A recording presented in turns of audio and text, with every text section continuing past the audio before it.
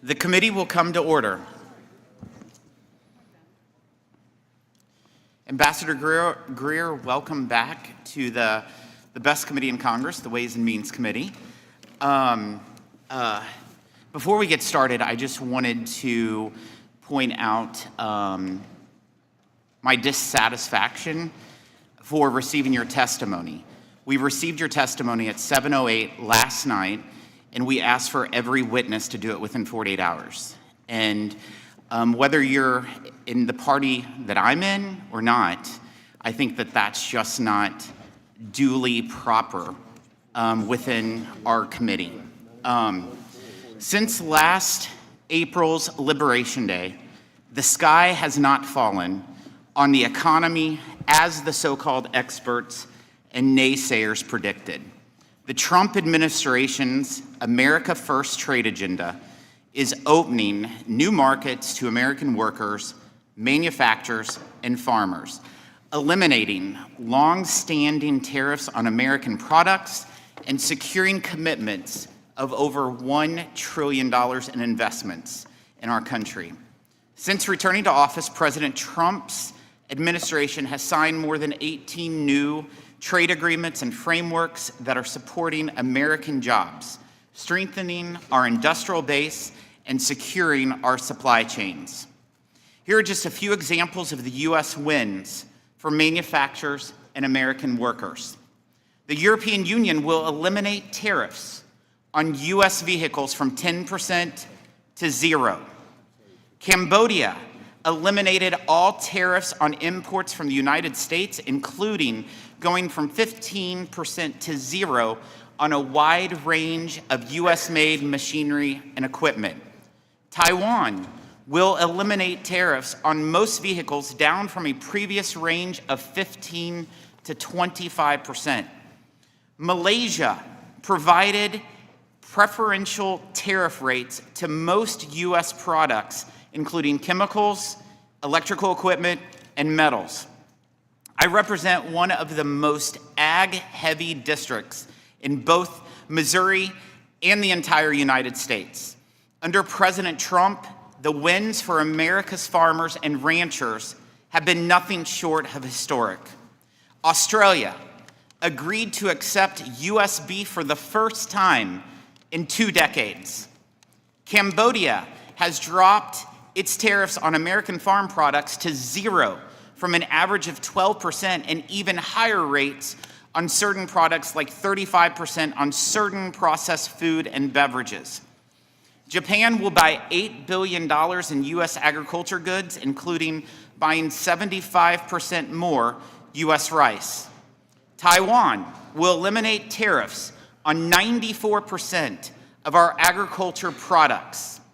The United Kingdom eliminated its 20% tariff on U.S. beef and opened the door to 1.4 billion liters of ethanol. Argentina agreed to eliminate tariffs on some U.S. dairy products that faced a 28% tariff. Ecuador committed to provide preferential treatment for more than 90% of our agriculture products, including tariff elimination for soybeans, fresh and processed fruit, alcoholic beverages, and tree and ground nuts, as well as for certain dairy, beef, pork, and poultry products. India reduced tariffs on American bourbon from 150% to 100% last year, and committed to further reduce or eliminate tariffs on all American wine and spirits. The result? A projected 43% reduction in the agriculture trade deficit that was inherited from the Biden administration. Last year, exports rose to a record $3.4 trillion. Our goods trade deficits with China dropped by 32% to its lowest level since 2004, decreasing U.S. reliance on a foreign adversary. China's share of all U.S. imports dramatically fell from 13.4% to 9.3% in a single year. President Trump's tariff policies provided the leverage needed to achieve these wins that no other president has been able to ever accomplish. One area of concern, however, to me and to a large group is in American manufacturing. President Trump's America First agenda is all about bringing jobs and investment back to the United States. But we cannot accomplish this goal if our trade policies actually incentivize companies to locate their facilities to Mexico and Canada rather than the United States. I've had CEOs of several large businesses tell me just in recent weeks that it would be better to locate one of their major manufacturing facilities in Mexico rather than Texas, because under USMCA rules, they are able to import many more of their components, parts, tariff-free, then bring the finished product into the United States tariff-free as well. In this respect, Mexico and Canada have obtained a cost advantage, and it must be addressed to help American workers. I support the USMCA, but President Trump is correct that we cannot just rubber stamp the status quo. As the July 1st joint review deadline nears, we must review the improvements that are needed to continue the agreement's success and eliminate loopholes like this. We've also seen with USMCA how benefits can fail to materialize for American producers when trade agreements are not robustly enforced. Mexico should have never blocked imports of U.S. corn, which was not resolved until shortly before President Trump's swearing in. And American dairy farmers still have not resolved their dispute over access to the Canadian market. This committee looks forward to working with you, Ambassador Greer, and your team throughout the joint review process. Our country cannot go back to business as usual and reverse the historic gains won by President Trump's trade policies. Even after the Supreme Court's recent ruling, I support the use of Section 122 tariffs while the administration continues Section 301 and Section 232 investigations. One of the few smart things that President Biden did was keep many of President Trump's Section 232 and Section 301 tariffs in place, because even he knew they were in America's best interest.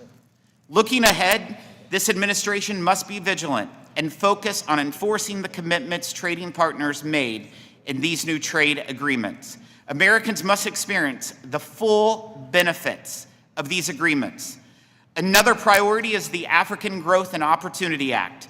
The committee proved this bipartisan support for AGOA remained strong when we secured renewal for another year. But a long-term reauthorization that advances America's strategic interest is an absolute must. AGOA strengthens our critical supply chains and helps us counter the harmful influence of nations like China and Russia in one of the fastest growing parts of the world. You and I have spoken many times and agree that AGOA needs reforms. As you've said, we must set high standards for our trading partners and ensure market access for American producers. I expect USTR to continue to engage with this committee to find a path forward for long-term renewal. President Trump set the stage for a roaring economy that helps workers achieve the American dream with new reciprocal trade agreements, pro-growth tax relief and the working families tax cuts, and slashing regulations. We must continue tearing down trade barriers that hurt American producers, farmers, and workers, and hold our trading partners accountable. I'm pleased to recognize the ranking member, Mr. Nill, for his opening statement. Thank you, Mr. Chairman, and I want to acknowledge your admonishing the USTR's office for not getting that testimony into our hands at an appropriate moment. That's a basic legislative courtesy that we extend to each other here. So there's ample opportunity to review the testimony that has been submitted and a reminder that not only are we a co-equal branch of government, but this is the committee that establishes trade policy based on tax considerations. So I want to welcome you, Ambassador Greer. If I were to ask today, what is America's trade policy, I don't think anybody would know. It's generally based upon pronouncements and chaos. It offends long-term allies. It's driven away some of our best friends. There's the argument in the morning, the retreat in the afternoon, and the declaration of victory in early evening. If we're upset with the outcome of an election in Brazil, then we put a tariff on Brazilian goods. If we're upset with our NATO allies, we threaten them with tariffs. Canada has moved away from us. I've never met anybody in my career that was upset with Canada as a great friend of the United States. And yet, when we witness what has happened as Prime Minister Carney has made it clear that he no longer sees a future based upon hemispheric priorities for all of us, but instead, he now will look more and more to Europe. The President's illegal use of emergency powers to impose these sweeping tariffs, they've been rejected by the courts, and yet the administration continues to reach for new pretexts to raise costs. The American people are feeling it, our allies, our industries, everybody is feeling these cost increases. What we're paying for gasoline, what we're paying in the marketplace, what people are paying for fertilizer, it is driving considerations that heretofore would have been resolved in an amicable fashion. This damage is not theoretical. Jobs have been lost, supply chains have been disrupted, and last year there was really very little growth in job opportunities for the American people, with the exception of health care, which will be felt after the November elections, as well as it relates to our hospitals. Families are paying more now, and it looks like for weeks and months to come, and it is unlikely that despite the Supreme Court decision that the consumer will be given relief based upon the court striking down the President's tariff plans. Now, as I noted, sky-high gas prices, volatile oil markets, and it is not based on economic fundamentals. It's the uncertainty that the administration insists on injecting into the global economy. The President campaigned on lowering prices, just as he campaigned on growing manufacturing and protecting our workers. Both promises have yet to be met, putting a thumb in the eye of organized labor from every angle of the trade agenda. Let's review prices at the store that have gone since we last met, where they've gone since we've last met. Beef costs 17% more, coffee's up 26%, vegetables a whopping 48%. This is not pocket change, Mr. Ambassador. This budget busting for so many occurs as they were already struggling to get by.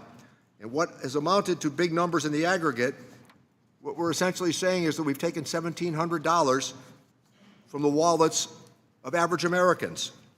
Billions siphoned off of pockets of the American people because of these higher prices, and the administration refuses to do anything other than to offer more chaotic pronouncements. Let's be clear. Tariffs can be a tool when used strategically and lawfully, and I've witnessed presidents using that with support from members of Congress. But what we've seen over the past year is neither. It's been scattershot, across-the-board approaches that punishes American consumers. It weakens our competitiveness and isolates us from, indeed, our best friends in the world. A trade war with the world was never going to end well, and to no one's surprise, it hasn't. The legal theory underpinning all of this has collapsed. The courts, all the way to the Supreme Court, have made clear that IEEPA is not a blank check for this president nor any president. He can't declare an emergency whenever it's politically convenient and raise costs. It's not just the administration's actions, but the silence of our Republican colleagues. Republican Party, since I've been with this committee, have always been for open markets and free trade, and I suspect privately they still are. These price hikes have cost us jobs, created economic uncertainty, and certainly this inaction by our colleagues on the Republican side have contributed to this morass. The reality, as we threaten friends across the globe, soften threats to what we perceived in the past as it relates to Russia and oil prices, it's astounding how this is made up from day to day. The United States can and should do better. Trade policy should be grounded in law, and in this committee there was a bipartisan tone to trade. It's being undermined even as we arrive here this morning. We need to rebuild the trust that is being damaged and restore the Congress' rightful role in reining in executive authority. Any path forward starts with acknowledging what has gone wrong and recommending and recommitting to a trade policy that serves all members of the American family. With that, I yield back my time. Thank you, Ranking Member. Today's sole witness is United States Trade Representative Ambassador Jamieson Greer. The committee has received your written testimony and it will be made part of the formal hearing record. Ambassador Greer, you have 5 minutes to deliver your remarks, and you may begin when you're ready. Thank you, Chairman Smith and Ranking Member Neal. It's good to be here today. It's been a busy year. I'm looking forward to discussing how President Trump's trade policies bearing fruit for American workers. I note your comments on the submission of the testimony and assure you that we take that quite seriously, and we'll ensure that that won't happen again, so thank you. As you know, President Trump inherited the largest trade deficit in human history, $1.2 trillion annually. Between 2020 and 2024, the last year of the Biden administration, the U.S. trade deficit in goods increased by over 40%. The trade deficit worsened every year by an average of nearly 8% during that period. The result was a trade and domestic production picture that was moving in the wrong direction for American workers. Business sentiment for manufacturing had cratered, wallowing at negative 6 or 7% for much of President Biden's last 2 years in office. After initial recovery from the COVID-19 crisis, manufacturing jobs under President Biden dropped from 12.9 million in January 2023 to 12.67 million in January 2025, a loss of 230,000 manufacturing jobs in just 2 years under President Biden. Our supply chain risks also grew as critical production remained reliant on foreign sources or moved offshore. With the loss of domestic production, especially for food, prices remained high. Consider that in just 4 years, President Trump's first-term agricultural trade surplus had been replaced under Biden by the largest agricultural trade deficit in U.S. history. These circumstances arising from our trade deficit and more broadly our current account deficit represent a national emergency. And it's an emergency that Congress has recognized for decades. In the 1988 Omnibus Trade and Competitiveness Act, Congress made clear that, and I quote, "The principal negotiating objective of the United States regarding current account surpluses is to develop rules to address large and persistent global current account imbalances of countries, including imbalances which threaten the stability of the international trading system, by imposing greater responsibility on such countries to undertake policy changes aimed at restoring current account equilibrium, including expedited implementation of trade agreements where feasible and appropriate." And that's exactly what the President has done. In response to our growing trade and current account deficits, in just 1 year, a combination of tariffs and deals has helped drive a reversal in these trends. Since the introduction of the President's reciprocal trade program in April 2025 through February 26, the latest available data, the U.S. trade deficit in goods decreased by 24% compared to the prior period. Instead of an average 8% increase, we've now started reversing the trade deficit. And as the chairman pointed out, a large part of this is attributed to reduced dependence on China. Our trade deficit in goods with China fell to $200 billion in 2025, the lowest it's been since 2004. And China's share of total U.S. imports fell to about 9%, the lowest it's been since China joined the WTO in 2001.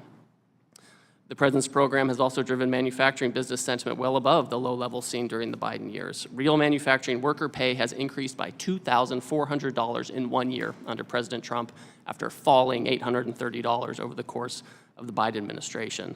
Manufacturing productivity surged by 2.4% in the last quarter of 2025. Manufacturing wages increased by 4.7%. In other words, the average American manufacturing worker is producing more goods and getting paid more to do so. There are nearly 440,000 manufacturing job openings in the U.S., providing lots of opportunity for under and unemployed Americans to take jobs in the manufacturing sector. And in 2026, we have the first quarter of positive manufacturing job gains since a long-term trend of decreases that started in 2023 under President Biden. And we've seen that the capital goods used for production are skyrocketing during President Trump's term, with orders exceeding $4 billion each month of the fourth quarter of 2025. These are levels not seen since before China's entry into the WTO. So we're seeing large demand for labor and manufacturing in the United States. As the chairman pointed out, our agricultural community is one of the largest beneficiaries of these policies, with double-digit growth in exports in 2025 for key commodities like corn and dairy, and the ag trade deficit is finally falling again. Our service providers are benefiting from new market access. we have negotiated a number of new trade agreements in a very short time. And since 1985, the United States negotiated 14 free trade agreements. In the last year alone, we concluded 9 agreements on reciprocal trade, an additional 9 framework deals that will become agreements on reciprocal trade.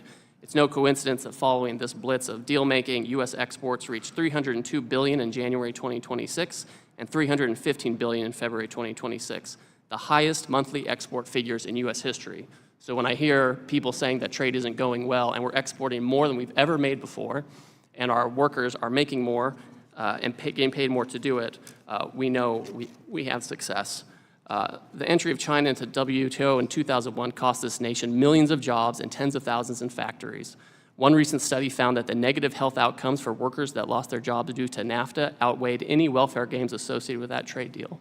So as we move from the damaging trade policies of the past toward a global system of reciprocal and balanced trade, my team and I, we consult with and will continue to consult with this committee, its staff, and other members of Congress. We've held over 1,000 briefings with members of Congress and their staff since the beginning of the administration on every aspect of our work. And we intend to continue these robust consultations. I hope today we can have an honest conversation about the need for and value of this new direction of trade policy, something that's been years in the making and is long overdue. Thank you. Thank you, Ambassador. We'll now proceed to the question and answer session. I'll start with Mr. Buchanan, the Vice Chair of the committee. Thank you, Mr. Chairman, for holding this hearing. I want to thank Ambassador Greer for your leadership and your effort. I know you put a lot of energy and some focus and good vision on a lot of these things. For joining us here today. International trade is crucial to my state, Florida, as well as the broader U.S. economy. In fact, nearly $200 billion in goods flow from Florida's airports and seaports each year. Furthermore, agriculture is a cornerstone of Florida's economy, and how we regulate imports has a direct impact on the future of our domestic producers. I was proud to be the lead Republican on the Trade Subcommittee when we negotiated and passed USMCA 1.0 in 2019, but think there is a lot more work that needs to be done in terms of moving forward. As we look ahead, it's important that we address areas where the agreement is not working as well as intended for American producers. A couple of questions, Ambassador. One is, Ambassador Greer, we've talked about it a lot, is Mexico government-backed growth in fruit and vegetables production has significantly increased, huge compared to what Florida's been able to do. As I mentioned in a letter that I led to your office, I support seasonal tariff quotas to help level the playing field. Furthermore, your Section 301 investigation into Mexico's overcapacity in manufacturing, would you consider expanding that review to include fruits and vegetables as well? And I think we've talked about this before. Thank you, sir. We have spoken about this issue before, about seasonality. Obviously, we want to import fruits and vegetables when we don't make them, and seasons when we don't make them, and that's fine. But there are seasons when we do make them, and we need to make sure that there's not unfair import competition during that period. We want to protect our farmers who make these specialty crops in Florida and elsewhere. I was in Mexico earlier this week, and I raised this issue specifically with the leadership there. And so we expect that this will be included in our USMCA negotiations. To the extent there are other tools available, legal tools at USTR to address this, we're open to that as well. Yeah, let me just say, in terms of trade, I view it as kind of at the end of the day, it should be somewhat fair, and our farmers have had some success, but the numbers are like 5 times greater or something like that. It's a huge thing. So I want to talk to you more about that. Unfortunately, during the 4 years previous administration, we failed to secure new trade agreements and did not address the critical issues such as expanding markets access for U.S. companies. While I'm glad to see that President Trump has taken action over the last year, what more can we do as members to be, I think, as someone mentioned, we need to be, for a lot of reasons, more engaged. I think we end up at the end of the day a better product, and I think that's critically important. What's your thoughts? Well, as Chairman Smith pointed out, he signaled his robust support for the tariffs that the president's imposing. All of these wins we're talking about, all the dairy from California that's going to go overseas, all the fruits and vegetables from Florida and other places that are going to go to foreign markets, all this new access, it is not due to moral suasion. It's not due to other countries just wanting to do us a solid. That's not what it's about. It's because President Trump said, I'm going to protect our markets, and I'm going to make sure that if you have access to the U.S. market, you give us effective access. It's just reciprocity. That's all it is. But we have to have support from Congress on this matter. We need to make sure that we can be able to use this leverage appropriately to have fair market access. Yeah, let me just say, you touched on trade deficit. I think it was 1.3 trillion, wasn't it, when the president came in? 1.2, sir. Yes. Yeah, 1.2 trillion. And it's what is it today? So if you look at the end of calendar year, it was of 2025, it was about the same. But if you look at, since we imposed tariffs in April to February, if you compare it, it's gone down by about 24%, the trade deficit in goods. Let me just say, in terms of trade, at the end of the day, it needs to be somewhat fair. I get back to my earlier point. I see a lot of our countries we work with, we've got good relationships with, but the trade deficits are monstrous. Some of the smaller countries, that's one thing, but some of the big countries, and I don't want to rattle them all off, but there's a lot of them that really do take advantage of us. And I just think at the end of the day, they need to buy, if we're buying a bunch of cars from them or whatever we're buying, they need to be buying our beef and other things. It needs to be fair at the end of the day. That's how I look at it. It needs to be a win-win. It hasn't been, but we need to continue to move in this direction. Thank you, and I yield back. Thank you. Mr. Neal. Thanks, Chairman. Thanks to House Democrats, the Supreme Court ruled what most of the trade community already knew, and I suspect the USTR's office knew as well, and that's that the IEEPA tariffs were indeed unconstitutional. Now, President Trump owes refunds to everyone who has paid the tariffs. It's going to be interesting to find out how that plays out for sure. These refunds should be issued automatically without the need for bureaucratic red tape, and I'm anxious to find out how the consumer is going to receive their refunds. Thanks to Representative Horsford for having the foresight to introduce the Relief Act, for he knew that this administration would slow walk and maybe deny what is rightfully owed to the American consumer. Report after report has confirmed that the average American family has paid over $1,700 more last year because of the tariffs. These families need to be compensated, like what Representative Thompson has outlined in his Illegal Tariffs Act. But instead of course correcting to the tariff approach, the administration is trying to reinstate IEEPA tariffs with indeed a flimsy pretext. American families are struggling under the administration's trade agenda. Gas prices have gone through the roof, fertilizer has gone through the roof, and all the food that we eat and consume has gotten more expensive and about to get even worse. Mr. Ambassador, can you commit today to let the Section 122 tariffs expire without adding new tariffs? Ranking Member Neal, thank you for your comments. The President, his trade policy has not changed. He's not going to go back to the old situation where we had no tariffs and we just let foreign goods made by foreign workers come in without any fee to the detriment of domestic workers. I know that Democrat attorneys general and Democrats here, they want to have that system. They want to have a system where there's no tariffs and all this stuff just comes in. But we're not going to have that, so the President will continue to have tariffs using appropriate legal tools. Thanks, Mr. Ambassador. I think you know that we don't want that sort of a structure. Our position is that selected tariffs at certain intervals based on perhaps steel dumping in the Midwest, that's an appropriate measure to embrace the tariff. What we see as a chaotic nature of not liking a presidential election in Brazil as becoming a substitute for sensible trade policy. That's what our objections are, and that's the scrutiny that we've added. But the two of us have a good history on USMCA, and we're both, I think, indeed very proud of what was accomplished. I'm hearing you say publicly that we are unlikely to extend that agreement by July 1st, the deadline, and it doesn't look as though the Canadians are receptive to some of the overtures that are being made, if at all. We're proud of this economic relationship, and it looks like from here we are not going to meet the deadline.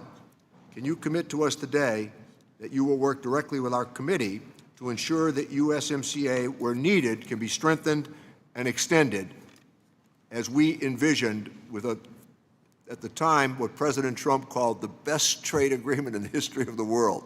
By the way, just a few months later, he called it the worst trade agreement in the history of the world. So again, it's back to that chaotic approach. But this is a big deal for America. Can we get your views on it? Yes, sir. And certainly, I'm going to continue working with you and the committee on USMCA renewal, renegotiation, and the like. I don't think we want to rubber stamp it. The idea is, and this was baked into the agreement on purpose, that there would come a time when you would want to either renew it without change or go into a period where you could renegotiate elements of it. I think there are load-bearing pillars in USMCA that we don't think about a lot because they work well, right? But there are things that were pointed out, like Chairman Smith, where third countries are bringing content into Canada or Mexico and bringing it into the U.S. to the detriment of our workers. Those things we have to change. In our discussions in Mexico this week, we've been focused on rules of origin. We've been focused on economic security. We've been talking about sectors that we need to reshore to North America and to the United States. So we look forward to working with you on all of these topics. Thanks. And to recall for new members of the committee, a reminder that trade agreement was endorsed by the American Chamber of Commerce, the AFL-CIO, and the Teamsters Union. 195 Democrats voted for USMCA, and 194 Republicans voted for USMCA. A remarkable feat, given the polarization that has surrounded trade in recent years. Thank you, Mr. Chairman. Thank you. Ambassador Greer, I know the Trump administration is working to ensure our trade policies are America first and benefit the U.S. workers, manufacturers, and farmers. I've had, like I mentioned in my opening statement, I've had multiple manufacturers. Actually, I see one in this room that has talked to me about their concerns of their competitors in Canada and also in Mexico by having a competitive advantage because they're getting all the component parts for the same engines that they try to put together here in the United States, but they have to pay tariffs on them. But all of these companies that are competing with them in Canada are not having to pay on their tariffs. And so this is an issue that if we really want to focus on manufacturing and investment of manufacturing in the United States, we need to make sure our people are treated fairly or better than people who live in other countries. So assuming the issue is on your radar, and I know it is, what is the administration prepared to do to keep those manufacturing jobs here and close the loopholes in USMCA that might provide incentives to ship jobs out of the United States? Thank you, Mr. Chairman. So one thing, if you look at what's happened over the past few months, Mexico has taken some important steps to help get at this issue. There's much more to do. Mexico, on its own, has decided to raise tariffs on certain products from China and Vietnam and certain other economies. And this is because Mexico itself understands that it needs to be better aligned with the United States on trade policy to avoid the kinds of issues you're talking about, to avoid subsidized products coming in from Asia and elsewhere and undermining the North American market. So Mexico has already taken steps on this issue. We need to adjust the rules of origin. In Trump's first term, working with this committee, we adjusted rules of origin for automobiles, and that drove more investment in automotive production in the United States. We need to take that same model and we need to take it to other goods as well to make sure that rules of origin are robust and strong, to make sure that our manufacturers have an incentive and a comparative advantage relative to others. So is Canada making any of those changes that Mexico has? Because one of the manufacturers I see in this room, in fact, his direct competitors are the Canadians, and it comes to defense equipment. So are the Canadians playing by the rules there? So a little bit on steel, they've done this, but overall, they've indicated that they want to be trading more. They want to have more trade agreements with more countries. They're doubling down on globalization when we're trying to correct for the problems of globalization. So those are two models that don't fit together very well. I've had conversations with the Canadians. We're in regular contact, and we've talked about these issues. Again, there'd have to be a rule of origin put in place, and if the Canadians don't want to have the rule of origin, then we'll have to have some other border control to make sure that we aren't disadvantaged. Yeah, this is a huge priority of mine, especially in looking at the review of USMCA. I want to make sure under all circumstances, U.S. manufacturers are treated the same or better than other manufacturers in Canada or Mexico or China or wherever they're at. So I appreciate your work there. I've made it clear that we need a long-term reauthorization of the African Growth and Opportunity Act Trade Preference Program. AGOA is America first and vital to our national security interests. It strengthens our critical supply chains and helps America counter the spreading global influence of Russia and China. China is quickly moving to corner Africa's vast critical mineral reserves that have never been more important to our economic security. Without AGOA, America is handing adversarial nations a free pass to make even further gains on that continent. Ambassador Greer, this committee has worked to build bipartisan support for a long-term reauthorization of AGOA. We secured a one-year extension in February, but we can and must do better. This committee passed out a 3-year bipartisan renewal. Of course, it was moved down to a year. We stand ready to work with your agency and others to bring AGOA into the 21st century. That will require your agency, though, prioritizing this work in partnership with us. Will you commit to helping secure a long-term reauthorization of AGOA by the end of this year? And what length of reauthorization have you discussed with the President? So, Mr. Chairman, we do commit to working with you for a multi-year authorization. I don't have a specific number yet. We can talk about that. Our agency very shortly will be circulating a Federal Register notice to solicit views and input from the public on how we can improve AGOA to meet the goals that you and I share. When we look back at 20 years of AGOA, at the end of that 20-year period, China was the largest beneficiary of African trade. So something wasn't working with AGOA, so we want to improve it. I'm glad to know there's bipartisan support. This past week, I met with presidents and prime ministers and trade ministers from Mauritius, Madagascar, Nigeria, and elsewhere. So this is something that is at the top of our agenda, and I think there is a real opportunity to work together to create a longer-lasting, more reciprocal AGOA. It's great to hear that. The Trump administration has been mounting a strong effort to open markets for American agriculture, including securing Cambodia's agreement to drop its tariffs on American farm products to zero, Japan's commitment to purchase $8 billion in U.S. agriculture goods, and Taiwan's agreement to eliminate tariffs on 94% of such goods. Unfortunately, the farming communities I represent in Southeast Missouri continue to face significant challenges. Farm economy is in a very, very bad place, including with the rise in fertilizer prices. What more is the administration considering when it comes to addressing concerns faced by our farmers and ranchers? And is the administration still considering utilizing tariff revenue to provide targeted support for American agriculture? So we are very aware of the input cost issue, and fertilizer prices skyrocketed under the Biden administration, but they still haven't come down enough in our view, and I think we probably all share that view.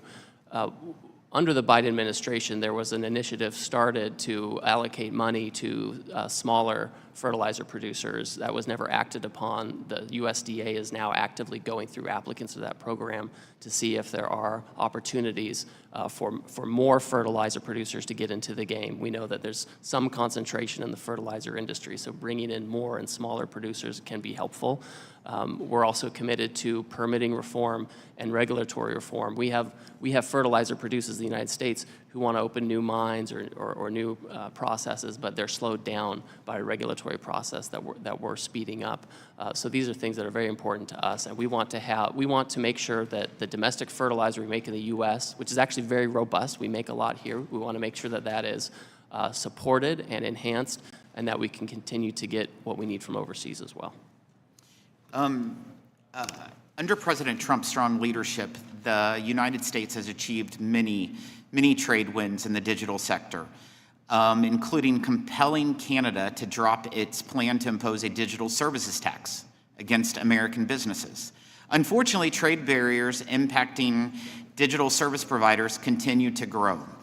As Canada, the EU member states, most notably France, and other countries continue to impose DSTs or other digital measures that discriminate against American innovators. This Congress will not stomach other nations using discriminatory taxes, fees, or regulations to target American businesses, and we will advance legislation to combat such efforts if necessary. Ambassador Greer, you have said that USTR may launch Section 301 investigations into digital issues. When can we expect to see those coming, and will there be a focus on any particular economies such as the EU, Korea, Australia, and Canada? And will the investigations cover country-specific measures like DSTs or restrictions on online streaming providers? Thank you, Chairman. This is an area where we're quite focused. The United States has a competitive advantage that we've developed because of the great innovation we have and that we incentivize here in the United States. Our digital trade companies have been some of the most effective and most competitive in the world.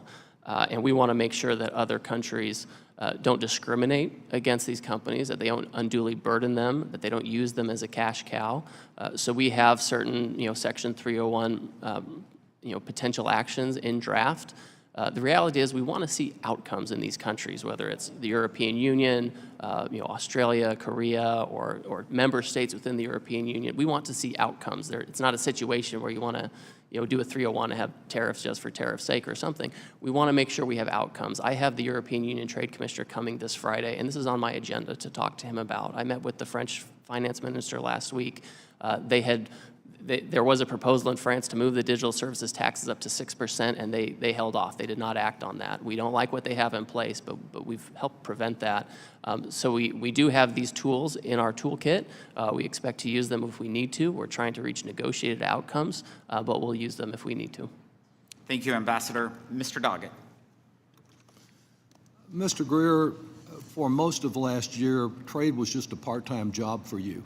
As you recall, shortly after President Trump fired a respected career ethics officer who had just been confirmed by the Senate for a 5-year appointment, you took over as director of the Office of Government Ethics. You also served as head of the Office of Special Counsel.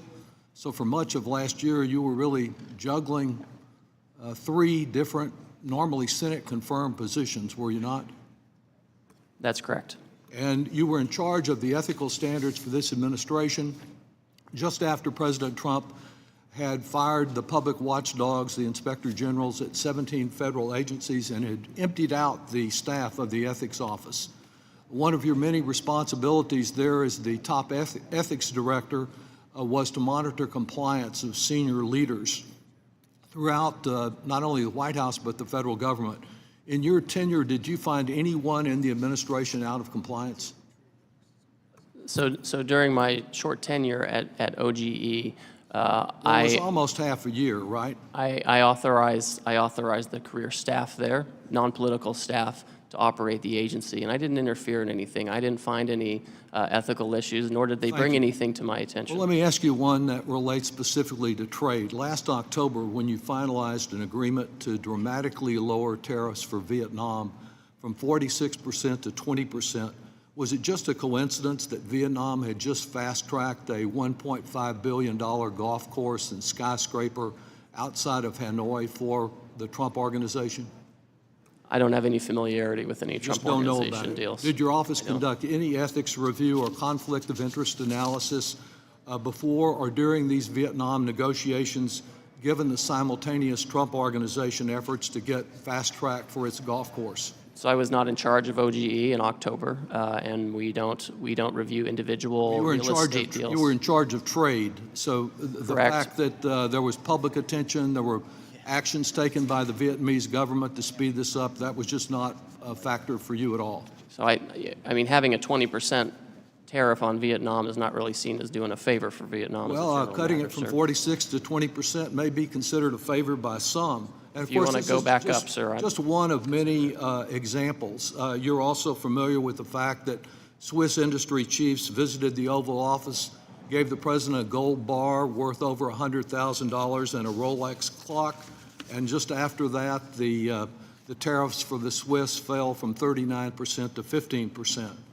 Let me ask you about what you told me last year about the way the trade office operated when you were chief of staff at USTR, and that was my concern about tariff exemptions and a number that were granted. Because as you know, the Government Accountability Office showed from its analysis of the exemptions that were granted during the first term considerable favoritism to those who've been Republican donors.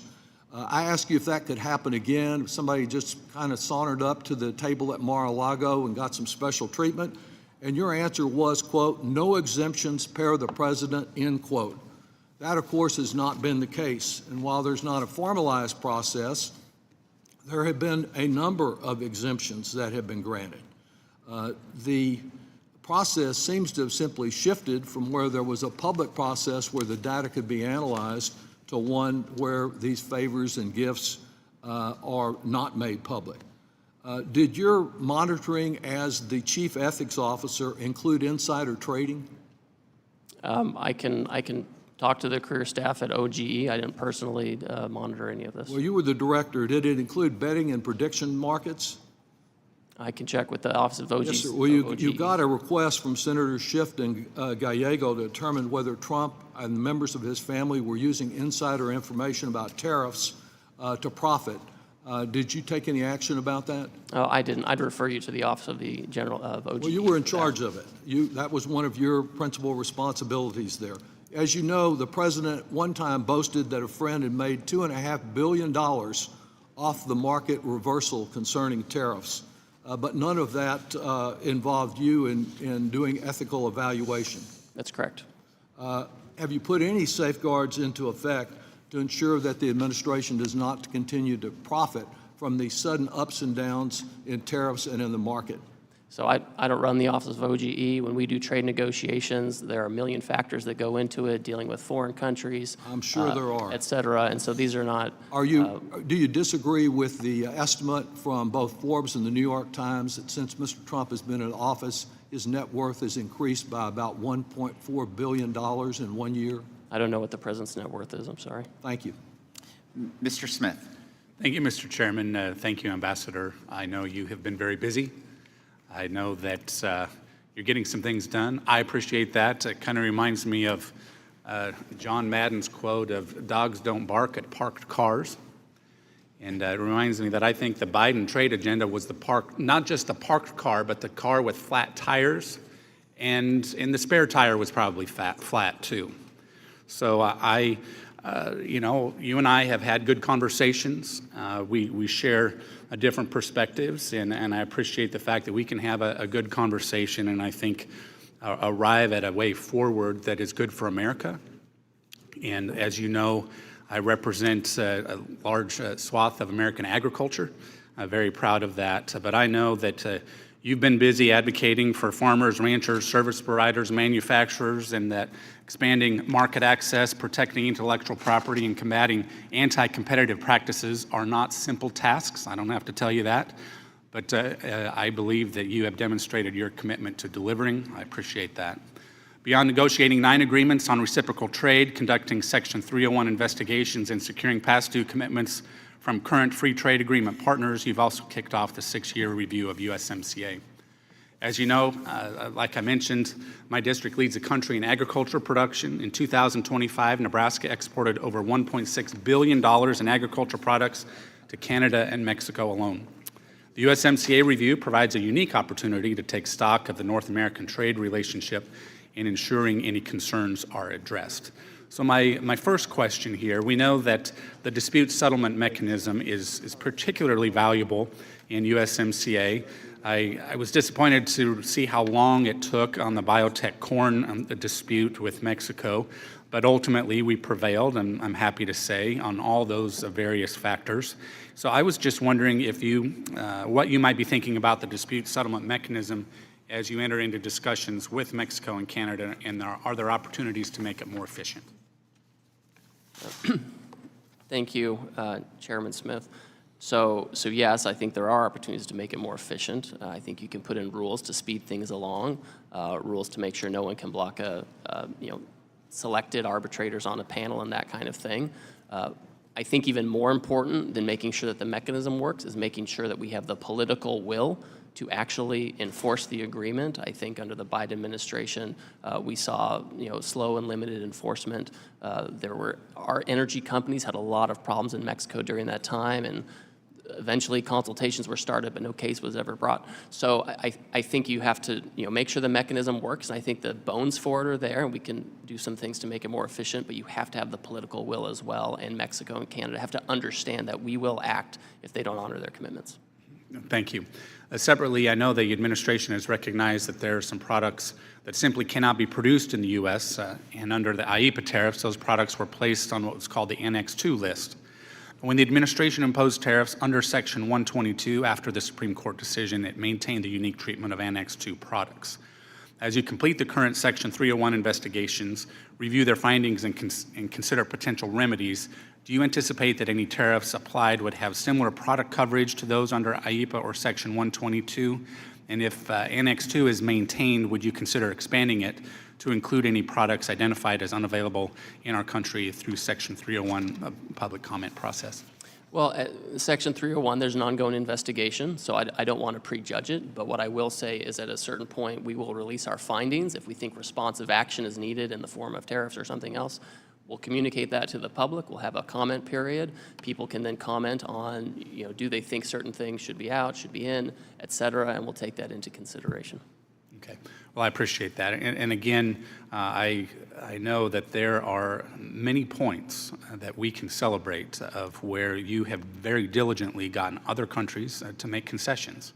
I think clearly these concessions would not have been made by other countries without the pressure to do so. And especially other countries wanting to shut out our high quality, affordable agricultural products. And as the chairman pointed out, U.S. agriculture is hurting, and that when we can see advances made in our trade policy where other significant markets buy more American products, I think the world is better off. And given our efficiencies, certainly we want to bring more prosperity to U.S. agriculture. So thank you. I yield back. Mr. Thompson. Thank you, Mr. Chairman, for having the hearing. And I'd like to submit a number of articles and documentation for the record, all of which will support some things that I'm going to talk about and questions that I'm going to ask. And I'm glad that you got your information from the trade ambassador at 7 last night. We didn't get ours till 10 last night. Mr. Ambassador, thank you for being here. I've got a couple of questions to start with that I think you can answer them yes or no. The first one, is the President personally involved in setting trade policy for the United States? Yes, he is. Is the President a proponent of tariffs? He is. And was Liberation Day the President's idea?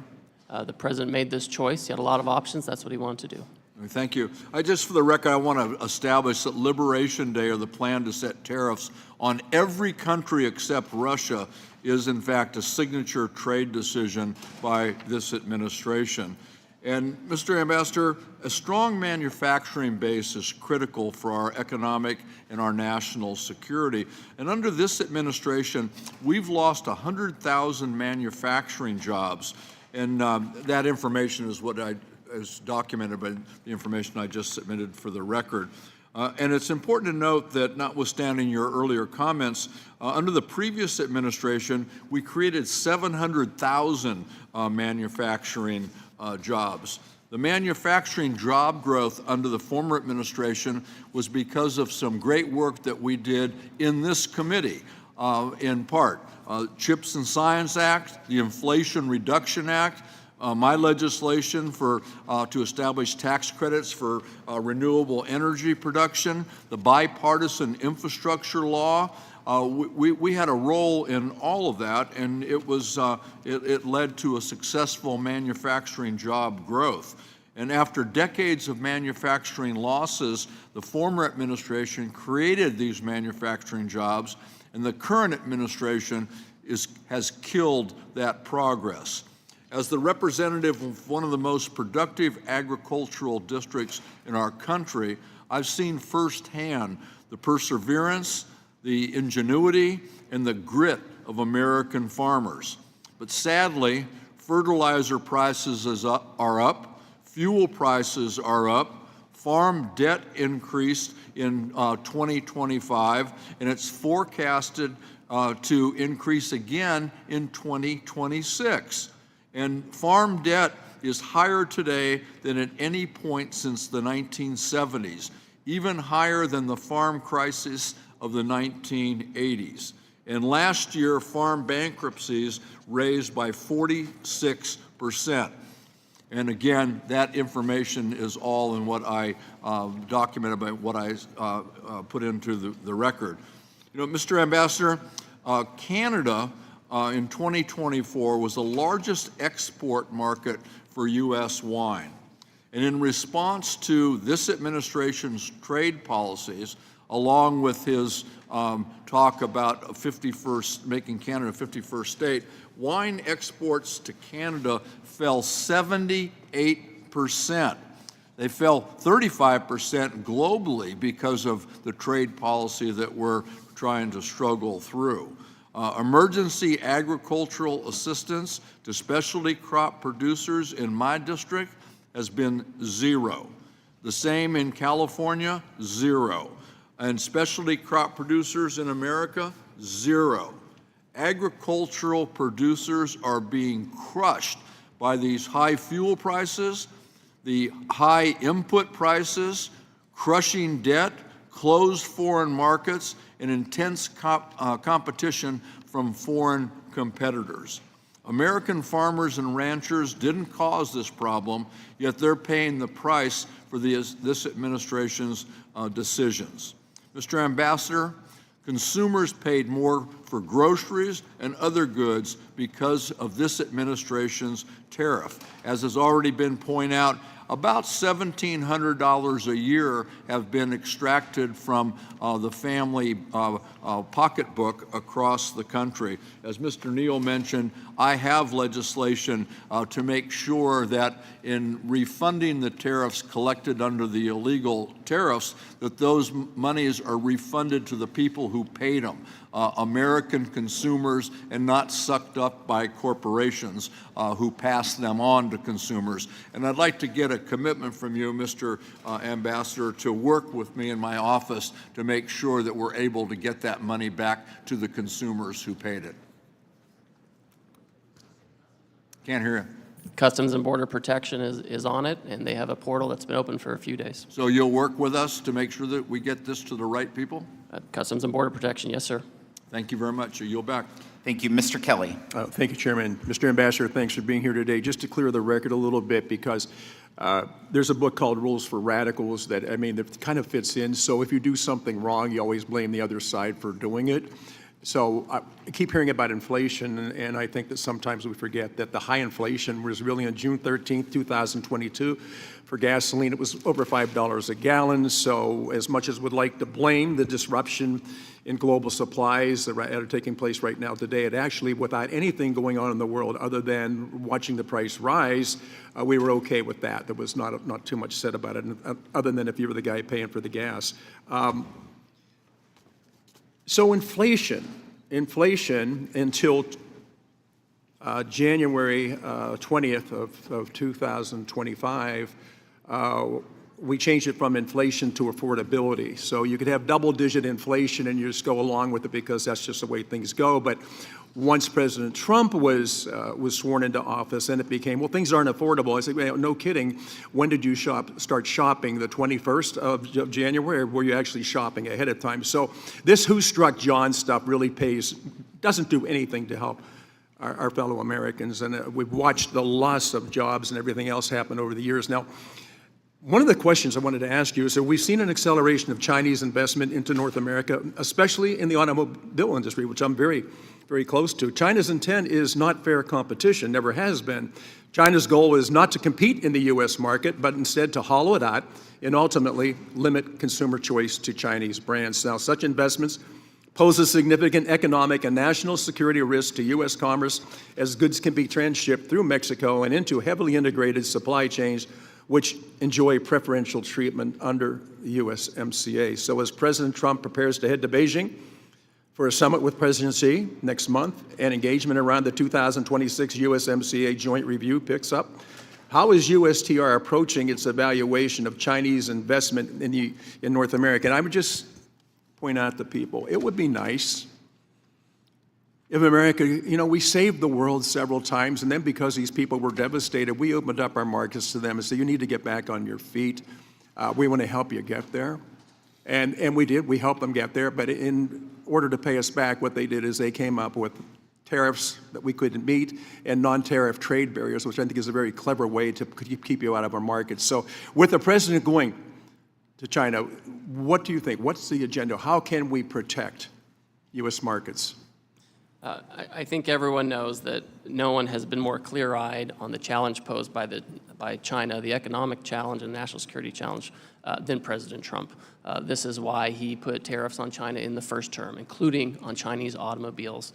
It's why he pioneered rules on information and communication technology to make sure that vehicles that have that there was a regime so that vehicles that have technology from China in them can't be used in the United States. And as the chairman mentioned before, one of the things that President Biden did is he kept those tariffs in place, and he used those rules to make sure that we're protected from this concern. And so when we go to China next month, we will be trying to have a proactive agenda and talk about areas where we should be trading, areas where we should be selling to them, and we can be buying from them. These are non-sensitive goods. That's where we're going to focus our conversations. Yep. Look, I think we've all watched this for so long. I don't know of a more generous nation in the world than America. And as I said earlier, anytime anything goes wrong anywhere in the world, it's always America that shows up first. If it's some kind of a disaster, some kind of an imbalance, whatever it is, we're always the first one to put our wealth and the lives of men and women. We go and try to help everybody that we can help anytime they're out there. I've just been appalled by the way the rest of the world has treated us, and that when it comes time that we actually would work with each other to get there, these non-tariff trade barriers have shut us out. And I can tell you, from being in the automobile industry, and I do handle cars that are made in South Korea. I've been to South Korea many times. Please try to go to South Korea to come time and try to find a Chevy or a Ford or a Ram. Try to find any of those on the roads there. You'll find out that those are very hard to find.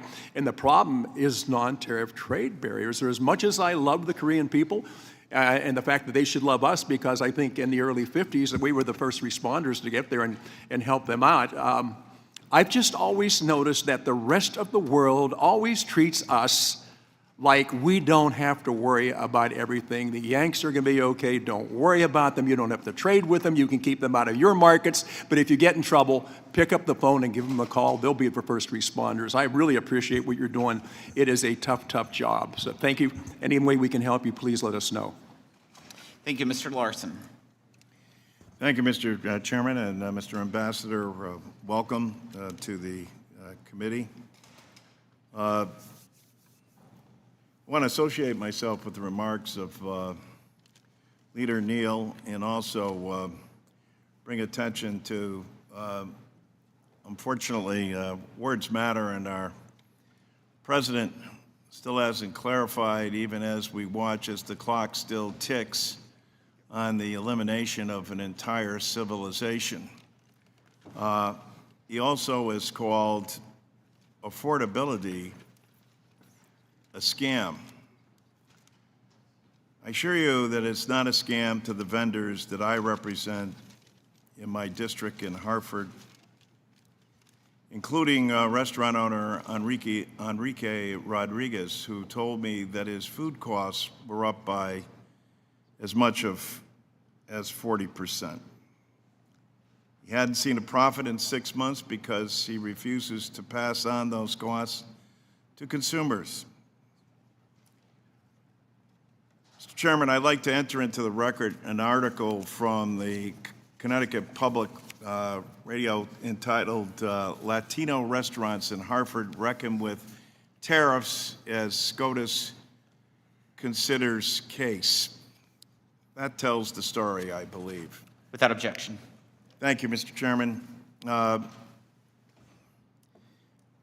get me wrong, Mr. Ambassador. Tariffs can be important. They can be an important tool in helping to address trade abuses by other countries and leveling the playing field for American workers. But that's not what the president is doing.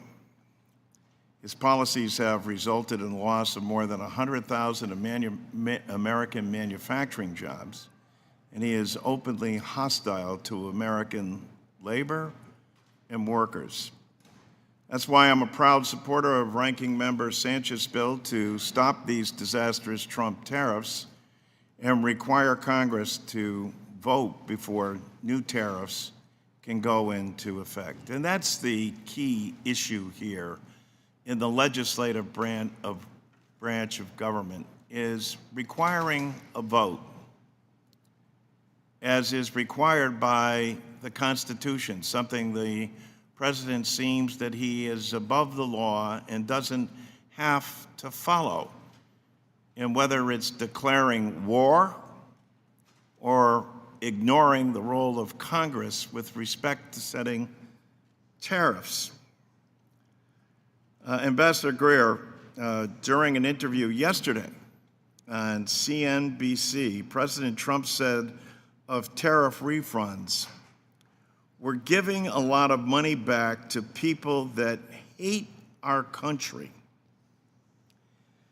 Ambassador Greer, especially with America's 250 years approaching that celebration, do you agree with the President that small businesses applying for refunds they're owed from the President's illegal tariffs on taxes hate our country? So the tariffs were very effective at keeping out foreign goods made by foreign workers. And the money, a lot of it is going back to actually foreign companies' U.S. subsidiaries here. We know there are small businesses who are unfortunately dependent on China for their supply chains, and we don't like that. Do you think that these people hate their country? Oh, of course not. Small businesses don't hate our country, but we don't want them dependent on China. We'd much rather buy American. We don't want them dependent on China either, but we do want them to get the refunds for something that has been burdensome for them and placed on their backs and has hurt them, as it did Enrique Riquet. And so it's... Well, they can apply in the portal and get what they're due. Well, I thank you for your testimony before us, but I hope you're able to convey to the President that whether it's war or whether it's tariffs, he needs to come before the United States Congress, and we need a vote. It's not even a question of equal branches of government, because in the view of the founders, the First Amendment in Article 1 cedes that responsibility to the legislative branch of government. And with that, I yield back. Mr. Schweikert. Thank you, Mr. Chairman. Mr. Ambassador, and some of this is outside your ultimate authority, but you have the overarching information. So congratulations. My understanding is over the last year or so, we've cut the trade deficit with China by almost half.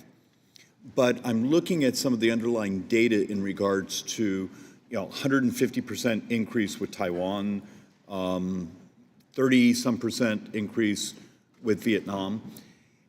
And I want either some reassurance or more data, and this is more of a question for my joint economic team than even the Ways and Means team.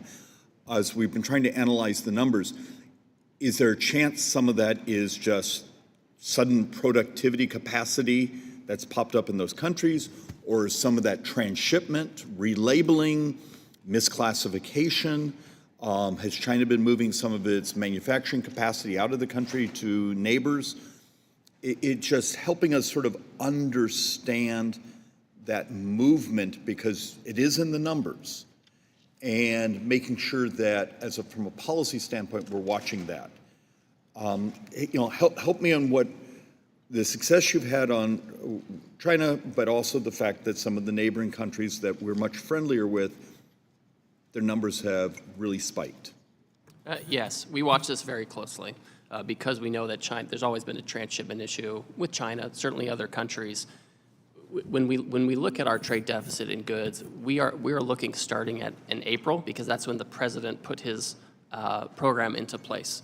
In the months in the run-up, there was a lot of people importing, right, and trying Yeah, to and there was, beat the and look, tariffs. we all Right, but if you look from April 2026 to February 2025 to February 2026, the most recent data available, and you compare it to the prior year period, so this is for the whole world, the deficit went down by 24%. Yeah. So it is going down. We do think there's some transshipment from China. We also know that Taiwan makes a lot of our AI chips and other things, and we're trying to reshore as much of that as possible. So at least a spike in Taiwan is because of that. It would be real interesting, just, it's not a criticism, it's just sort of understanding, what is reshoring of manufacturing to neighboring countries, what is potentially, it would help us also when we work with customs to know, hey, you got some mislabeling or stamping that's, they're gaming things.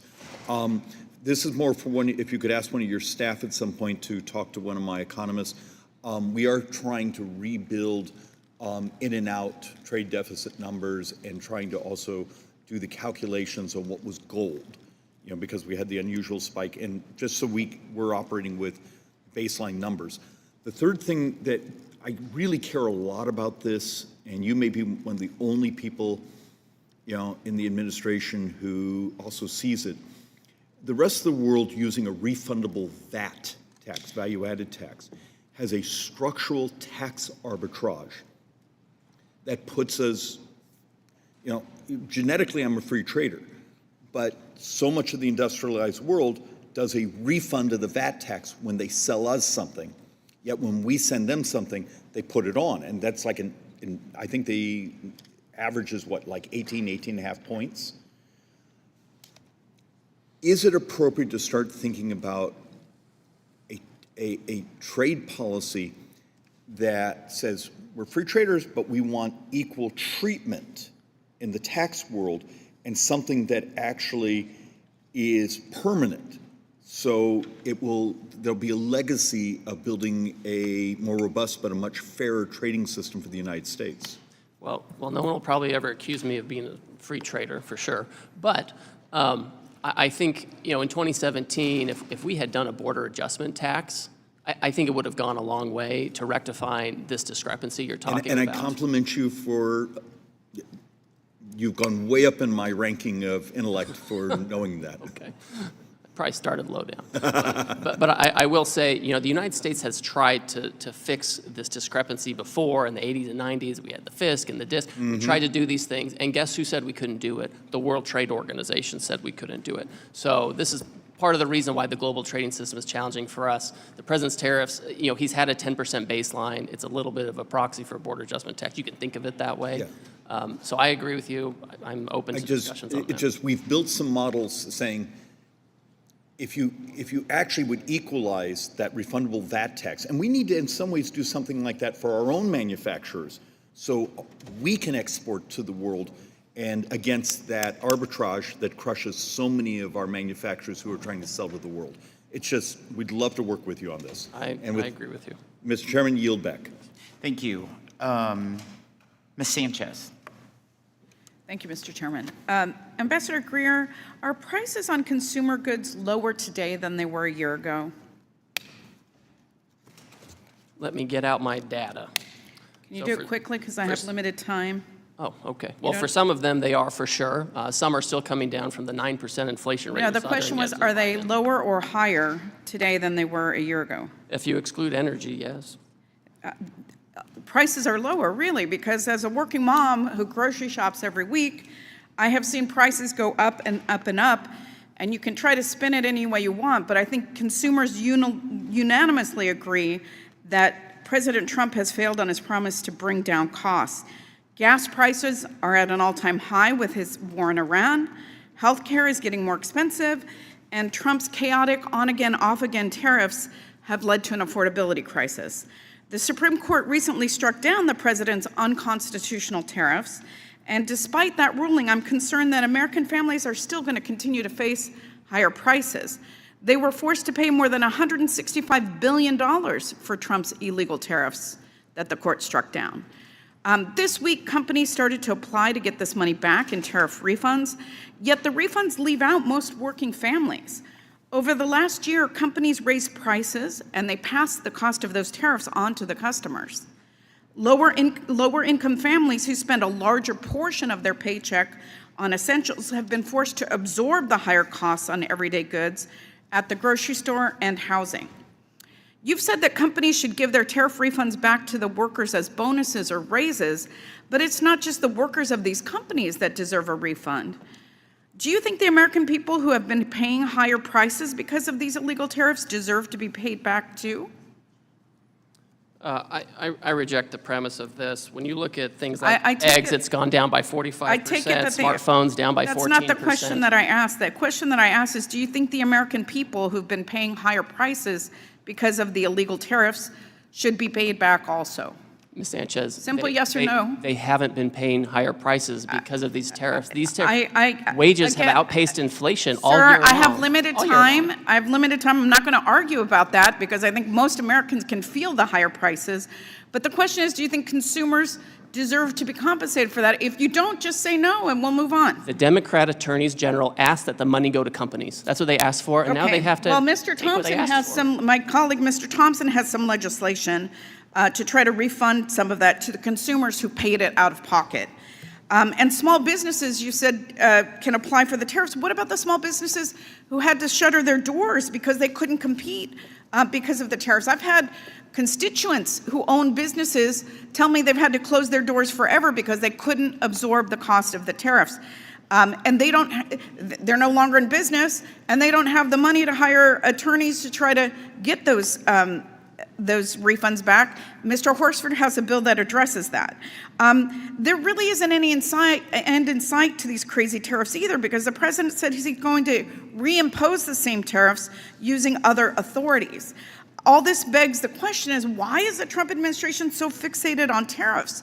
I mean, he said that it was about bringing back American jobs, but that's far from the truth, because as we've heard over and over again, we've lost nearly 100,000 manufacturing jobs. So if Trump's crazy tariffs aren't supporting the American worker, who are they for? I want to bring your attention to the fact that it was recently reported that ArcelorMittal, a European steel company, gifted to President Trump $30 million worth of foreign steel for his White House ballroom vanity project. Last October, President Trump spoke about the steel donation at an event with billionaire donors, saying the European steel was great steel as opposed to garbage steel. Just 2 days after that speech, ArcelorMittal benefited from a new tariff exemption for steel and aluminum products. Ambassador Greer, do you think it's okay to grant tariff exemptions to companies in exchange for their donations to Trump's White House ballroom?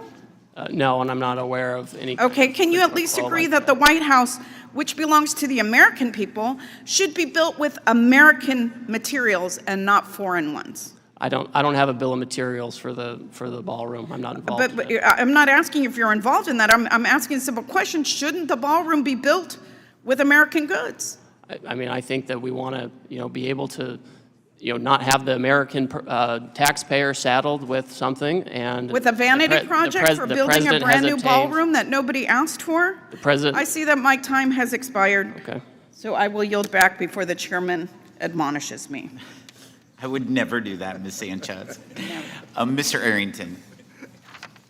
With all due respect, Mr. Chairman, what needs to expire is this false narrative that somehow inflation was a problem that occurred on account of the policy decisions of this president and Republican leadership.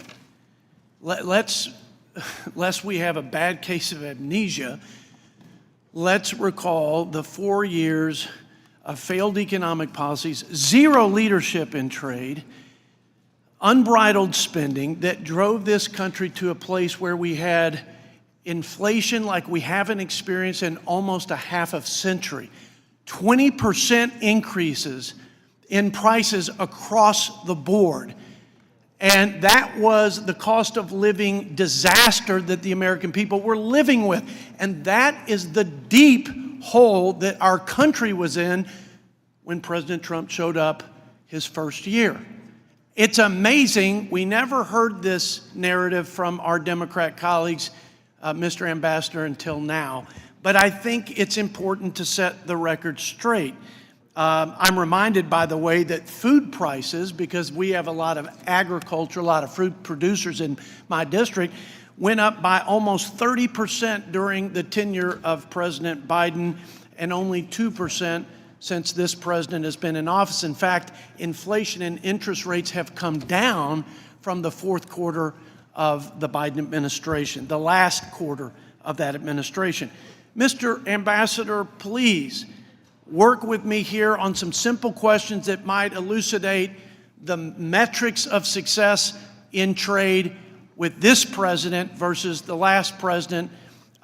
Let's start with goods exported. Is it true, yes or no, that the goods exported have been record levels in 25 and on pace to even higher record levels in 26? That is, exported goods from the United States, are they up at a record level in 25, on pace in 26, yes or no?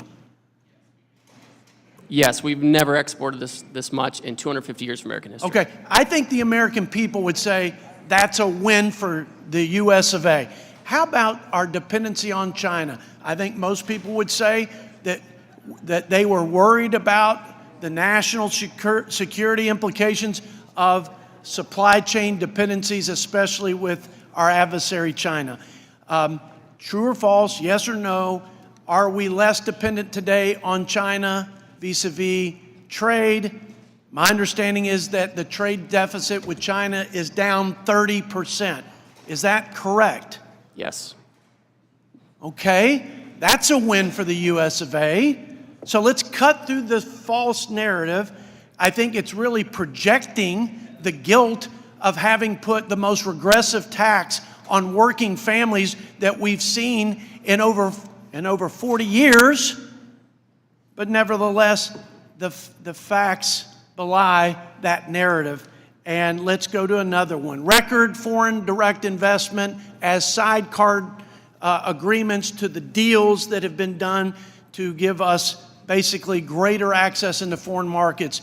Trillions of dollars, I don't know the exact amount, but is that a record amount of foreign direct investment associated with these trade deals, Mr. Ambassador? Yes, it is, and countries know that if they want to have access to our market, they need to bring manufacturing here, and so they're investing to do just that.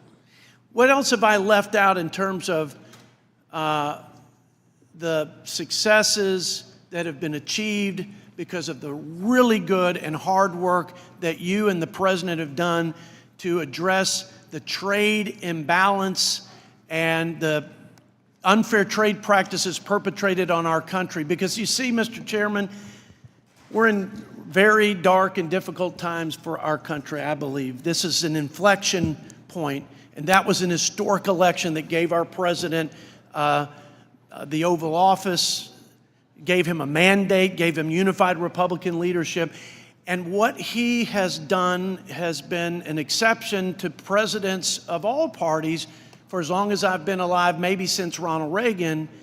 He's done the very difficult things that no one else seems to have the political courage to do with respect to the border, with respect to avoiding a nuclear Iran, and with respect to restructuring the World Trade Order so we don't bankrupt this country or we're not in a very bad position from a national security perspective with respect to dependency. Any last big metrics I left off of y'all's track record of success? I think it's important to just see how the president's manufacturing jobs under the president are finally positive in the last quarter for the first time since the Biden years. Manufacturing productivity is the highest it's been.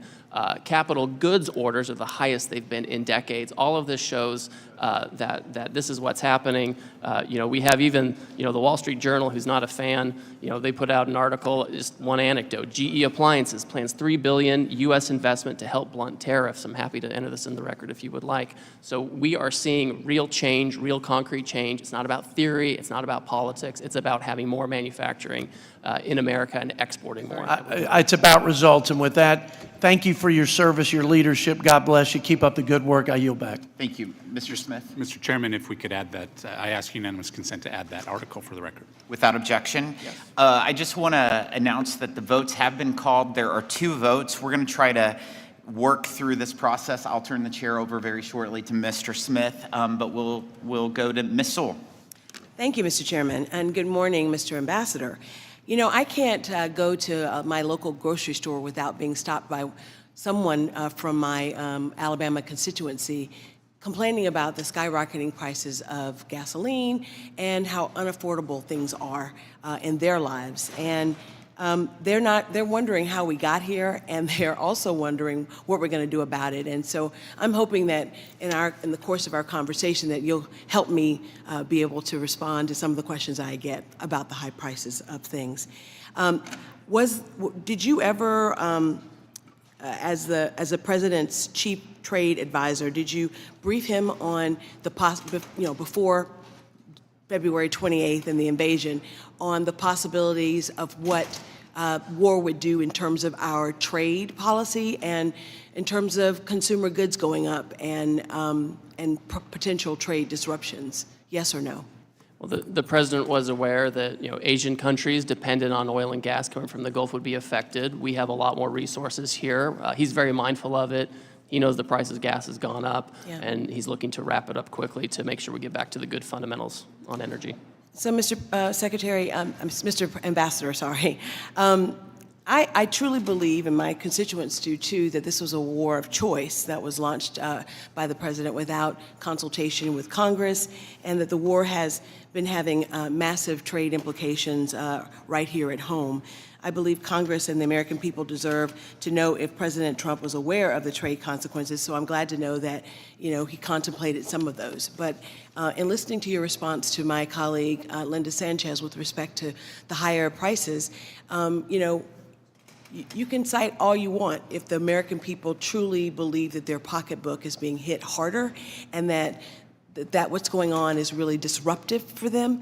You know, I represent a rural community in the Black Belt, the heart of the Black Belt in Alabama, and my farmers are already suffering from higher fertilizer costs. We talked a little bit about this today, but I wanted to get into it a little bit deeper because, you know, so many of my constituents, my farmers, didn't have the resources to buy fertilizer before all of this happened, and so a lot of them are being impacted about planting season. I mean, planting season's come and gone, and many of them didn't make their crops this year. And so, you know, I think you know that 30% of the world's fertilizer supply passes through the Strait, and the president, I'm sure, is aware that his actions have increased fertilizer pricing. It's on the news all the time. But rising fertilizing prices is a very real problem for my district. Over 300 Alabama farmers were recently surveyed by the American Farm Bureau, and almost 80% of the farmers said that they will not be able to buy all of the fertilizer they need for this growing season.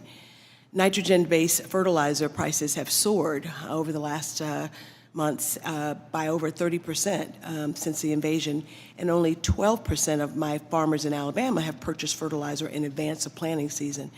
This will surely mean that they'll have a lower crop yield and that prices will increase for the food that they do supply.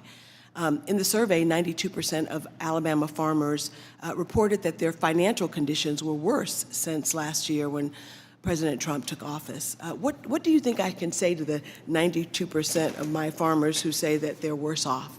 So first of all, we're aware of the effects on fertilizer, particularly for spot prices, which is what I think you're talking about. A lot of farmers were covered up in advance, some weren't, and those who are buying on the spot market are seeing increases. You know, we get a lot of potash from Canada. That's all, you know, duty-free. We do a lot of phosphate here in the U.S. Nitrogen we do get from overseas, and that's where we're very focused. Yeah. I think and there has been disruption with the Strait being closed. There has been disruption, yes. I mean, nothing is cost-free. When you have an Iran that's threatening to go nuclear, I mean, what's the cost of leaving that alone and letting them do it, right? That's a much higher cost to everybody. So well, we can agree to disagree. I think that Congress should have had the opportunity to know why we were getting into this war and what consequence, and have the opportunity to have a healthy debate about what the pros and the cons. Nevertheless, we are where we are right now, and I can't tell you with all sincerity how every day that I'm home I hear something about rising prices, and so I think that it's important for us to know that wars have consequences. And I think all of us know that there are consequences, but I'm here to tell you, Mr. Ambassador, that the the cost of food, fertilizer, the cost of gas. All of those are hitting the pocketbooks of ordinary Americans that I represent, and they really, really, really want the president to know that they're hurting. Thank you, and I yield back the balance of my time. Mr. Hearn is recognized for 5 minutes. Thank you, Mr. Chairman. Thank you, Ambassador Greer, for being here today. Really appreciate it. I want to start by saying thank you for your leadership or your commitment to strengthen America's industries. I have a couple of questions I'd like to take this opportunity to address. We have spoken on multiple occasions about the issues facing Oklahoma veteran-owned aerospace company Covington Aircraft. Aaron Abbott's sitting right behind you there. He's up here a lot talking about this issue over the last couple of years. And I just appreciate the chairman expressing his support for Covington in his opening comments as well, and I want to expand on his points a little bit if I could. Covington supports critical maintenance and overhaul work on Pratt & Whitney Canada PT-6 engines used in agriculture, emergency response, and military aircraft. In alignment with OEM requirements, Covington must source certified replacement parts through the authorized Canadian supply chain. As a result, are subject to a stack of tariffs. The same fully assembled engine entering from Canada may receive more favorable treatment under USMCA. The result is that an American company employing American workers in Oklahoma is penalized for repairing engines here in America. Current incentives favor foreign competitors conducting offshore repair work who then ship the assembled and overhauled engine back to the United States. I appreciate your continued commitment to addressing these concerns, and can you provide us an update on how USTR specifically is working to ensure parts imported for maintenance, repair, and overhaul are treated consistently with engines themselves, and thus, the vital U.S. aerospace capability is not pushed overseas? Certainly. So first of all, I think I think for anyone who wants to rely on this, Canada taking advantage of a situation that may be favorable for the moment, I think it's a very high-risk business proposition for them because it's not going to remain that way. President Trump, he believes in tariffs to protect American manufacturing for companies like Covington, and where you see something where there's a differential or some kind of a tariff inversion, that's something that has to be fixed either through a tariff we impose or some other kind of measure. So our staff has met with Covington other times. I've spoken with the Canadians, and I just can't see that being a long-term possibility for people to continue to rely on that market. President Trump is very clear that we need to have a fair relationship with Canada, and that is not fair. Well, I appreciate that. I know you're addressing this and many other issues regarding the USMCA review, and appreciate taking a look at that. Appreciate your team meeting with Covington's team. It's been duly noted, and again, thank you for meeting with them. Also, want to touch on the Pillar 2 side-by-side deal that will bring stability to the international system. That being said, countries around the world are aggressively targeting U.S. businesses with audits and discriminatory tax schemes. I was pleased to see Germany's discriminatory withholding tax on intellectual property, also known as Section 49, that was dug up out of the grave, included in USTR's Foreign Trade Barriers report.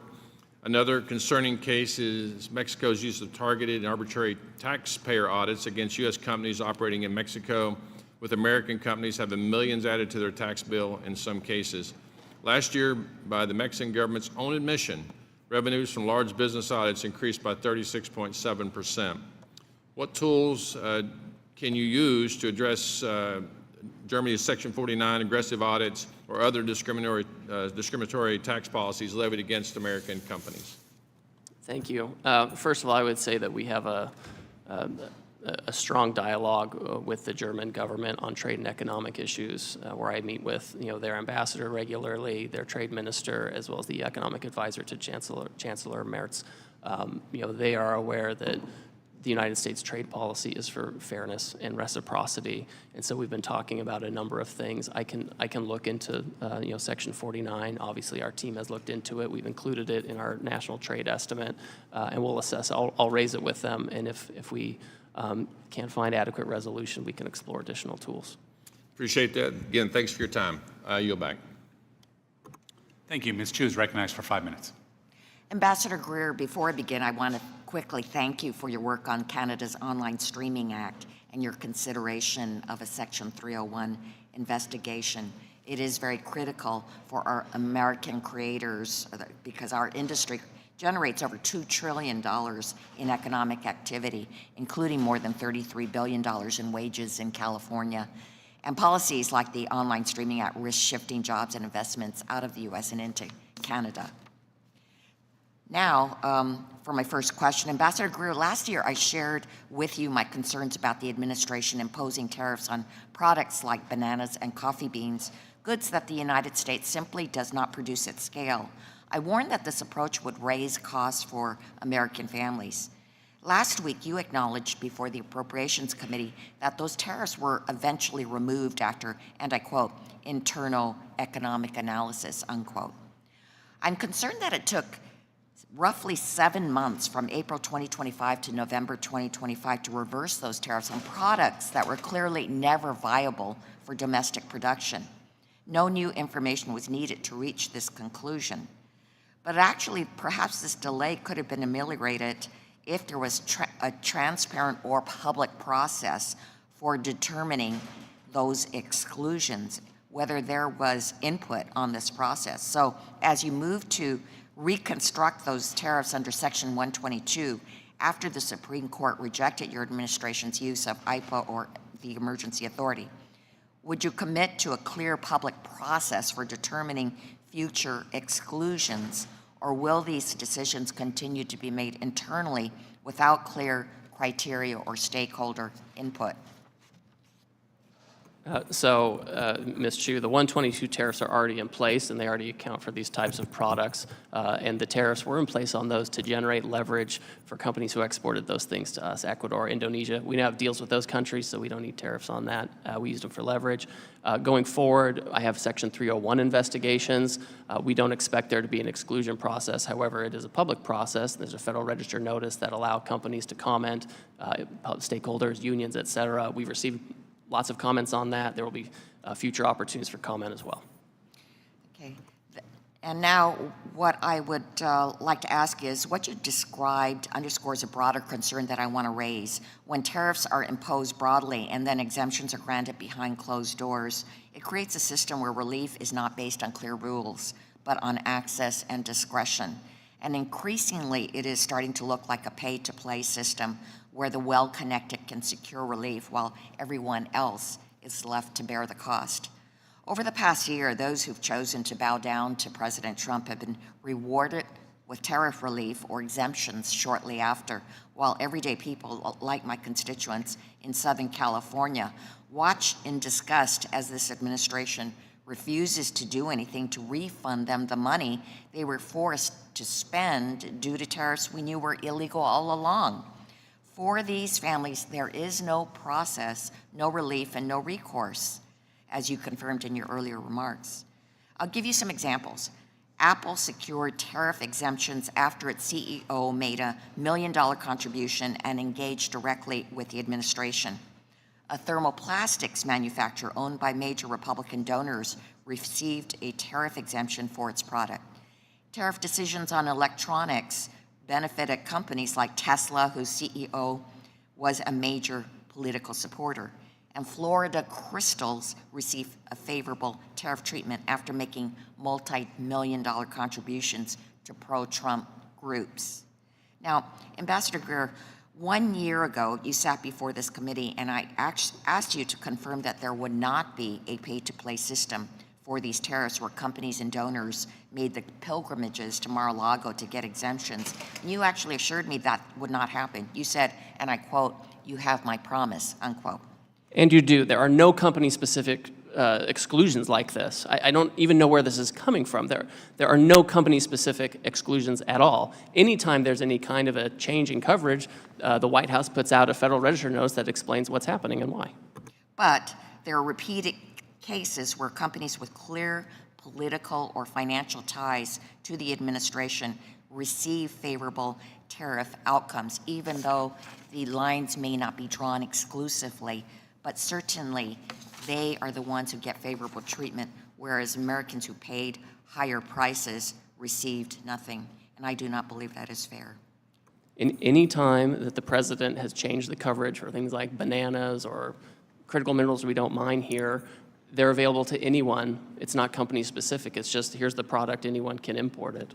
The member's time has expired. Mr. Estes is recognized for 5 minutes. Well, thank you, Mr. Chairman, and thank you, Ambassador Greer, for taking your time to be here today. We're glad to have you back in front of the Ways and Means Committee to discuss some of the things the administration's done over the past year to actually implement a true American First policy that places American producers and manufacturers at the center of his agenda. From the very beginning of each of President Trump's 2 terms, he stood up for American workers and American businesses with all of the different trade policies that you're working to implement. We know that American products can compete fairly in global markets. When they do, we succeed. There's no better example of that than in my district, the 4th District of Kansas, what we affectionately call the air capital of the world. Nearly every single airplane on the planet contains at least one component made in Kansas, and the United States is a global leader in aerospace manufacturing. According to the Aerospace Industries Association, the aerospace and defense industry exported over $135 billion worth of goods and had a net trade surplus of $74.5 billion in 2023. For over 70 years, the aviation sector sustained a trade surplus, fueling economic growth. Free and fair trade agreements like the 1979 Agreement on Trade in Civil Aviation empower our aerospace leaders to set the standard for innovation, safety, and reliability, all the while growing our economy. To maintain America's competitive position, we must continue building on items like the 1979 agreement's success. Same can be said for USMCA. Since it came into force during the first Trump administration, trade with our partners to the north and south have greatly expanded. In 2025, Kansas sent $3.8 billion in goods to Mexico and $2.3 billion to Canada, both of which are significant increases from pre-USMCA. But the agreement's not without some issues, some of which have been addressed and others that are still needing to be resolved. The upcoming review on the agreement is an opportunity to improve and grow our trading relationships with our 2 largest export destinations. I look forward to USTR's further engagement with the committee to review this agreement and address outstanding issues while maintaining the beneficial framework of the agreement, including the 0 for 0 framework for aircraft and aircraft parts. Additionally, I want to commend USTR's work in securing commitments to prevent digital services taxes on U.S. companies in many of the trade frameworks that you've worked on over the past year. I've been a vocal opponent of DSTs as a revenue grab by foreign nationals, targeting American businesses and innovators. And as more countries consider these discriminatory taxes and other novel approaches like Canada's Online Streaming Act to raid the U.S. tax base, I know your team at USTR will continue to be proactive in identifying them and using tools, including Section 301, to defend American interest. USTR's previously identified the digital services taxes as one of the most discriminatory policies that other countries are pursuing against American companies. Would you give us an update on where some of the negotiations are with some of these other countries on rolling back the existing DSTs and preventing additional countries from pursuing them? Yes, certainly. Just one example, I had the trade minister of Poland in my office about a week ago, and there has been a proposal in Poland to establish a digital services tax. And I actually pulled out a copy of the report on the French digital services tax from the first term that resulted in tariffs on France, and I showed it to him, and I said, I really don't want to be in a situation where I have to put out a report that says Poland here instead of France. And I think he received the message. So we're watching that very closely. It hasn't come into place. With Canada, they implemented it immediately. We worked with them to get it down, and they just repealed that a few weeks ago. So we are seeing progress on this front. We're working with our European partners right now on this. We know that the Turks have this as well. These are things where they know we have strong concerns. They know we have 301s available to us as well. Yeah, well, thank you. And as I mentioned, we call our Wichita the air capital of the world. Obviously, aviation's a big important footprint here. Can you share some of the ideas that the administration is looking at to help strengthen the 1979 agreement on trade with civil aviation to help maintain U.S. leadership in that critical trade sector? Well, I mean, first of all, we want to make sure that we have entire manufacturing ecosystems. And so a lot of the manufacturing we're seeing now is due to the president's trade policy. And people know if they build here that it's going to be protected from foreign unfair trading practices and subsidized goods coming in from overseas. So that's part of it. We also know that there are supply chains established for the aircraft industry that the president has taken into account in his determinations. Obviously, some of those things that have built up over time, we've got to correct that imbalance as it's been developed over decades. And I appreciate the work that you're doing in that regard. So I'll yield back, Mr. Chairman. Thank you. Dr. Murphy is recognized for 5 minutes. Thank you, Mr. Chairman. I find it comical, I'm sorry my Democratic colleagues aren't here, that they just complain about the actions and results that Republicans have to do when we come in and try to clean up on aisle 5. I'll just digress for a minute. You know, we have 15 to 20 million people come in the country illegally, and they complain about when ICE goes in to enforce our laws. Biden's disastrous withdrawal from Afghanistan led to the invasion of Ukraine. President Trump tries to clean it up. What do? Complain. Obama and Biden tried to pay off Iran when they lied and lied and lied to us. President Trump says no more, finally, to a nuclear Iran. What do? Complain. And now Biden, who did nothing on trade for the last 4 years during his entire administration, Trump administration, the President Trump, sees how badly we are being abused in the trade circles, and now they complain about us trying to do something about it. It is literally, we're just trying to clean up their mess, and what do? Complain about it. And so thank you for all the work that you're doing in trying to clean up their mess and actually try to get fair and good policy, trade policy to the U.S. That said, we're always in a place where we can improve. I want to talk about something that's very close to my heart. It's the Hope Help program in Haiti. I've spent a lot of time working in there, doing medical work, and it's a very important issue for me. It's not only vital for the stability in the Western Hemisphere, but also for our cotton industry, which is very important in my district, and benefits from Hope Help. Cotton industry, as you well know, is going through very difficult times right now. It's important to ensure that the cotton industry is prioritized in the trade agenda. The American consumer, sadly enough, is keeping the Brazilian cotton farmer in business. This is where I've submitted the BACA legislation, and I hope the administration really will get behind that to help the American cotton farmer. Securing a long-term extension of Hope Help is one way we can do to ensure this, and as the chairman spoke earlier, coupled with AGOA, we sent out 3 years, came back 1 year, really want this bond a much greater extension. The 3 years is just was something we had hoped for, and we're falling short. Haiti's in our backyard. It's been ravaged by gang violence, instability, and it behooves us to have a stable Haiti in our own hemisphere. We cannot risk it falling further into chaos. Hope Help creates not only jobs in Haiti, it creates nearshoring and brings supply chains out of Southeast Asia and back into our Western Hemisphere. U.S. imports of Haiti apparel have fallen from $990 million in 2021 to almost half that in 2025, about a 50+% decline. The Haitian apparel sector employed over 60,000 people. Now it's down to 24,000 people, 24,000 Haitians, a 60% decline. And sadly, the imports of apparel from Southeast Asia have actually increased. Again, this is our hemisphere. It is in our national security. On top of failing to secure long-term extension, Hope Help eligible products were hit with 10% Section 222 tariffs. Meanwhile, CAFTA-DR eligible products were exempted from this. I don't understand that. This creates an unlevel playing field for Haiti. Again, a stable Haiti is a stable United States. So I ask you this, what is your position and hope of establishing a long-term extension of Hope Help, and would you support a longer extension, 3 years, 5 years, maybe hopefully 10 years? Thank you, and we understand the significance of Haiti's textile industry in relation to ours and cotton, et cetera. So I think to the extent that there's going to be movement on AGOA, on extension to AGOA, I think it makes sense what you're talking about to try to couple those together. I think that, in terms of a preference package, I think we should work together on that front.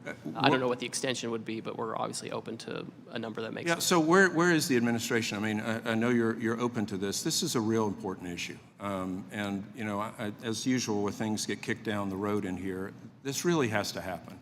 This is our hemisphere. We cannot allow our hemisphere to collapse. So I really can't even say this. I know every time you come to this, I always bring this up. It's critical that we do this. Another priority is restoring tobacco exports to China. And while we're not specifically supposed to talk about this, I'd really like to know where we are now with our export policies with China. They've picked up some other commodities. not specifically with tobacco. But what's the strategy for getting China back on board and increasing additional agricultural purchases, hopefully having them come from China? Yes, and we are talking in terms of aggregate overall purchases from China. There's been a lot of talk about soybeans, and we have a very specific commitment on soybeans. But we're also looking to get a commitment from the Chinese, overall with respect to all agriculture, would include anything that's grown, including the kinds of products you're talking about. This is something that we hope is a deliverable coming in May when the president goes to China. And we're trying to establish a mechanism with China to facilitate expanded trade in non-sensitive goods, which would include, of course, agriculture. Yeah, so I mean, this is important in the world's economy. I think it takes a while to turn around a battleship, and that's what the administration is doing. There are good, as you pointed out in your initial testimony, there are good highlights that we're seeing. It's going to take a little while to change a trajectory that's been on a downward spiral for quite some time.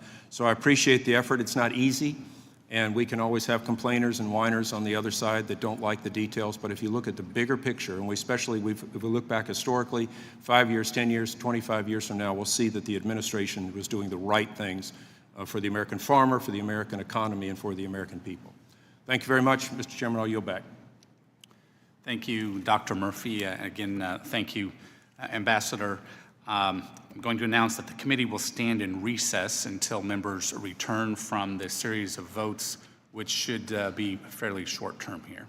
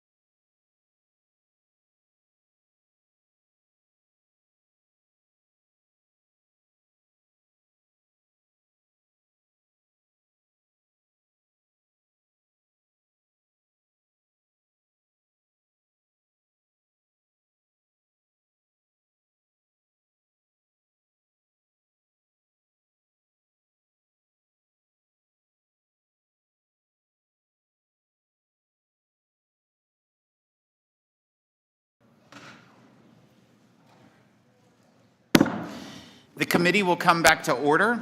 Recognize Mr. Miller. Thank you, Mr. Chairman. I truly appreciate it, and it's good to see you, Ambassador. Thank you for being here this morning, and hopefully it won't be too long of a day for you as we continue to go on. But Ohio, the state that I come from and represent, Ohio 7, ranks as the 10th largest exporting state in the nation, leading in both manufacturing and agriculture. And I thank you for USTR's attention through recent tours in Ohio as a part of the America First Trade Policies Revitalization Initiative. And I truly am grateful, and it's great to see you out in Ohio. As you probably saw, large and small companies throughout Ohio on the front line of providing critical goods to everyday Americans, from your morning coffee, which is Smucker's in Wayne County, to consumer and industrial manufactured goods, to means for the disabled to live a more fruitful life. This is our America First. Within Ohio's 7th Congressional District, international trade contributes 15 cents of every dollar in the region. It is paramount for many of these vibrant U.S.-based industries to have the tools needed to continue to serve our nation and continue robust economic contributions for consumers and industry alike. Just one example, and I have a few, but one from our community. Worcester, Ohio is home to a company that makes communication devices for children and adults with speech disabilities. These tools help people speak, learn, and live more independent lives. This company proudly builds these products here in the United States, but tariffs are raising their input costs and making it harder to get these devices to the people who need them. The administration says its 2026 trade policy agenda will support growth and strengthen the United States production. How can we make sure it does just that and empowers companies like this one in particular so they can keep making these products in our country and building local economies? Thank you. So we have seen in the data, both in the data and anecdotally, over the past year, we've seen that the tariffs have increased and protected American production, including new lines in Ohio, new production facilities, et cetera. We've also heard from stakeholders who have come to talk to us about how shifting supply chains can affect what they're doing. Some have talked about, they may have a higher cost because they've been sourcing for China. We've had tariffs on China for 8 years at this point. And so I think people are trying to find ways to realign their supply chains. It's hard to take 70 years, or however you want to calculate it, 40 years of bad offshoring trade policy and turn it back into resilience. We're working with the Small Business Administration as well to make sure that loans are available. So if companies have cash flow issues, maybe they can turn to that. So we're happy to talk to you about methods to mitigate any challenges. Yeah, and look, Ambassador, I agree with you and President Trump that our country has been treated unfairly for decades, and more than half a century when it comes to trade with our country. And it's just my estimation or opinion, obviously, that it should be done over a period of time and not just be done overnight. And my concern is right now that we have companies, and I have several more, there's just no need to continue to drag on the point, but we do have the vast majority of companies in my district, through Cuyahoga, Medina, Wayne, and Holmes, that this tariff policy, it isn't working for them. And it is not a net positive, it is a net negative. And these are people, regardless of political affiliation. I understand that maybe overall, as you're saying, it's been a net positive for the country. My job isn't to represent the entire country. For that matter, it's not to represent the entire state of Ohio. It's to represent a district, just comprised of about 800,000 people that it's my job to look out for. And right now, these policies are doing more harm than good. So I would really like USTR, as well as the Department of Commerce, to commit to opening up a waiver or an exclusionary office just to bring some stability and maybe a little less stress and anxiety to our small and medium-sized business owners, which when they get hit with a tariff at port, they're not able to pass off that price to the consumer. I understand that we have been taken advantage of, and I agree that it is time for the United States to get back to real fair trade policies with other countries. But my biggest concern is that we have a lot of people who don't have answers with a lot of questions. So, I don't want to put you on the spot, but I'm going to. I mean, can you commit to opening up a waiver and exclusionary office from this administration, or working with this body in order to codify these tariffs that are right now extremely temporary for the entire economy unless we codify them into law?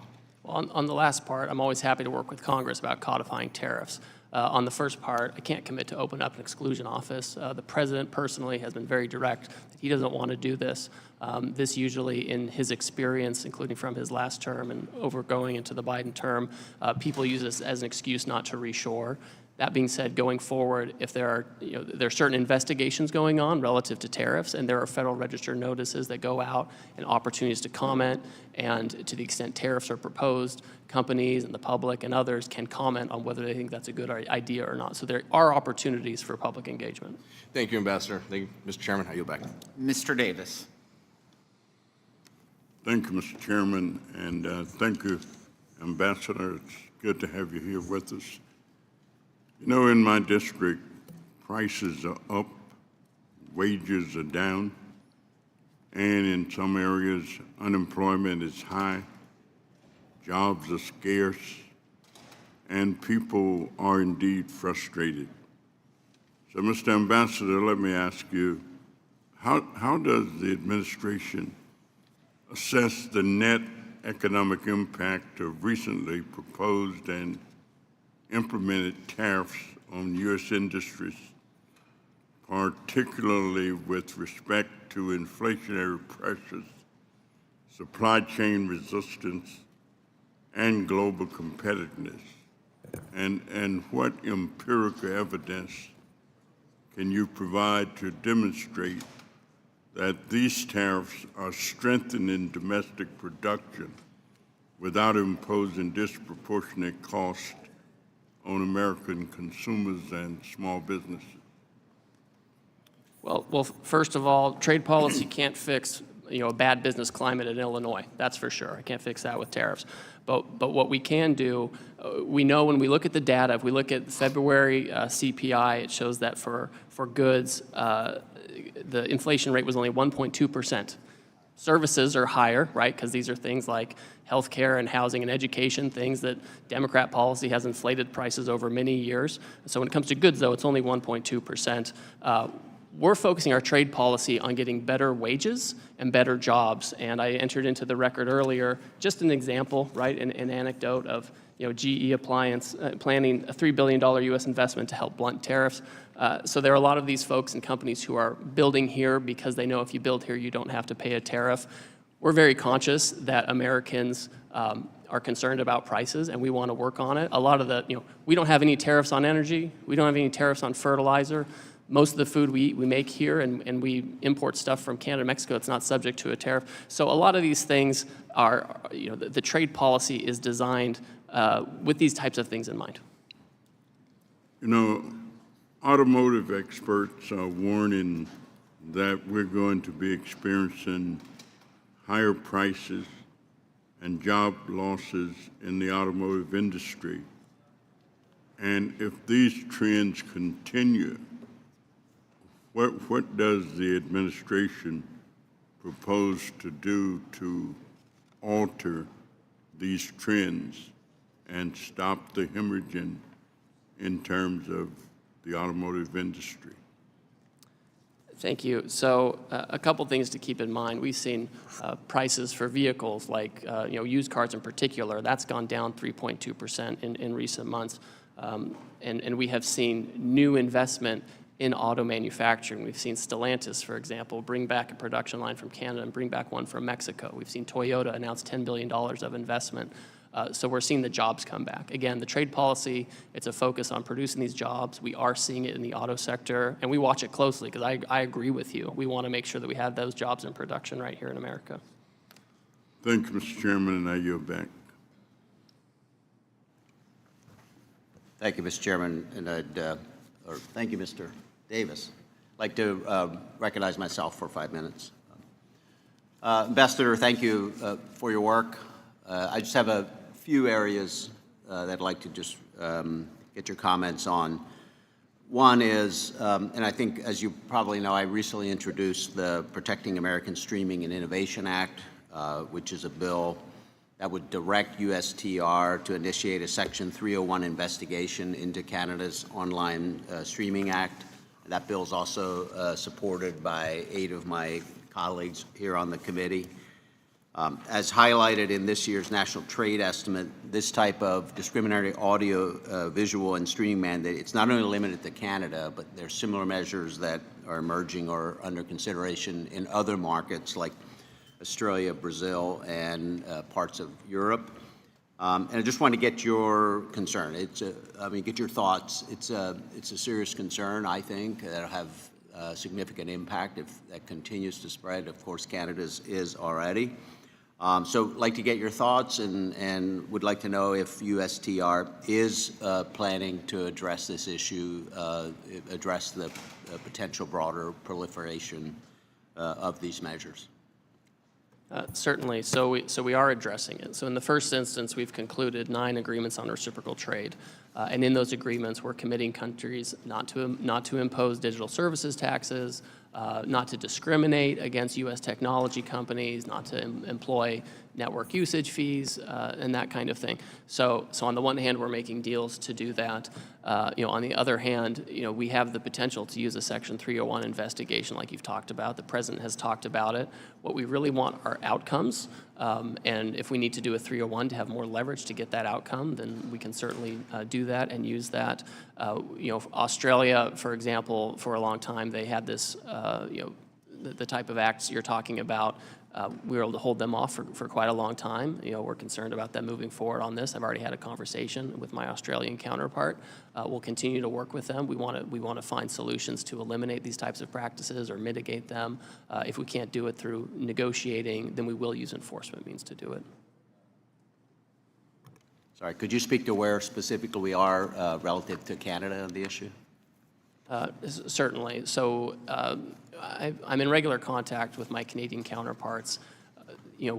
We have given them items, issues that we think are obstacles for the trading relationship. For example, they had a digital services tax last year that they established, and very quickly, upon the threat of an enforcement action, they removed it, and they finally just repealed it a few weeks ago, which is good movement. They have the other acts, though, pending or being implemented.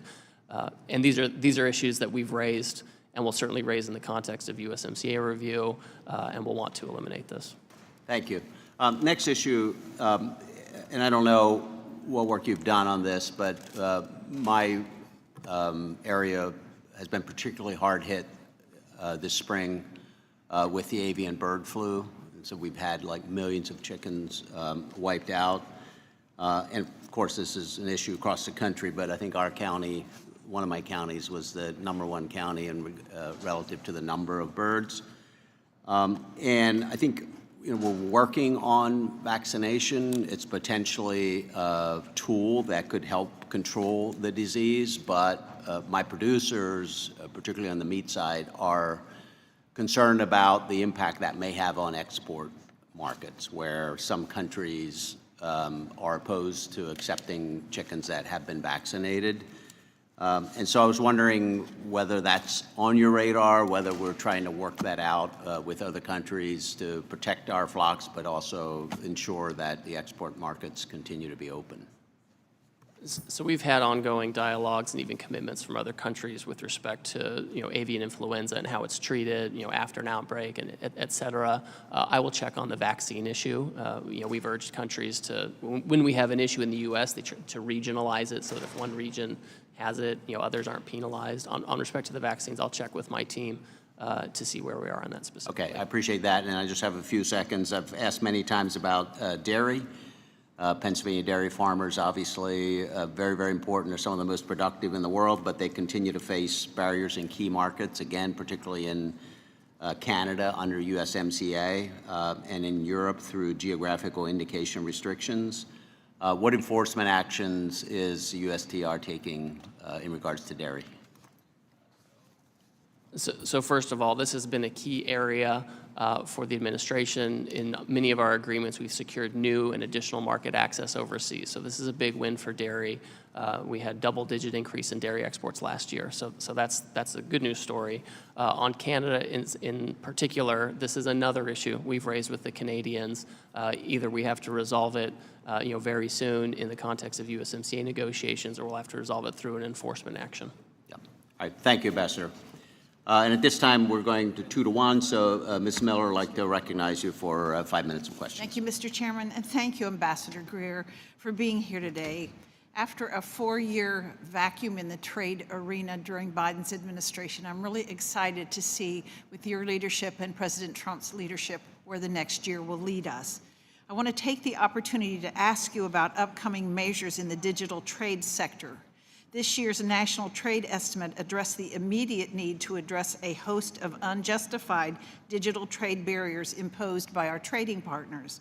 I've spoken with you at length about the need to address digital discrimination and that Korea is a particularly bad actor in this sector. Korean officials continue to advance discriminatory regulations, including its Online Platform Monopoly Act and Cloud Security Assurance Program. I believe Korea's and similar actions are being taken by other countries, particularly in the EU, that they warrant Section 301 investigations. Could you please provide an update on the status of any potential investigations and what might the resulting enforcement actions look like? Certainly. So with respect to the EU, for example, and Korea too, over the past year, we have concluded framework agreements with both of these countries. And both of them have committed to fair treatment of U.S. platforms. Now, I think with the EU, they probably have a different view of what's fair than we do, right? I have the European Trade Commissioner coming. He's coming on Friday, and this is right up there in our topics of discussion among a handful of other things. So it's something that we raise with them consistently. There are different divisions in the EU that have authority over this, and I'm working together with the State Department, with the Department of Justice to have an aligned U.S. government position. Certainly at USTR, we can do an investigation. We are in negotiations right now. We want to try to have an outcome there if we can, but we can quickly be able to deploy an investigation enforcement action if needed. Thank you. Another key factor for advancing the digital trade sector is approving a long-term extension of e-commerce moratorium. I was disappointed to see that a few spoiler countries arbitrarily blocked adoption during the WTO ministerial conference held in March. What is your plan for establishing a permanent or long-term extension for e-commerce moratorium? Do you believe that this can be accomplished during the first post-MC14 General Council meeting in Geneva, scheduled in May, or do you think we should seek plurilateral agreement outside the WTO? Well, we're trying to do both.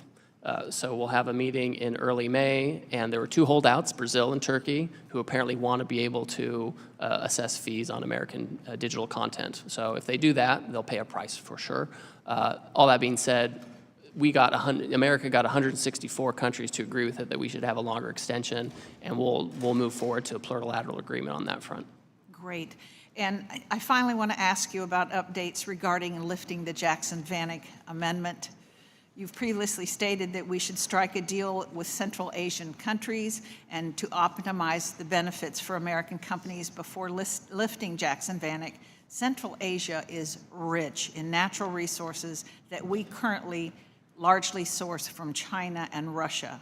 One path that I can envision toward lifting Jackson-Vanik is by establishing a critical minerals agreement between the United States and Central Asian countries. We would achieve this by following something similar to the action plan on critical minerals proposed with Mexico and Japan. What are your thoughts on securing similar agreements with Central Asian countries and subsequently lifting Jackson-Vanik? Well, I think that a number of U.S. government agencies have had constructive talks with Central Asian republics on critical minerals, which is very important. It's just one sector among many.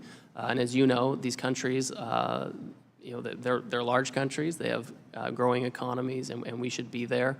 I think that any kind of, when Congress moves to take care of Jackson-Vanik or anything like that, I think it certainly should be coupled with movement on critical minerals and other market access that we need into those countries. Thank you. I yield back. Thank you. We'll now recognize Ms. Moore for 5 minutes. Thank you, Mr. Ambassador, for spending all this time with the Ways and Means Committee. I want to associate myself with comments that were made earlier by our chairman, Mr. Smith, that AGOA is a is very important to us. We want you to work with us in renewing it. We should, this is something that is a bipartisan ask, and I just want to associate myself with that.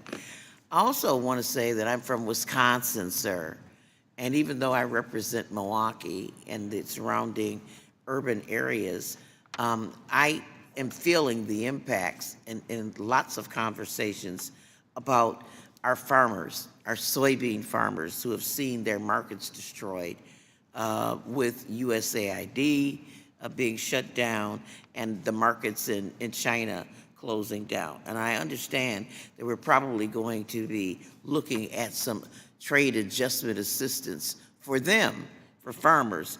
But farmers don't want these welfare checks. It's not well and it's not fair. They want their markets back. And I think this gives, I want you to think about this, I think it gives China a lot of leverage over us. I'm really concerned. You said here today that you were not a free trade person. And I don't know that I am either, but I'm a fair trade person, which I think is where all of us ought to be. And it seems to me that the president, and you support him as the trade representative, want to impose these tariffs with the hope that it's going to bring manufacturing jobs back. Number one, I haven't seen any industrial policy from the White House that would support that. All I see is trade, these tariffs, and threats. I have absolutely no idea where you're getting the numbers from, because factories are continuing to shed workers. We lost 98,000 manufacturing jobs just during the first year of the president's second term. So the question I have are, with this strategy, we're going to see a devaluation of the dollar, which of course will continue to raise prices for Americans, to deindustrialize. Are you deliberately trying to devalue the dollar? No, that's an interesting question. But that's what's going to happen. Well, I think, listen, first of all, the value of the dollar, whether it's weak or strong, it's relative to other currencies in other countries. So there are also, if you export overseas and the dollar is lower relative to that, you can actually export more effectively, and we're exporting more than we've exported in American history. On the trade policy issue, Congresswoman, I agree with you on fair trade and focusing on manufacturing. On January 20th, we put out a trade policy that was focused on manufacturing, and I think, I don't want to put words in your mouth, but I think you might agree with me that some of our trade policies in the past actually led to offshoring to Mexico or China or places like that. And so if there was a bad trade policy that could lead to offshoring, good trade policy can lead to onshoring. Well, I appreciate your sentiments, but like I said, there's no industrial policy to enable manufacturers to stand up where we've been in the 70s or 80s. You spoke a little bit about,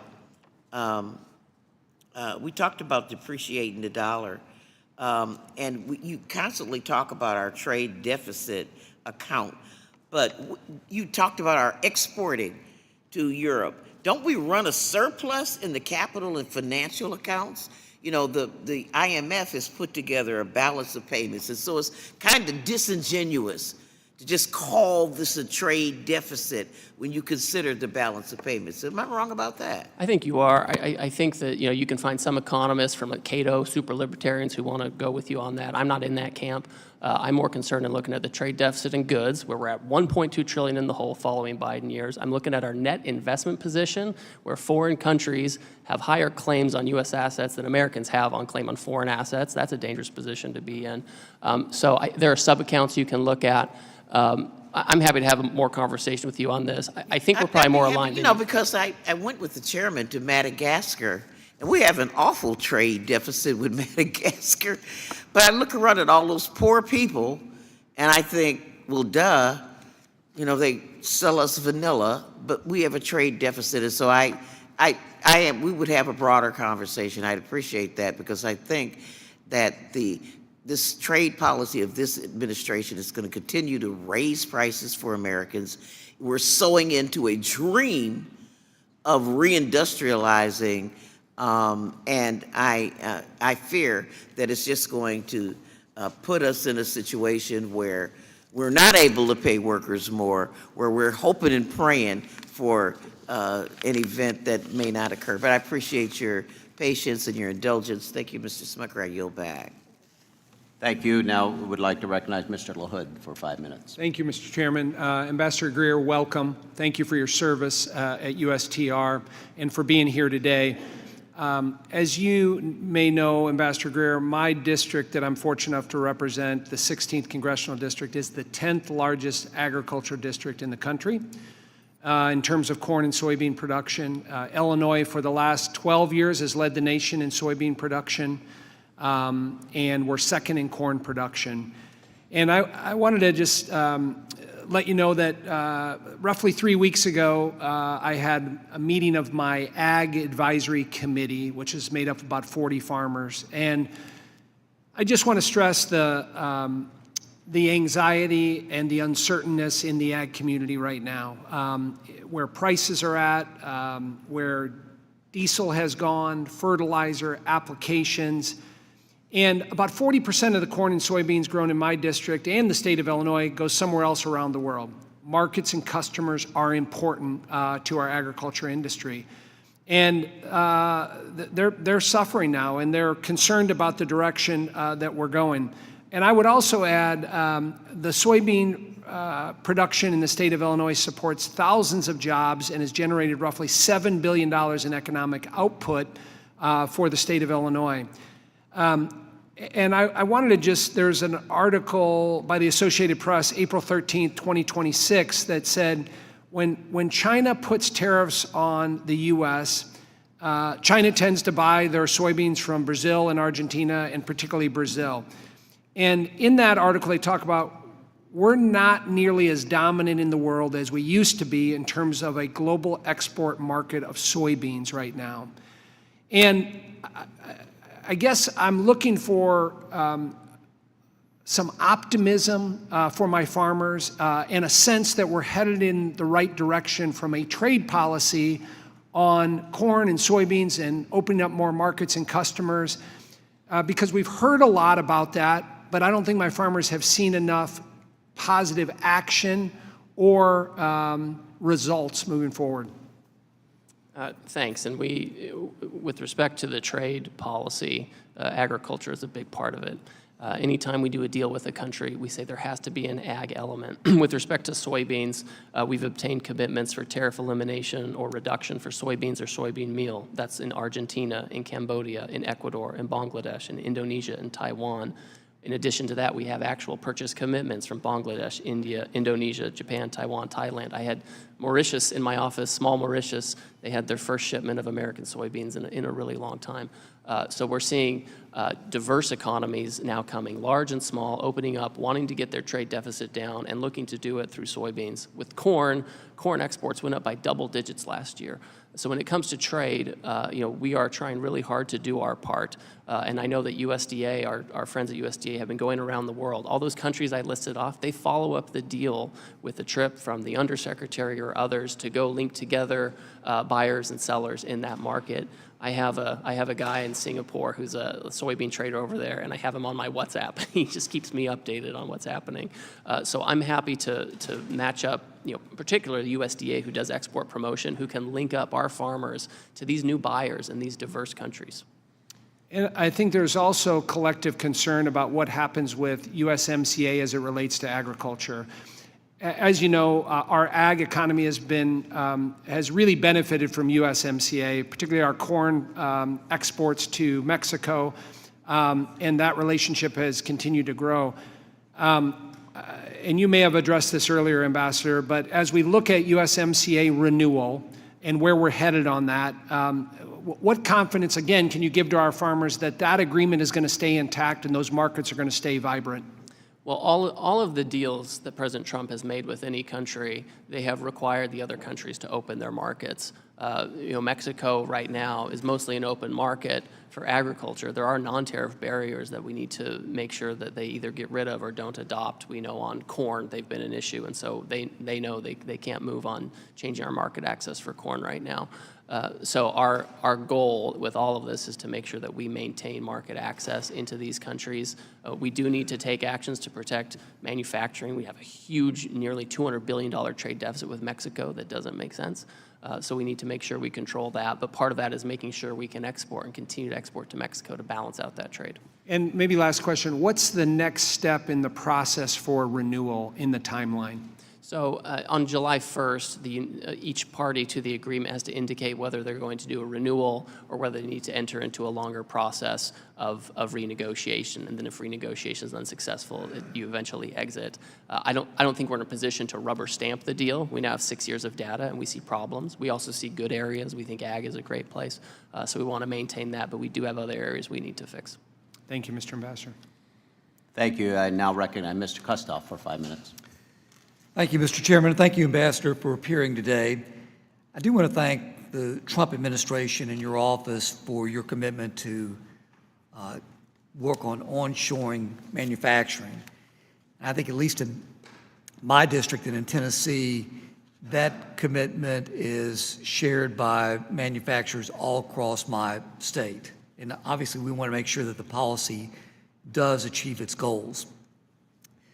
If I could, though, many of the companies did this when the administration asked. They left China. They invested in U.S. plants. They built integrated North American supply chains across USMCA. Obviously, when they did that, those were long-term, capital-intensive commitments. We do know that they rely on inputs, they rely on machinery, they rely on components and raw materials that may not be and likely are not produced in the United States, and maybe in many cases can't be. So we thank the administration when you removed agricultural products that cannot be grown here from the tariff list. Is there any type of remedy or solution that you can think of for these manufacturers that have brought manufacturing back to the U.S., but they're dependent on inputs with no domestic supplier? So the automotive industry, the trade program is under Section 232, and that's at the Commerce Department.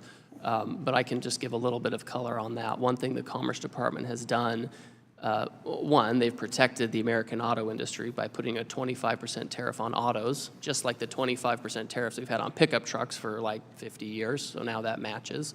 But at the same time, there has been some provision for bringing in parts that are compliant with USMCA rules, having some kind of an offset, and also accounting for U.S. content. So in North America, there have been accommodations made by the Commerce Department to account for that integrated supply chain, particularly where it's relative to U.S. manufacturing. So if you were me and you were trying to communicate to Tennessee manufacturers who have onshored and brought back manufacturing to the U.S. and into Tennessee, what could I tell them about certainty as it relates to tariffs?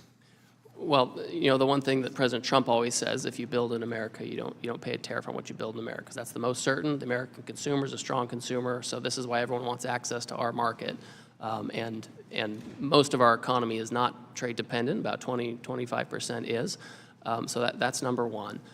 Number two, at the Commerce Department, where they have tariffs on things like metals and autos, et cetera, you know, there are some things that, you know, but there's been some accommodation. If there's U.S. content, they account for that, et cetera. I would also recommend that they speak with the Commerce Department and engage with them at, you know, stakeholder level to let them know where there are concerns. There was a recent adjustment that the Commerce Department did on steel and aluminum to make compliance much easier for that program, and also to make sure that it was only really focused on the most steel-intensive products, and other products were subject to a different tariff regime. Thank you, Ambassador. If I could talk to you about PET manufacturing.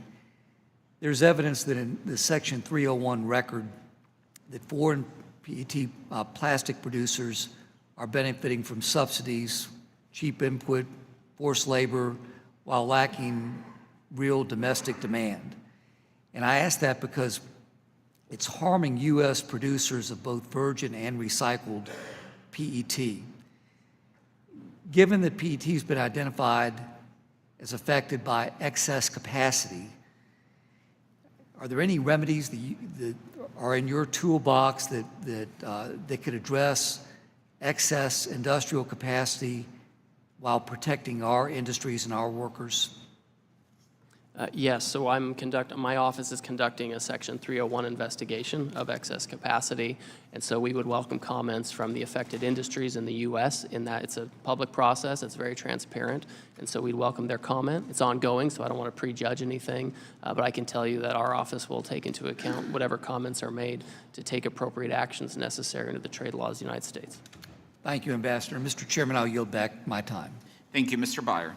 Mr. Chairman, thank you very much. And Ambassador, thank you for once again coming to be with us, and thank you for your thoughtful answers. I do wish maybe our staffs could get together and agree on the statistics ahead of time. I get confused when I hear you say these things. Let me give you the data that I have, and I get these things from the Wall Street Journal and the U.S. Chamber of Commerce. The loss of 88,000 manufacturing jobs last year, the loss of 500,000 blue-collar jobs last year, net job growth, December, January, February together, net 0 jobs. I try to talk to each of my chambers of commerce every year, and those are largely Republican small business people. And the topic has come back to trade first and foremost every time, the way it's hurting their small businesses. And then I spoke to the realtors this morning in Virginia. National Association of Home Builders, again, a pretty Republican organization, has pointed out that the tariffs on steel, lumber, aluminum, and tile have created an $11,000 increase in the cost of building a new home. Now that's a significant part of it. But let me shift. You speak eloquently about the Constitution, calling it our most important trade agreement, and you've praised the Founding Fathers for designing it with the separation of powers. And I know you're very familiar with Article 1, Section 8 of the Constitution, where founders gave Congress, not the President, the ultimate authority over trade policy and taxation. And we did this with the basic knowledge of the nation's early history, when they wanted to give the power to tax the American people to their elected representatives and not hand it all over to a mad king. And we're relearning the importance of this decision every single day of this presidency. Last year in front of this committee, Ambassador, you defended the president's decision to declare a national emergency over the longstanding trade deficit and over a non-existent crisis of fentanyl coming in from Canada to impose tariffs on most of the globe. We argued to you then that these tariffs were obviously illegal, and then the Supreme Court agreed, forcing the government to now refund billions in unlawful taxes. In response, the government unearthed an arcane half-century-old law, declared that we are facing a balance of payments crisis, and is imposing another round of likely illegal taxes on the American people. And on top of that, you're twisting the intent of 2 other trade authorities beyond all recognition to cobble together flimsy justifications for even more tariffs. Look, you and the President argue these tariffs are an incredible and popular policy tool that lead all sorts of positive outcomes to the American people. If that's true, why not just codify them? Let them sail through this chamber. We have a trifecta. You have control of the House, the Senate, the presidency. Why not put them before us? I'll be happy to vote on them. But would you vote for them? Probably not. I think. But I'd love to see them, sure.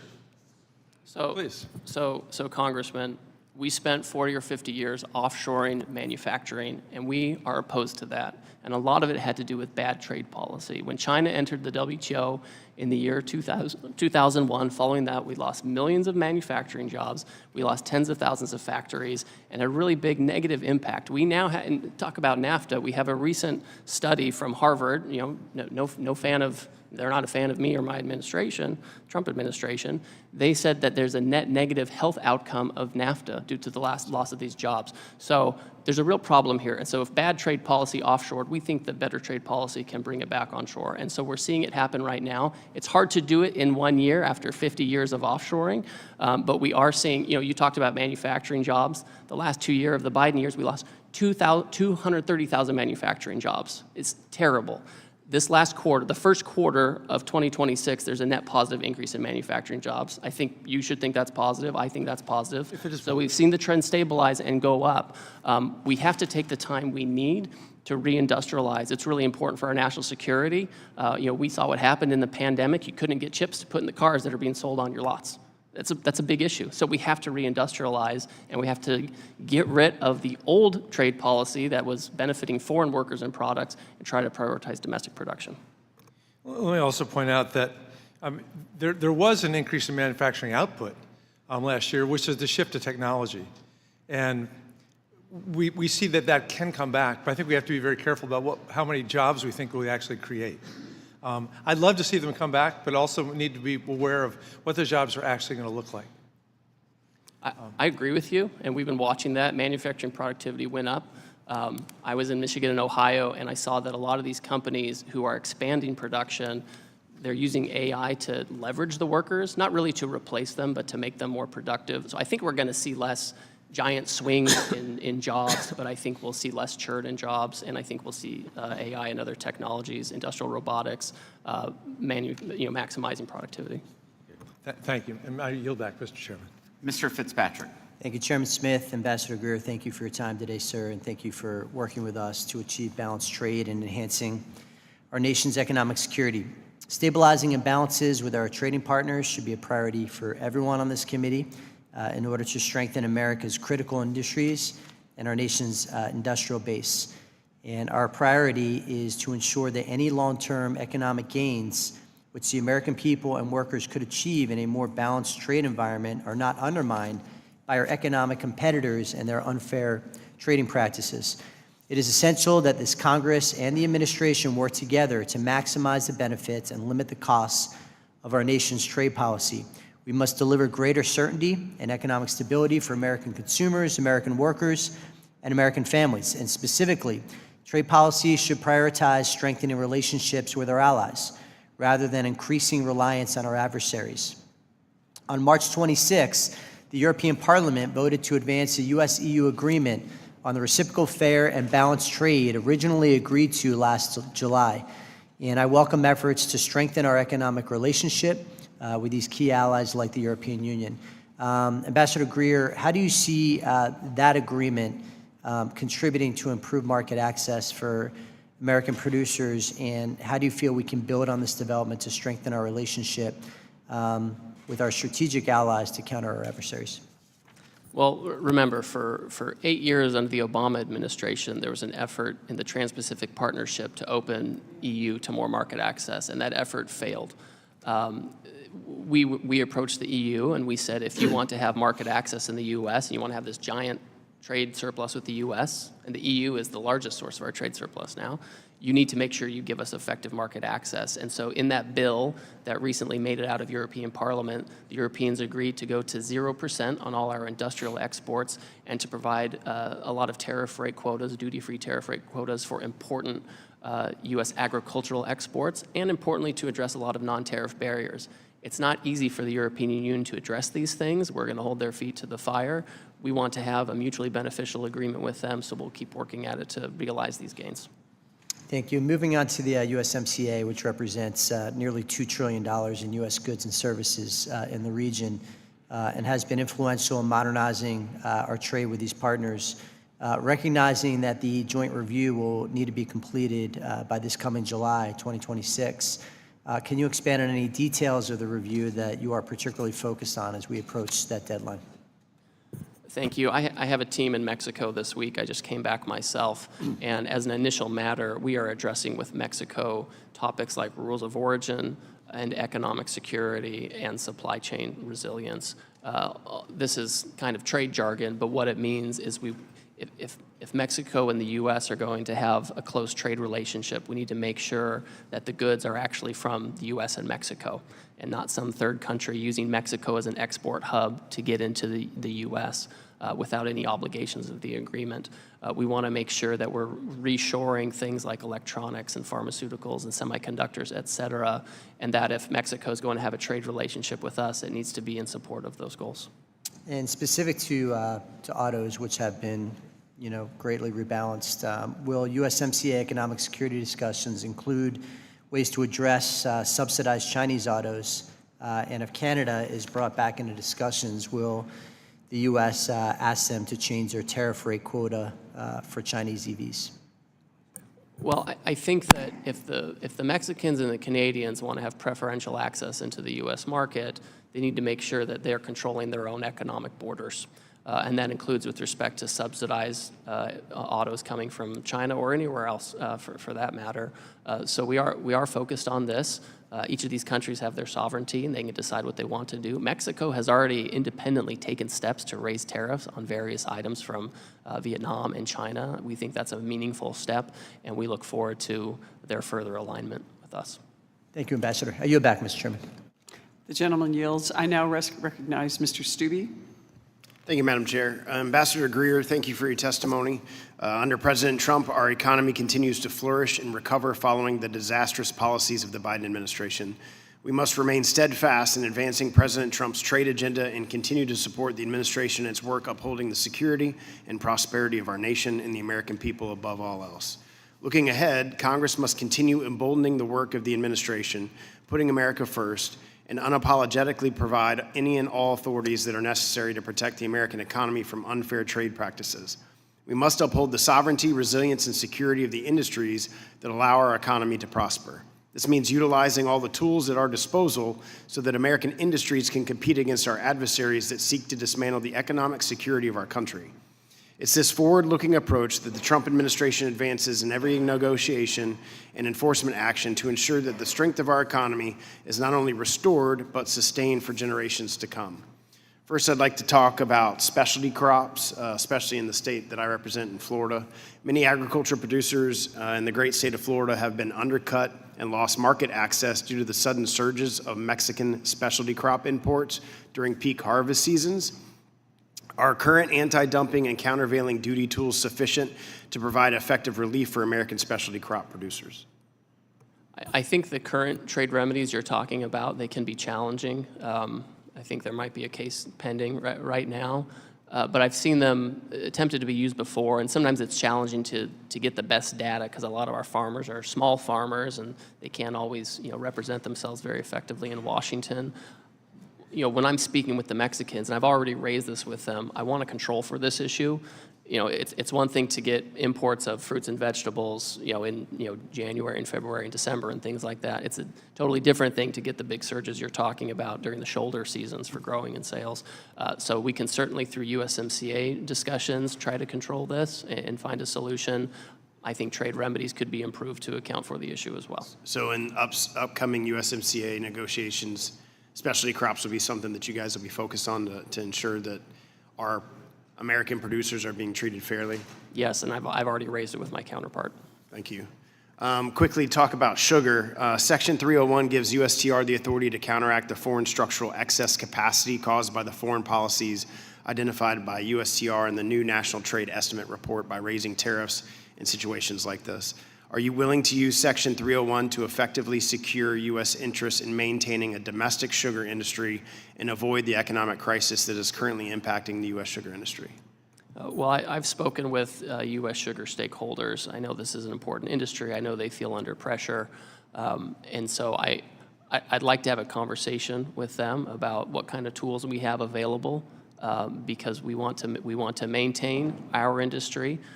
We have a broader industry that uses sugar as an input, and we need to be able to account for that as well. But we have to maintain a domestic industry, and I'm happy to look at possible tools to help protect it.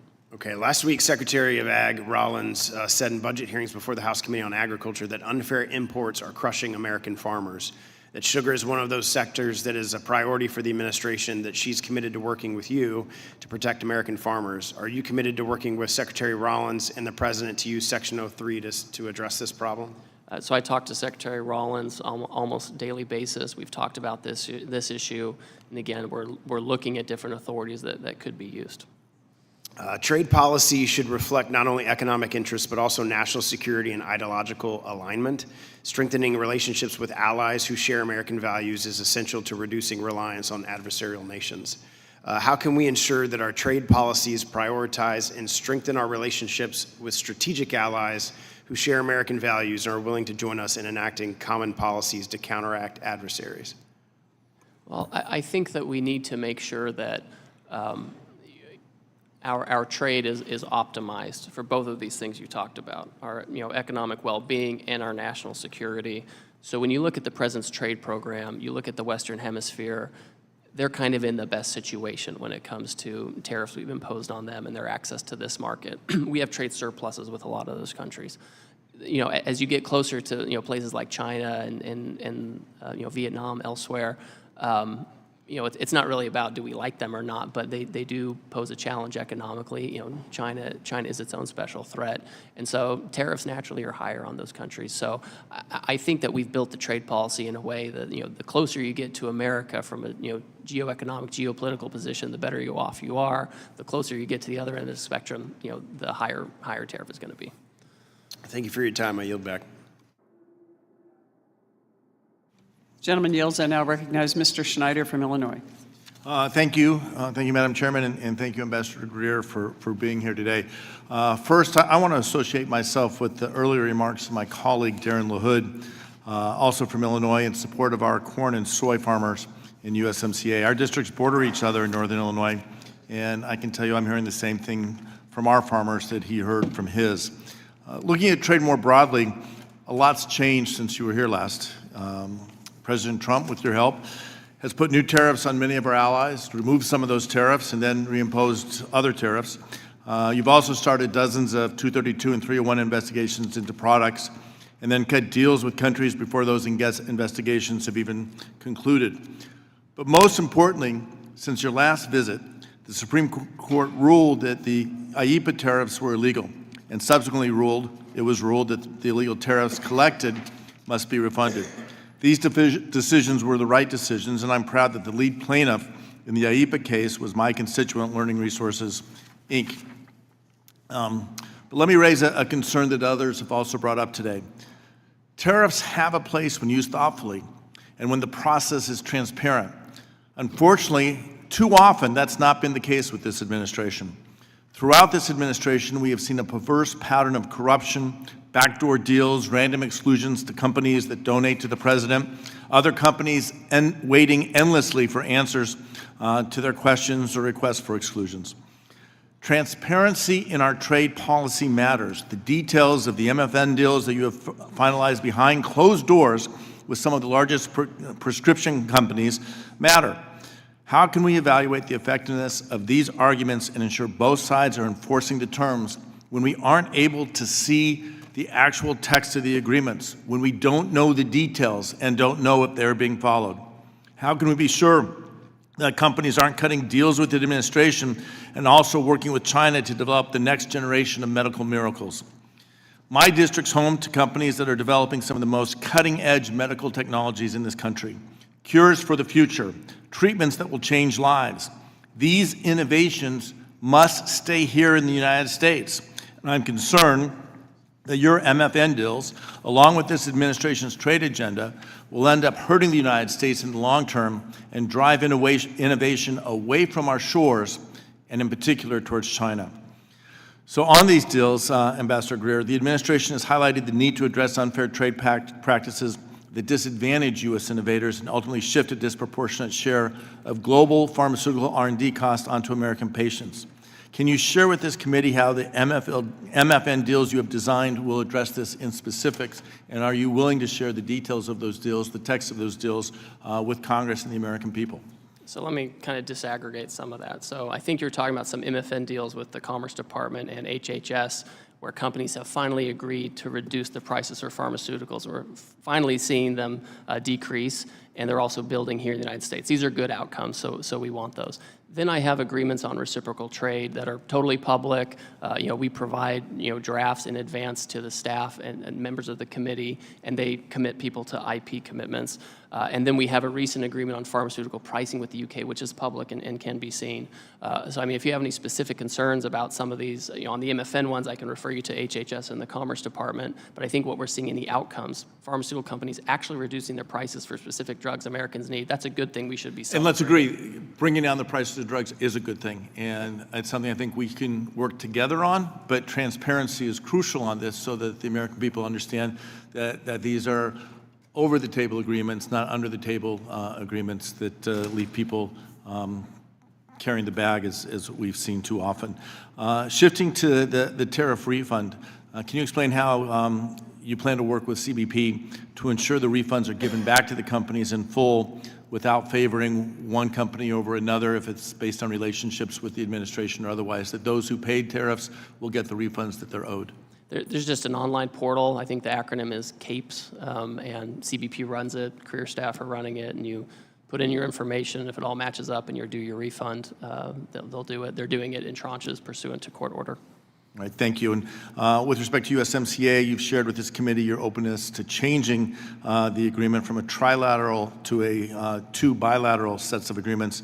I know you were recently in Mexico. Did your counterpart there say they would be better off without USMCA, or are they seeking to continue USMCA? As you know, we believe it is something that's important to continue with appropriate adjustments. Well, the Mexicans agree with us that there are things that can be changed in USMCA, particularly to have more production in North America, and they're open to having a bilateral protocol that improves and adjusts some of the things in USMCA. I think there are a lot of load-bearing pillars in USMCA that maybe we don't have to touch, but there are things we have to fix, and the Mexicans are open to doing that bilaterally. Great. I'm out of time, but I'll close on one last thought that I think we can all agree on. We are stronger, the world's better when the United States invents things here, makes things here, and ships them around the world, and fair trade is critical to that, and I think that's something we can all work together on. I yield back.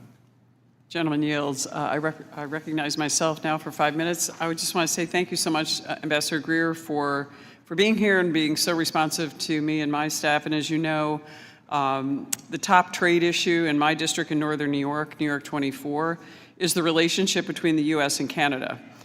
From tourism to agricultural markets, commodities to wine and manufactured goods, it's a huge issue. And Canada is a top market for my district. However, Canada has long discriminated against certain industries in my district, and that is what I want to focus on today. I got a couple quick things, but let's start with dairy, and we've talked about this before. As you recall, probably my district is the 5th largest dairy producing district in the entire United States. For years, Canada has rigged their system to prevent U.S. dairy producers from fair access to Canada's markets. This year's National Trade Estimate report, as every year's report details, Canada's market manipulation and unfair treatment of U.S. producers is still evident. The U.S. has fought for years to gain access to the Canadian dairy market, and yet Canada continues to violate USMCA and the spirit of its dairy commitments. Have you and your team raised these issues with our Canadian counterparts thus far, and have they been constructive in helping all of us resolve this issue with our friend to the north? We have raised it repeatedly and frequently over the past year. Our Canadian counterparts have indicated as a general matter they're happy to talk to us about adjustments to USMCA and different things like that, but they have made no commitments on this front at this time. Well, that's disappointing. So let's shift to wine, another issue detailed in the National Trade Estimate. Every Canadian province, with the exception of Alberta and Saskatchewan, has ceased distribution of U.S. wine and liquor products, including Ontario to the north. This is distorting the market, causing immense harm to our wine producers in the district. And have you and your team raised this issue as well with our Canadian counterparts, and have they been trying to help us? Have they been constructive in this issue, much like with the dairy issue? Well, it's at the provincial level, right? So we hear from the federal government of Canada, well, it's the provinces, and we do have 2 provinces who don't have this. That being said, I think we're kind of at the end of our rope in just asking for them to do this. Think about it this way. There are 2 countries that have retaliated economically against the United States in the past year, the People's Republic of China and Canada. So that's kind of the company that they're running in. So my sense is there may have to be an enforcement action to deal with this issue on wine and spirits in Canada. Thank you for that. Let's hope we can resolve that. And one last issue I'd like to discuss with is the Canadian prohibition on bulk imports of fresh fruit and produce. My district is the 19th largest fruit producing district in the nation and the 21st largest vegetable producing district in the nation. Once again, as detailed in the NTE, Canada severely restricts imports of bulk fresh fruits and vegetables. Have you and your team raised this issue with our Canadian counterparts, and where are they with this issue as well? We have. We thought this would be an easy one for them to fix. They've refused to fix it. It's in the National Trade Estimate. It has been for a long time. It's one of those crazy things when you hear that exists. People say, oh, well, Canada, they're our best friends. But then they do things like this where you can't ship fruit if it's in a package above a certain size. It doesn't even make economic sense. So we've raised it with them. We'll continue to do it. Yeah, it's disappointing. I mean, I've spent my whole life going back and forth to Canada. I'm a curler. I also graduated from the Silver Broom Curling School. I showed my horse up in Canada and in Toronto. And, you know, our Canadian counterparts have come to meet with us frequently. They talk about us. They want to talk about the tariffs. However, they don't appear willing to actually address this issue as you've described. And we really need to really forge this relationship with our Canadian counterparts. Ambassador Greer, is there any message you would like to give to our Canadian counterparts about getting them to the table? I've met with premiers and met with the parliamentarians from all across the region, the northern Canada, all the way from the north to the south, to the east, everywhere, and west. Would you like? How do we get them to come to the table and bring back this relationship that is so important for our farmers, our business owners, everyone?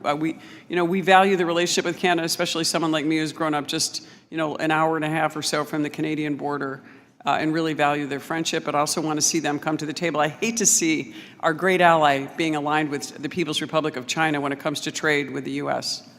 Well, a couple things, and first of all, I don't negotiate in public, right? So I'm not going to go into too much detail. The second point I'll make is, I have good relationships with my direct counterparts, and we speak. We talk about things.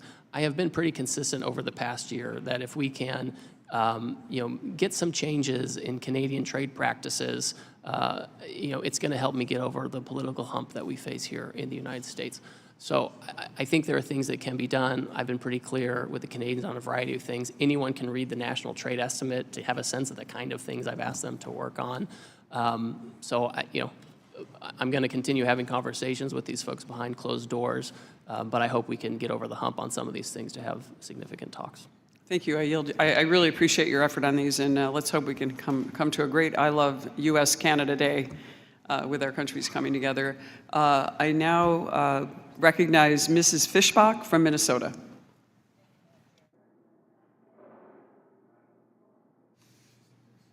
It's so far away that it's hard to read. But thank you, Madam Chair, and thank you, Ambassador Greer, for being here. I appreciate the opportunity to just ask a couple of questions. But I do, first of all, I want to add my voice to the concerns that Mr. Stubbe raised regarding the sugar issue and the imports. And as a matter of fact, Neil Rockstead, a sugar beet grower from my district, testified last year at the Brazil 301 investigation about what's causing the issues. And so just anything that we can do to deal with that issue, they are being devastated by the unfettered imports of sugar. So, but as USTR and the Ways and Means Committee prepare for USMCA, because that is also, I'm from Minnesota, so that's a big issue for me, the reauthorization, the turkey industry is seeking parity in how the tariff rate quota, the TRQs, is calculated. Currently, the formula ties the U.S. quota to Canada's fluctuating domestic production, resulting in unpredictable year-to-year volumes that create challenges for producers. As you continue to engage with the agricultural stakeholders, can you commit to working on those TRQs regarding Turkey ahead of the USMCA reauthorization? We will, and we had a public comment process, so we've engaged with stakeholders on this. And I know you mentioned that you don't negotiate in public, but I'm just kind of wondering where we're at on that, if there's any, what's going on with it, if there's anything you can comment on that. I would just say, and further to my conversation with Representative Tenney, with the Canadians, we're in an earlier stage of conversations. We have a variety of issues that we think are not consistent with USMCA right now, and we'd like the Canadians to comply with those things right now. It's hard to move on to a broader conversation about how to improve the agreement when we don't feel like we have compliance with the initial one. But the Turkey issue and the TRQs, when we get to that broader conversation, we're going to include that. I mean, we already have flagged it in various fora, but we can work on it in more detail once we get some progress. Okay, because that is one of my priorities for USMCA. But after President Trump and President Xi negotiated a trade truce in October, China made some commitments regarding U.S. soybeans, 12 million metric tons for 2025 and 25 million metric tons for this year and the next 2 years. While those numbers represent roughly average soybean sales to China, according to our stakeholders, China has not begun to purchase any new crop soybeans for its 2026 commitment. Have you spoken with your Chinese counterparts about their commitments, and can you provide us an update on what's going on with that? Something we're watching. We do. We're watching it very closely. This is one of the core commitments. We have found in past years that China can be an unreliable purchaser. Some years they'll buy, some years they won't. They'll use excuses. If we try to defend our markets, they'll turn off soybean purchases. So it's a challenging situation for our farmers to be dependent on this market. So what we've done is we have these commitments, solid commitments, volume commitments that are, fairly easy to measure. The Chinese have essentially filled the 12 million from the last sales season, and so now we're entering into the new season. We'll raise it with them. We speak with our counterparts at the staff level and my level with some frequency, and so we'll raise it to make sure that they fulfill that commitment. Not to put you on the spot, but what happens if they don't? Well, if they don't have it, remember, essentially the terms of the deal is we agreed to, at one point we had very, very high tariffs on China. Now we just have high tariffs on China. So the president has tools like that and other things as an enforcement mechanism. The Chinese know this. They want to have stability as much as we do. And so we feel very strongly that they will deliver on this. The president's going to meet with President Xi in a few weeks to reinforce this. So we feel confident. And then if they don't, we'll take our actions that we need to. But I don't think we need to. I think they're going to fulfill it. Thank you very much, and I just want to reiterate, USMCA and those trade deals are incredibly important to the folks in my district. We have a heavy ag district, and so I appreciate you taking their concerns to the table with you. So thank you very much for being here, and I yield back. Ms. Delbene. Thank you, Mr. Chairman. Ambassador Greer, thank you for being here today. Appreciate it. Every day, I hear from constituents struggling to make ends meet. They tell me how groceries, gas, housing, healthcare, and other basic needs are becoming increasingly unaffordable. And the president's trade policies have been fueling this affordability crisis. When the Supreme Court struck down the president's illegal tariffs, there was a glimmer of hope that families could breathe a little easier. But hours later, you and the president said you'd reinstate those tariffs through other means. Now you're running 76 simultaneous Section 301 processes, and you set July as your target end date. I'm skeptical that USTR can perform these many thorough factual reviews in just a few months. And I know the USTR statement from February 20th says that you will comply with the substantive and procedural requirements, but it appears to me that you're just going through the motions of the 301 process when we all know how this story ends with the reinstatement of tariffs that will continue to harm consumers and businesses in states like my home state of Washington. So I had a few questions about the process that's being run. First, Mexico is a target of your investigations, and under IEEPA and Section 122 tariffs, goods that qualify under USMCA have been exempted. Do you commit to exempting USMCA goods in any Section 301 actions taken under these two investigations? These are new investigations. I can't prejudge the outcome or pre-commit to an outcome. So the whole point of the dispute settlement mechanism is to avoid unilateral tools like Section 301. And so the tariff-free treatment for qualifying goods in North America is kind of a cornerstone of our regionally integrated economy. And so I started with that question because I was hoping that was something that we would be able to easily agree on. And I'm disappointed to hear that the administration is willing to go against a trade deal and raise costs on working families if we don't have agreement that that's at least going to be a cornerstone of it. Also, Section 301 requires that before tariffs can be put in place, you have to conduct rigorous investigations. And yet, when you announced the 301 investigations, you cited Bangladeshi cement as a justification, yet Bangladesh hasn't exported cement to the United States since 2004. So how does that make sense as a justification? So for each country, in many countries, we listed a number of manufacturing areas where they have excess capacity. Manufacturing moves in ecosystems. And so when we start an investigation, we have prima facie evidence. If we can see excess capacity in certain areas, or we see a trade surplus with the U.S., But this it's is enough to data start from- an investigation, which we'll conduct, and we'll do it rigorously using But career this is staff data at from USTR. 2004 that you're using to justify actions now. They currently so- have excess capacity in cement, currently. Will USTR perform a thorough country-by-country analysis under each of the Section 301 investigations? Yes, we're already conducting consultations with countries who desire it. We've offered it to all the countries. We've conducted comment processes already, and we are taking our time. The career staff are doing this. We're very focused. I trust our career staff. They're incredible. They do a very good job, and I'm very confident that they'll be thorough. And my understanding is that for each Section 301 investigation, the Section 301 committee and the Trade Policy Staff Committee will each produce memos to justify their actions.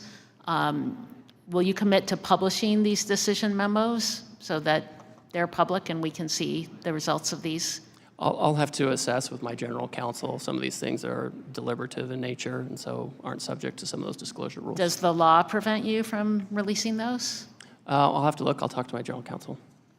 Okay, I'm not aware of any authority that prevents you from releasing those memos, and I think it's important for everyone to see the analysis to justify tariffs because it's been raising costs for families by thousands of dollars each year. Well, we will put out a report on our findings, to be sure. We'll have a Federal Register notice, and people can comment. It'll be quite transparent. I know you think trade policy is working. I come from a trade-dependent state, but if you think it's been a good idea, then I think that, one, we should be coming to Congress. The proposals should come before this committee, and we should make sure that we are not continuing illegal taxation of my constituents and people across the country. Thank you again for being here. I yield back, Mr. Chairman.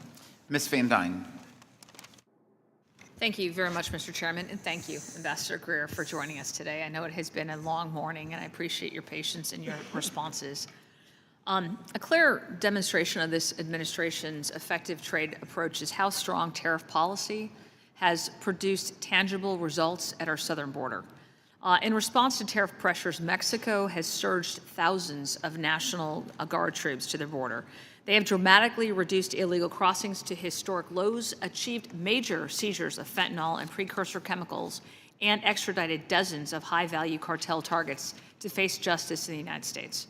And just for example, for comparison, according to Border Patrol data, average monthly Southwest border apprehensions were 89.6% lower in the first year of the Trump 2.0 compared to the final year of the Biden administration.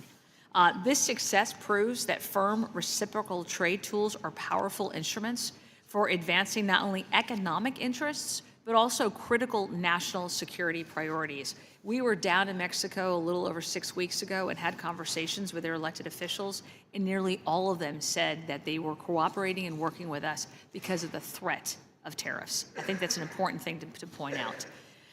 This is in part why I introduced H.R. 6991, was the Fair Trade Act of 2026. And that was actually after a roundtable with you, and we discussed it. And it would impose additional 15% tariffs on goods from countries from which the United States runs a trade deficit, and a 10% on goods from countries where we run a surplus. I believe this bill perfectly complements USTR's 2026 trade policy agenda by providing concrete leverage to secure better market access, stronger enforcement of our trade agreements, and genuine reciprocity from our trading partners. I'd like to move on to some of the issues that are really important in Texas. Liquefied natural gas.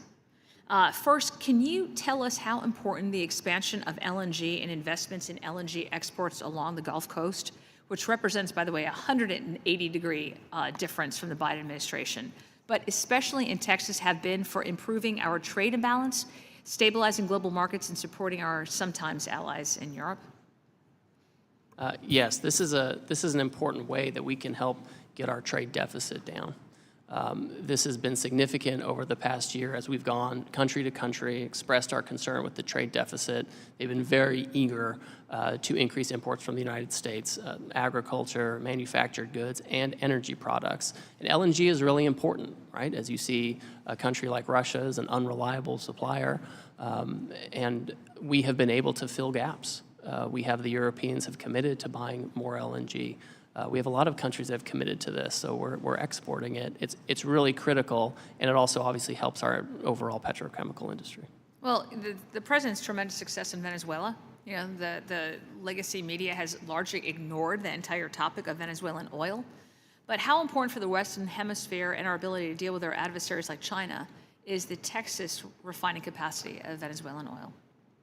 Well, this is really significant, and when it comes to trade in gas and oil, a lot of it depends on your downstream refining capacity, and so our Texas facilities are optimized to process that crude coming in from Venezuela. So this is a great opportunity that the president has secured.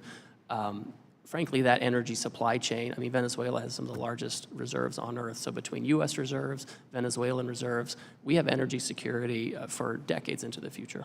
It's too bad nobody else is talking about it, but I appreciate you bringing that up. Switch to back to Mexico. I know that you and I have had conversations and understanding that it's bipartisan on this committee for Vulcan Materials and some of our other businesses and how they're being treated in Mexico. Can you just kind of give us an update on the latest of this situation, and do you see a path forward or a resolution? So the Mexican government has been in talks with Vulcan, and we've tried to facilitate that. I was with the president of Mexico a couple of days ago, and I personally raised it, with her or with the trade commissioner. And I don't want to go into details of those conversations. All I can say is the Mexicans know this is an issue that needs to be settled. If they want to have a constructive trade relationship with the U.S., companies that go down there, whether they're extractive industry or infrastructure or something like that, where we're providing services, down there, they need to have comfort that they can get a return on their investment. Now, I don't really want manufacturers going down there and re-exporting to the U.S. That's not what I want. But things like this, where the resources are there in place to be extracted, they need to have fair treatment.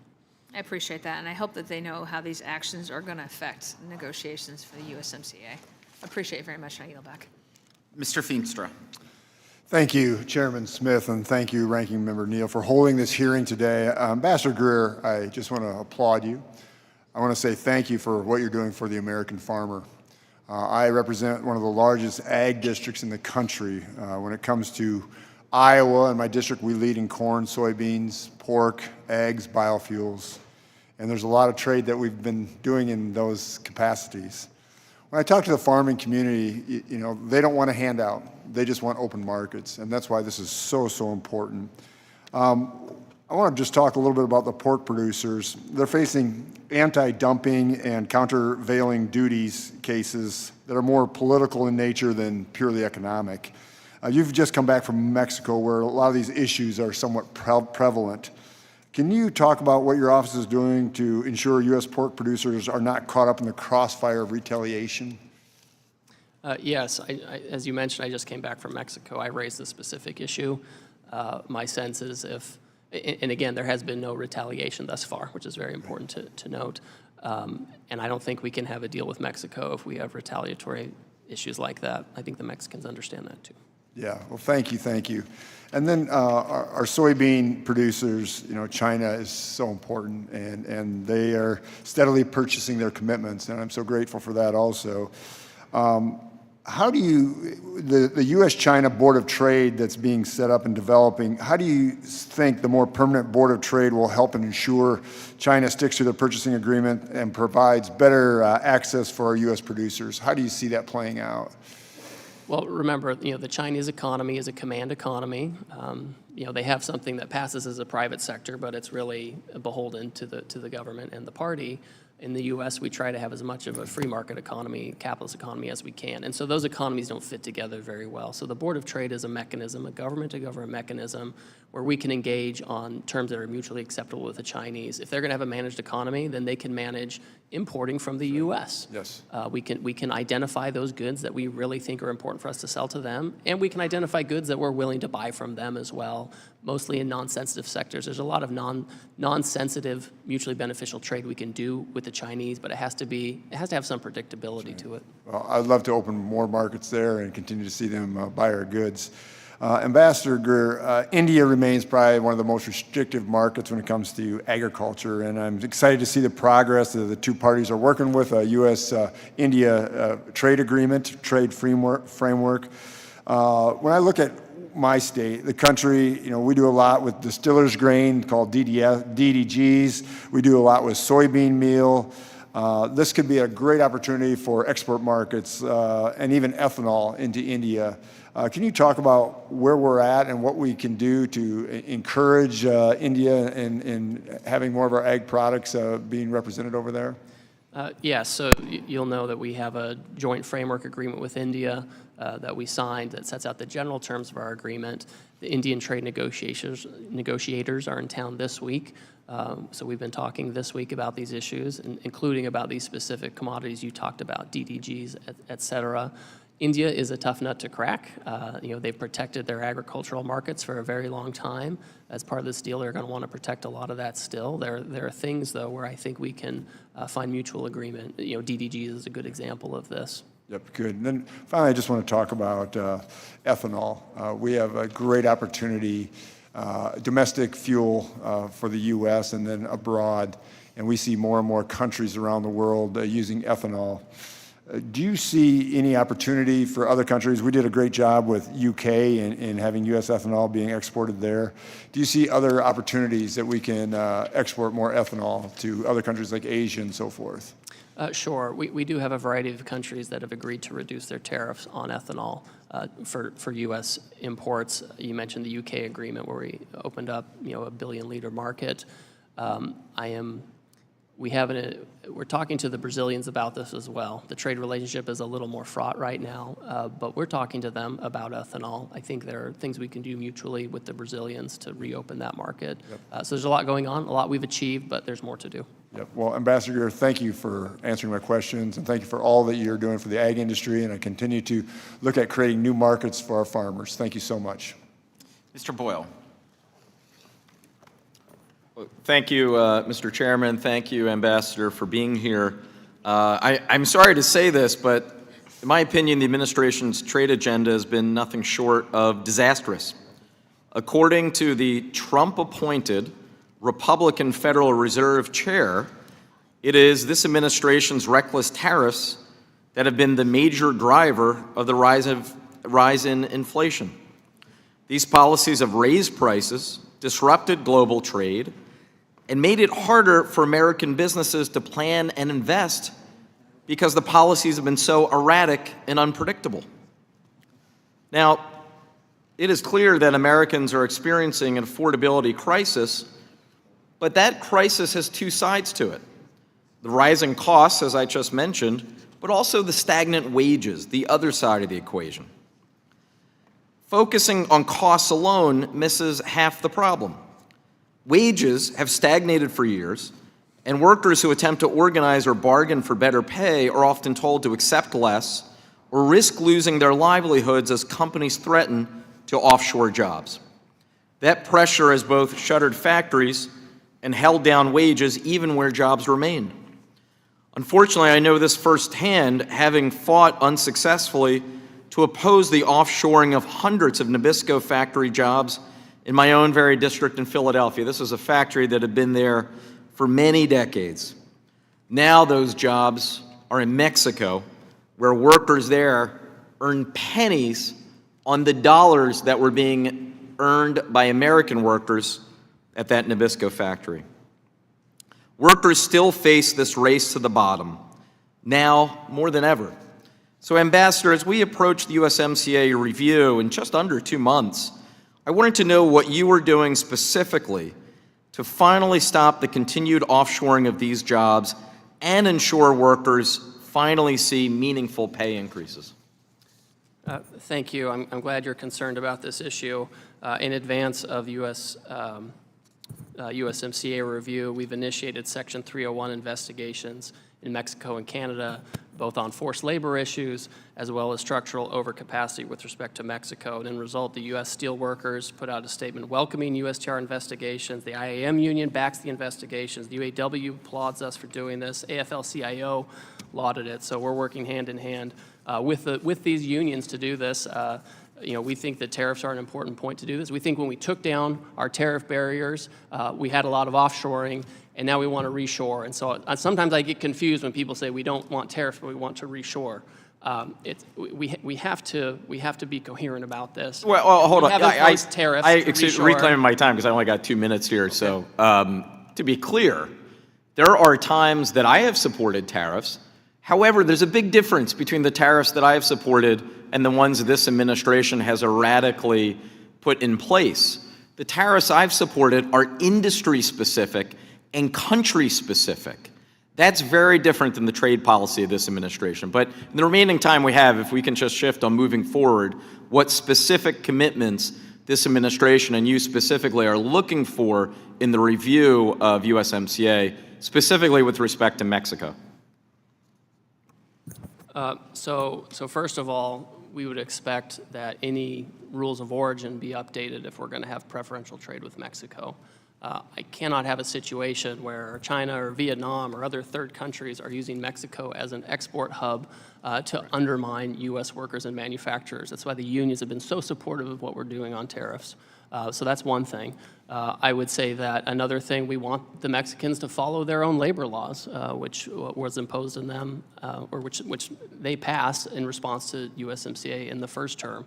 We continue to take actions against Mexico where they are not following their own labor laws. So those are just a couple of things I think are responsive to some of your And just to be clear, I mean, USMCA, which I voted for, and frankly, I think the vast majority of Congress on both sides of the aisle voted for, I did not think it was perfect. I think there are a number of things in it that need to be improved, but I thought overall USMCA was an improvement upon the deeply flawed NAFTA that it updated. I hope that as we go through this review, we can see even more improvements, and I'll be happy to follow up specifically in a letter on some ideas that I have in ways that we can make it better and our trade policies fair for not just American consumers, but also American workers. With that, I yield back.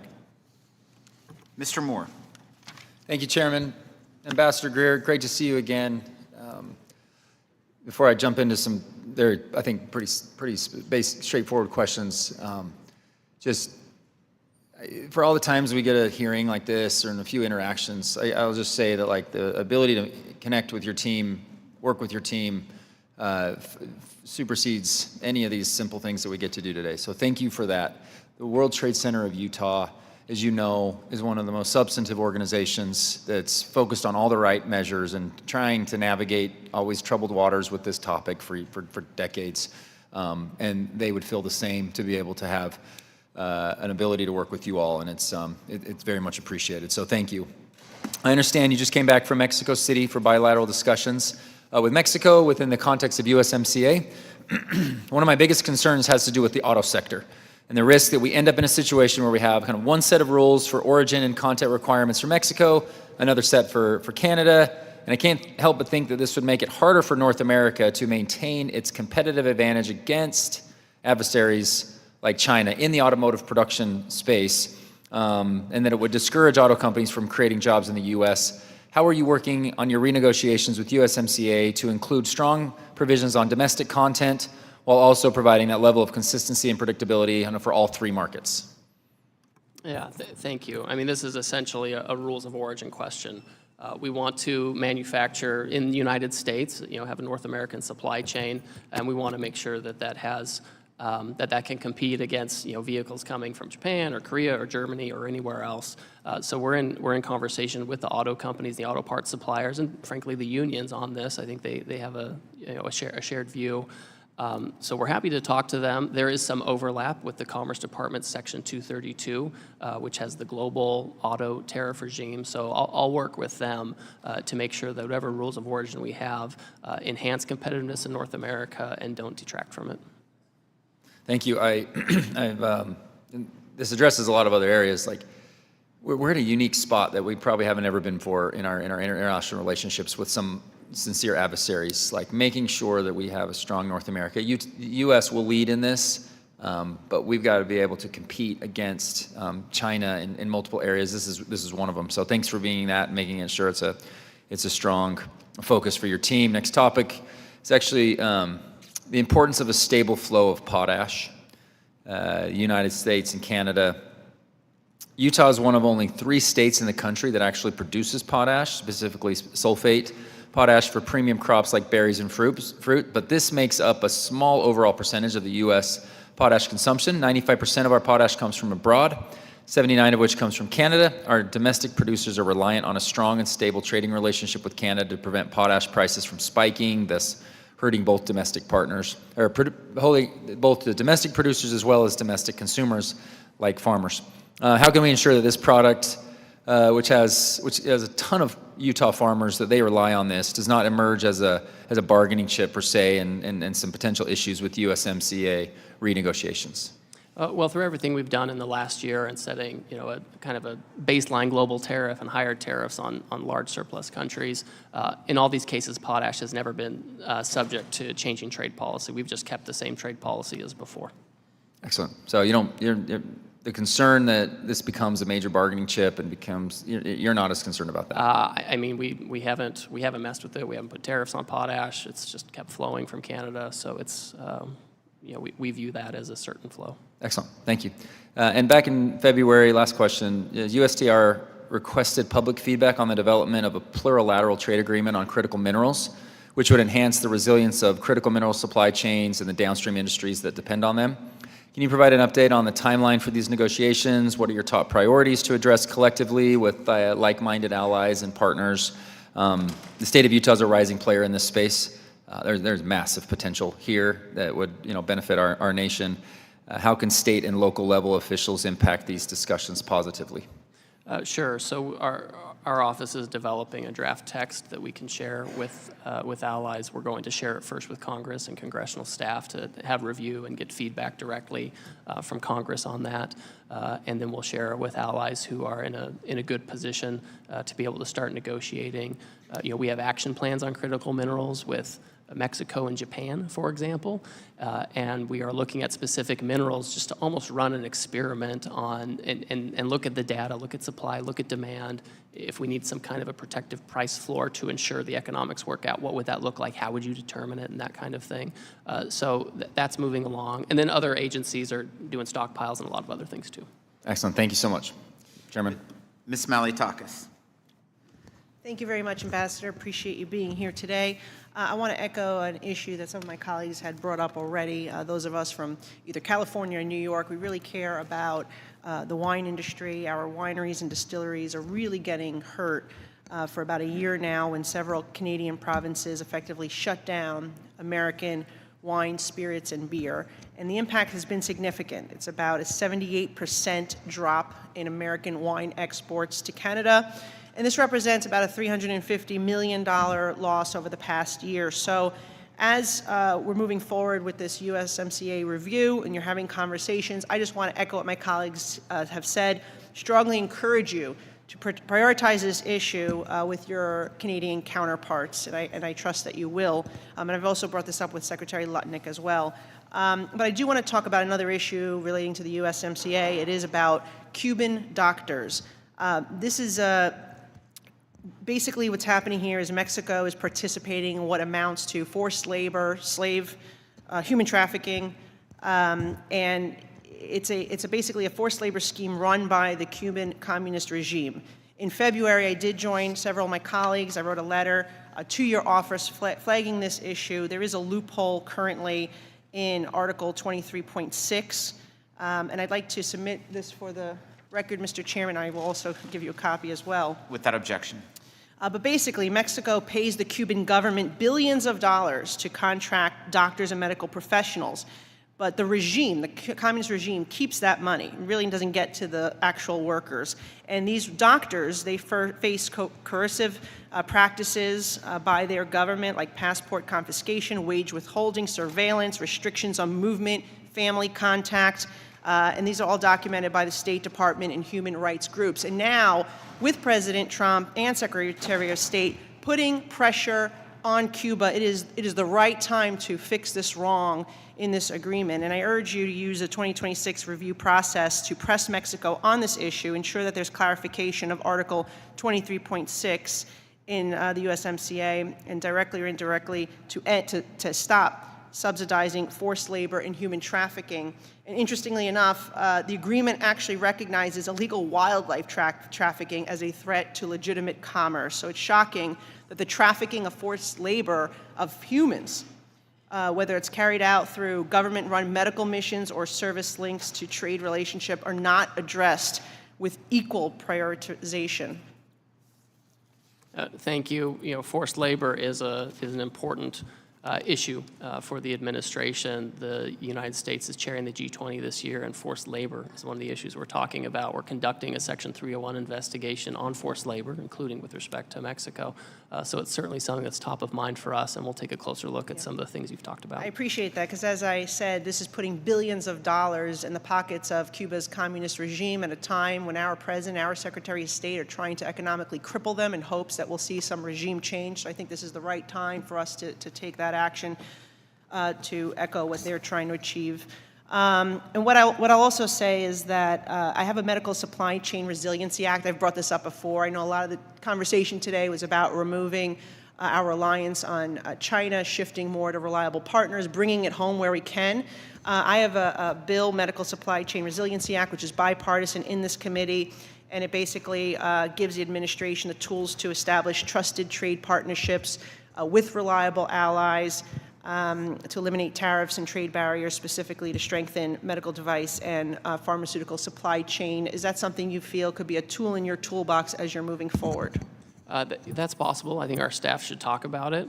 We have some trade actions related to pharmaceuticals and medical devices, and I think if Congress has some tools to help with reshoring and supply chain security, that could be helpful. All right, great. Could you give, since I have a few seconds left, could you just give us an update where you're at on some of those trade deals and where you see the most opportunity to move our supply chain out of China and friendshore it? Certainly. I would say with respect to pharmaceuticals, this is actually an area where I've been really encouraged on reshoring, because we have a lot of examples of specific commitments from pharmaceutical companies to build here. And, you know, listen, we always hear from a lot of companies, I'm going to invest X or I'm going to build this, but we are actually seeing concrete in the ground and superstructures going up. Yeah, and I congratulate the administration on that. They have gotten trillions of dollars in investments from all different industries to reassure and produce here. Does that include APIs? Pharmaceutical ingredients that we would need, obviously, to make the medicine. Yeah, that is a trickier situation. Yeah. It's not just trade on that; it's also permitting. The reason why some of that left was environmental rules. We're trying to have 21st century permitting and regulatory, so we can get APIs back.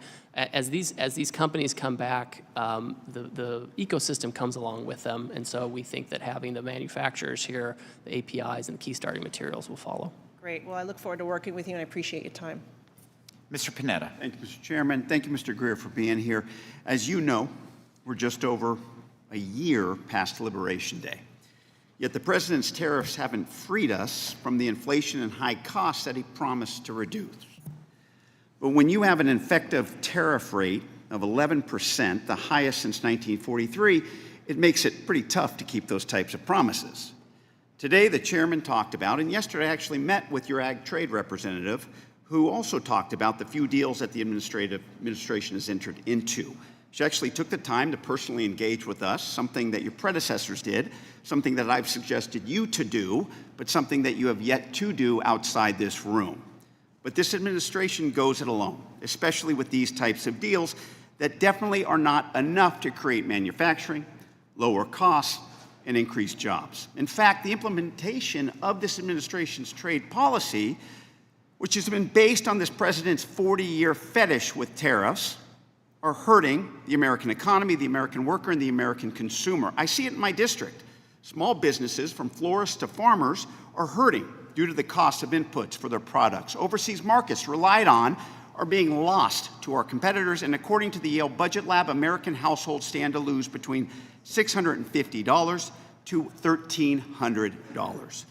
Now, when the Supreme Court struck down the reciprocal tariffs under IEEPA, the administration had an opportunity to reset. Instead, you double down and you lean in on Section 301 and 232. But to get there, the president immediately imposed 10% tariffs using Section 122 of the 74 Trade Act as a temporary bridge.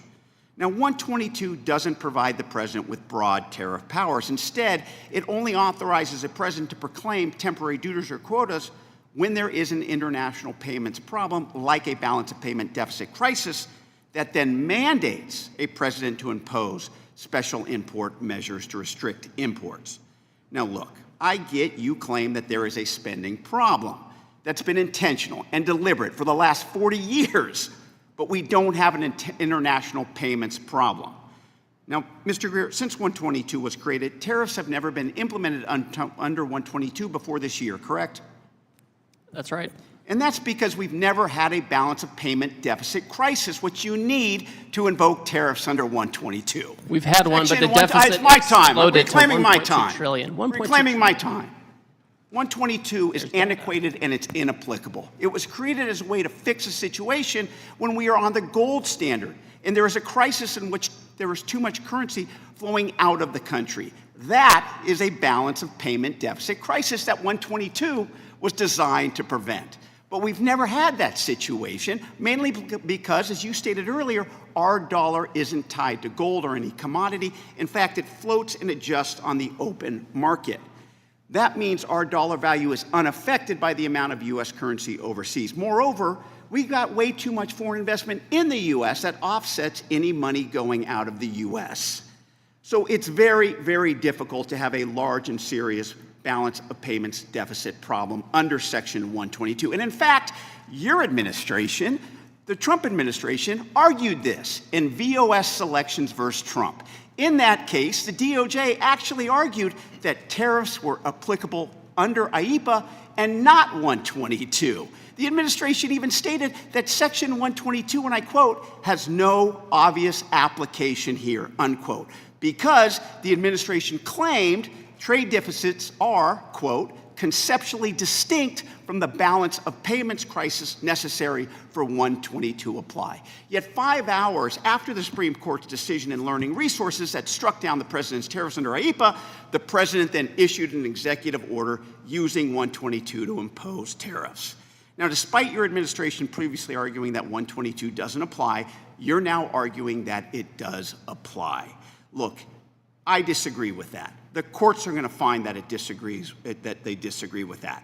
And so the argument will be that you're going to make is that IEEPA tariffs are gone, so you now need to impose tariffs under 122 to prevent a balance of payments crisis as a preventative measure. But under that reasoning, you could have invoked 122 any time over the past year. And as much as you're acting disinterested right now, you need to realize that 122 can't be used as a preventative measure, since 122 states that the president shall act and not may act when import restrictions are needed to address a balance of payments deficit crisis. You need a balance of payments deficit crisis, and you don't have it. That's why you didn't invoke 122 prior to the Supreme Court decision, and that's why the Trump administration argued that 122 couldn't be invoked to impose tariffs. Section 122 is antiquated, it isn't applicable, and it's irrelevant, and why I have legislation to get rid of it and reimburse my constituents who are being screwed over by President Trump's tariffs. I yield back. Mr. Kerry. I want to thank the chairman and the ranking member, and definitely you, Ambassador. I'm going to try to hit on 3 issues. I'd like to talk about Chinese vapes, also like to talk about the Chinese drones, and then if we have time, I'd like to dive into the pharmaceuticals, and what I don't get a chance to ask, I will submit for the record.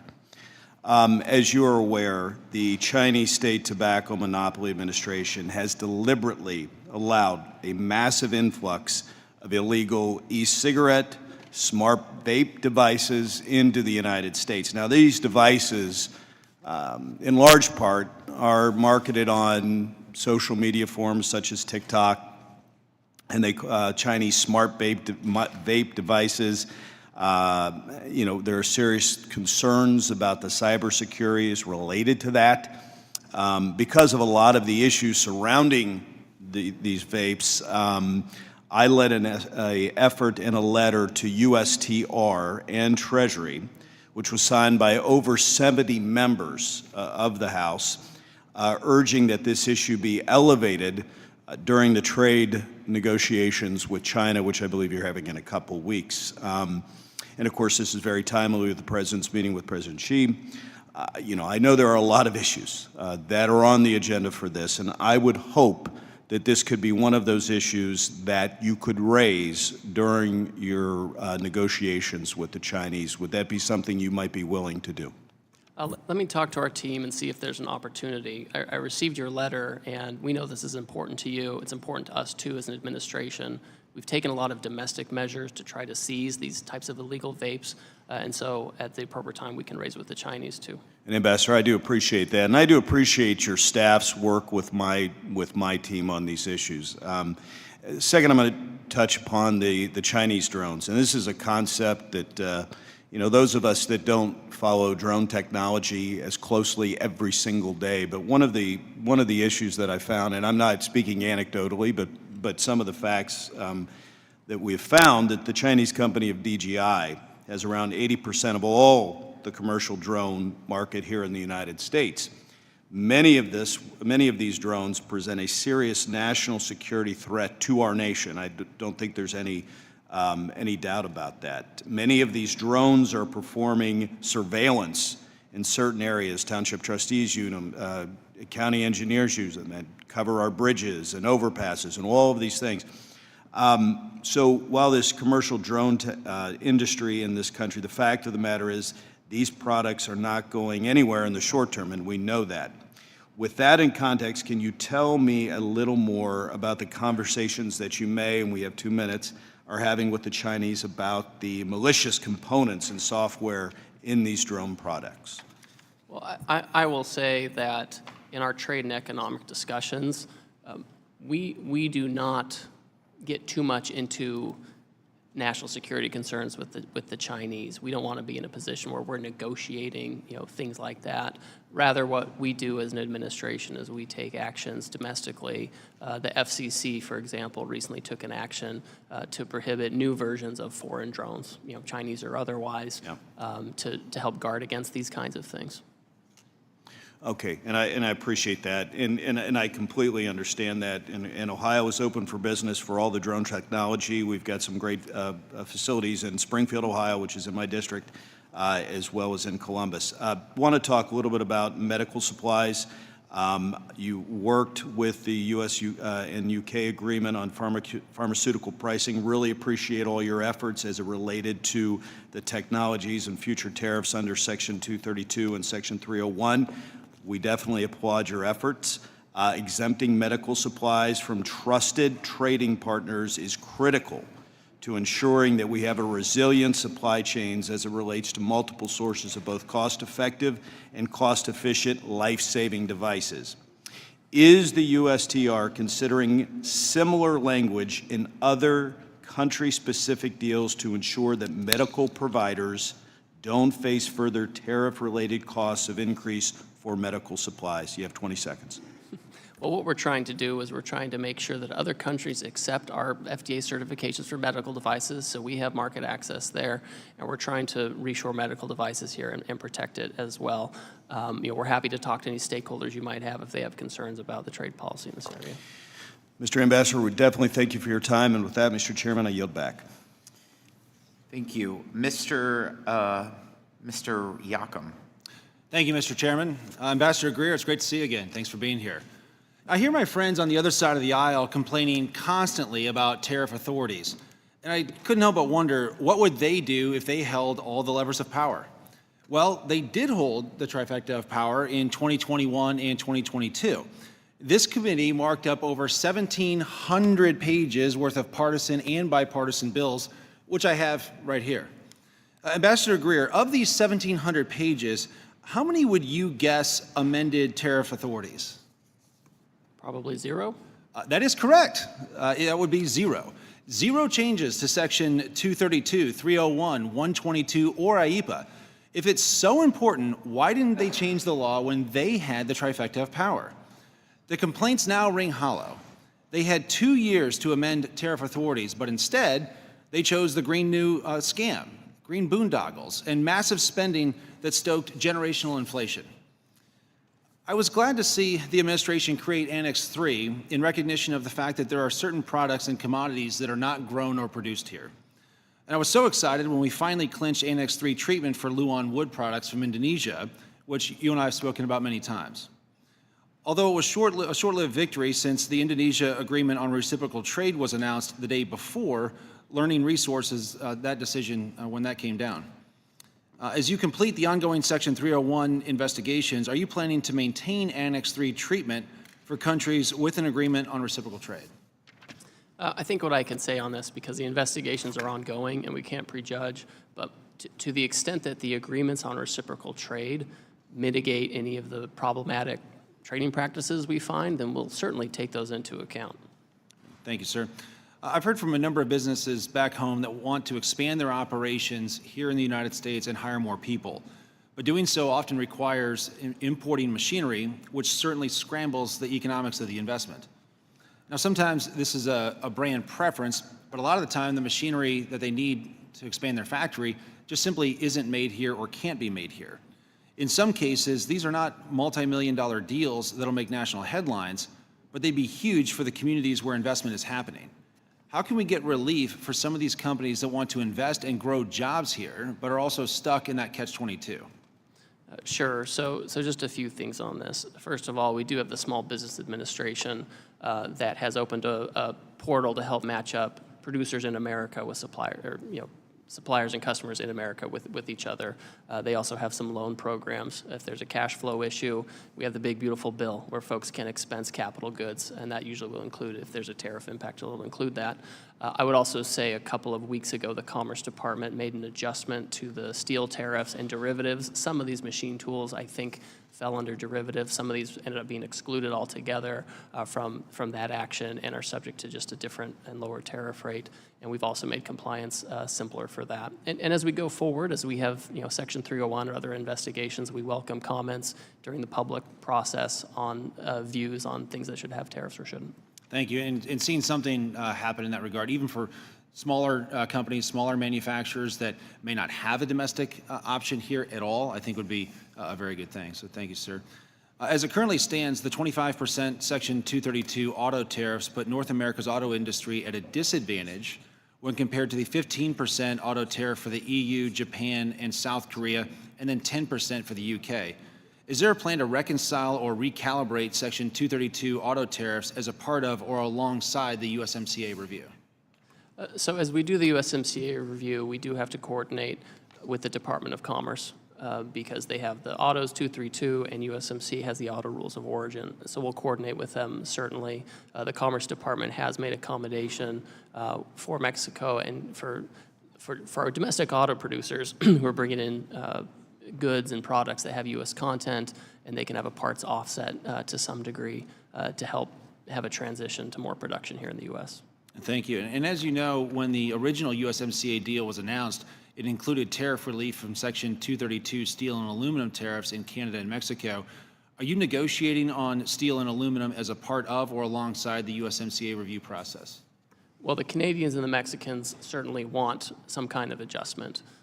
President Trump has been very clear that it's important to have tariffs on these items, and they've been effective. We have the Gary Works is reopening, or excuse me, Granite City Works is reopening, which is a great outcome.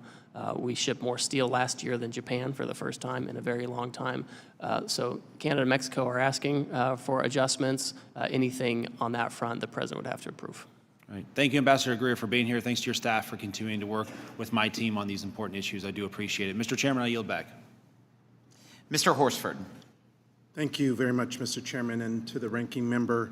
Ambassador Greer, welcome back. It's been a year since you last came before this committee in public hearing, and I want to start with the people who paid the price for the choices that have been made over the past year. Ambassador, the Supreme Court has now ruled that these blanket tariffs are illegal. This hearing should be about one thing: getting the American people their money back. So let me ask you something that should be pretty easy, yes or no. Do you believe American families deserve refunds for the higher prices that they paid under tariffs the Supreme Court has now ruled illegal? Yes or no? So I think, yes or no, if Mr. we could Greer? get the Biden inflation Mr. Greer. 12% back to the consumers, that would be a great start. Okay, I will take that as a no. Democratic attorneys general Reclaiming asked my for the time, tariff revenue reclaiming my to go to time, companies. That's reclaiming what my they wanted. time. It's what they Since asked you for. can't answer a very basic question, yes or no, to the American people who paid the price through taxes that were imposed illegally by this administration. That's why I've introduced the Relief Act, to guarantee automatic refunds in 90 days. No games, no gimmicks, no applications, no red tape, no favoritism, just getting the people their money back. That is what this should be about, because families were paying more while someone else was profiting. And I want to move to that. At our last hearing, you said, and I quote, this is not market manipulation. But since then, we've seen a clear pattern. Tariffs are announced, markets move. A sudden reversal follows, markets move. And then the tariffs resume, one over and over again. Mr. Chairman, I ask for unanimous consent to submit to the record 10 articles documenting concerns about market-moving policy actions and trading activities around them. Without objection. Thank you. Ambassador, 18 minutes before last year's tariff pause, 18 minutes, traders placed enormous bets that the market would surge. And 46 minutes before the president's announcement on Iran negotiations just last week, someone shorted the oil market by hundreds of millions of dollars. Markets don't move like that by accident. And it raises serious questions about market manipulation and insider trading inside Donald Trump's administration. You told this committee that the original tariff pause was part of the plan. Well, if that's true, then that plan was worth billions to anyone who knew about it in advance at the expense of hardworking Americans. That's wrong. And it raises a very simple question. Who knew it and who profited off of the backs of the American people? It stinks. And at a minimum, it warrants an investigation. That's why I led a letter with 130 other Democrats asking for answers about the Liberation Day tariff pause. We still haven't received a response from you, Mr. Ambassador. Mr. Chairman, I ask unanimous consent to enter into the record the letter dated April 11th, 2025, into the record. Without objection. So, Ambassador, let me ask you, what steps have you taken specifically to ensure that no one under your supervision is trading on non-public market-moving information? We have ethics rules that are imposed, and every government employee, whether they're a political or whether they're career staff, they have to follow these rules. Every year, those who are in high positions, they have to fill out a form that says what trades they have, you're and so we saying turn those in. this is about a form. Someone You have with to say what access you to trade. your information is actively moving markets minutes before announcements. Existing safeguards are clearly not working. Instead of delivering relief to working people, this administration is allowing insiders to profit while everyone else pays more. Now, I want to move on to one last thing. That's just not You true. said in your last testimony that we would have 90 deals in 90 days. Did I say that? Yes, you did. I don't think I said that. I asked you. 90 days, 90 deals in 90 days. That's I don't what you think said. So how many do we have done? We have 18. 18 of 90. In I my didn't say book, 90 deals in that is a failing grade. Your testimony gloats how you've made just as many trade deals during your tenure as free trade agreements since 1985, but you know better than anyone that those free trade agreements went through Congress. And if you don't know that, then we have a bigger problem.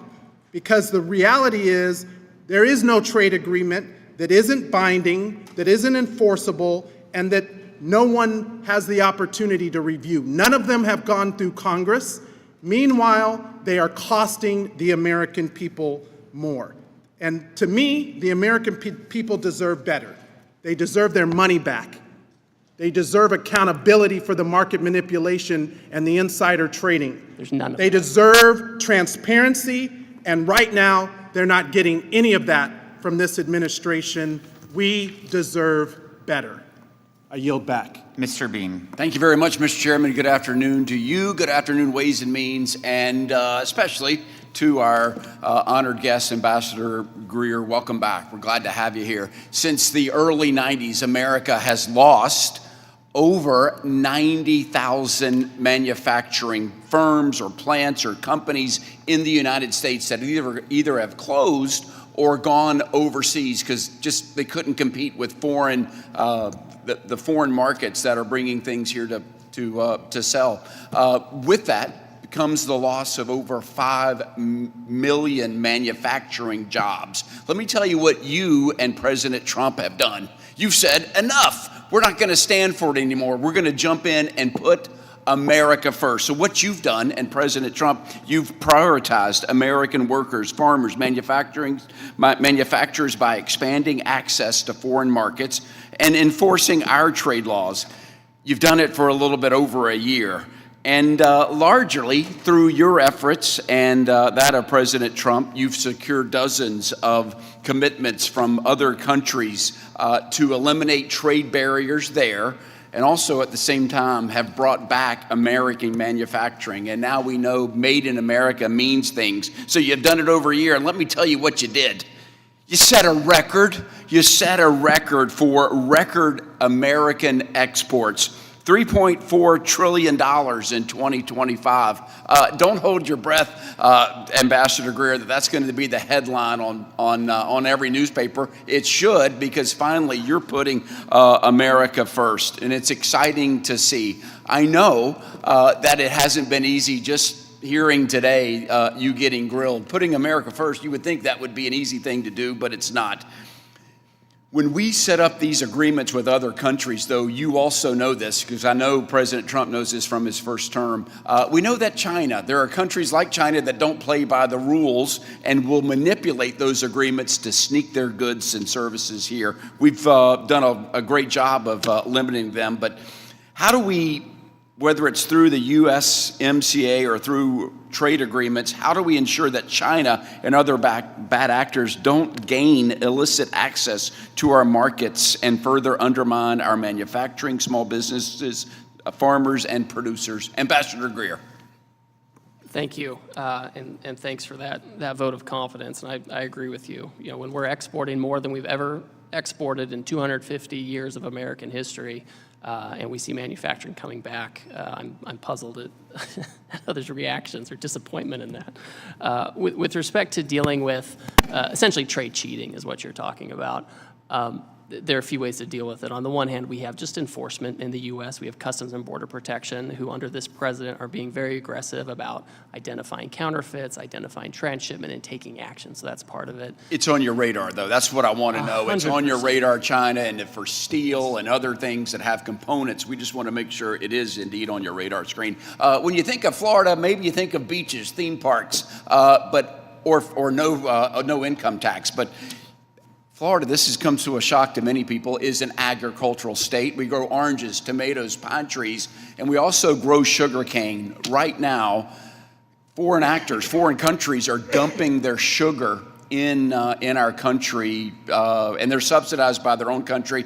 It's created a dire consequence for sugar growers in Florida and really across the United States. What are we doing? Is it on your radar screen? What are we doing to protect sugar and other commodities like that can't compete? It is on our radar screen. We had a 50% tariff on Brazilian sugar that Democrats' attorneys general insisted on suing to take that down to destroy protection for American sugar. I've had conversations with many members of Congress who have the same concerns as you. So I'm working with USDA to figure out how our trade management of sugar imports can be better optimized to benefit our own producers. Thank you so much. We grow cotton in America, and but we don't have the ability to process it and make it into underwear and shirts and footwear. The American apparel and footwear industry has great concerns that because we don't make it in America, we grow it, we send it overseas. When it comes back, humongous tariffs. Is that on your radar screen, and can we make some adjustments for American products that are added value elsewhere than come here? What say you, Ambassador Greer? So we have made adjustments, particularly in Central America. That's part of our cotton textile supply chain, to make sure that supply chain is preferential relative to Asia and other places. We want to have as much of that production as close to home as we can. Thank you. Ambassador Greer, thank you for putting America first. Mr. Chairman, I yield back. Thank you, Mr. Moran. Thank you, Mr. Chairman. Mr. Ambassador, thanks for being here today. Just a couple more folks today, but I want to go over just some of the wins, a lot of the wins that you've had in the last year or so since the election of President Trump and your confirmation as the United States Trade Representative in February 2025.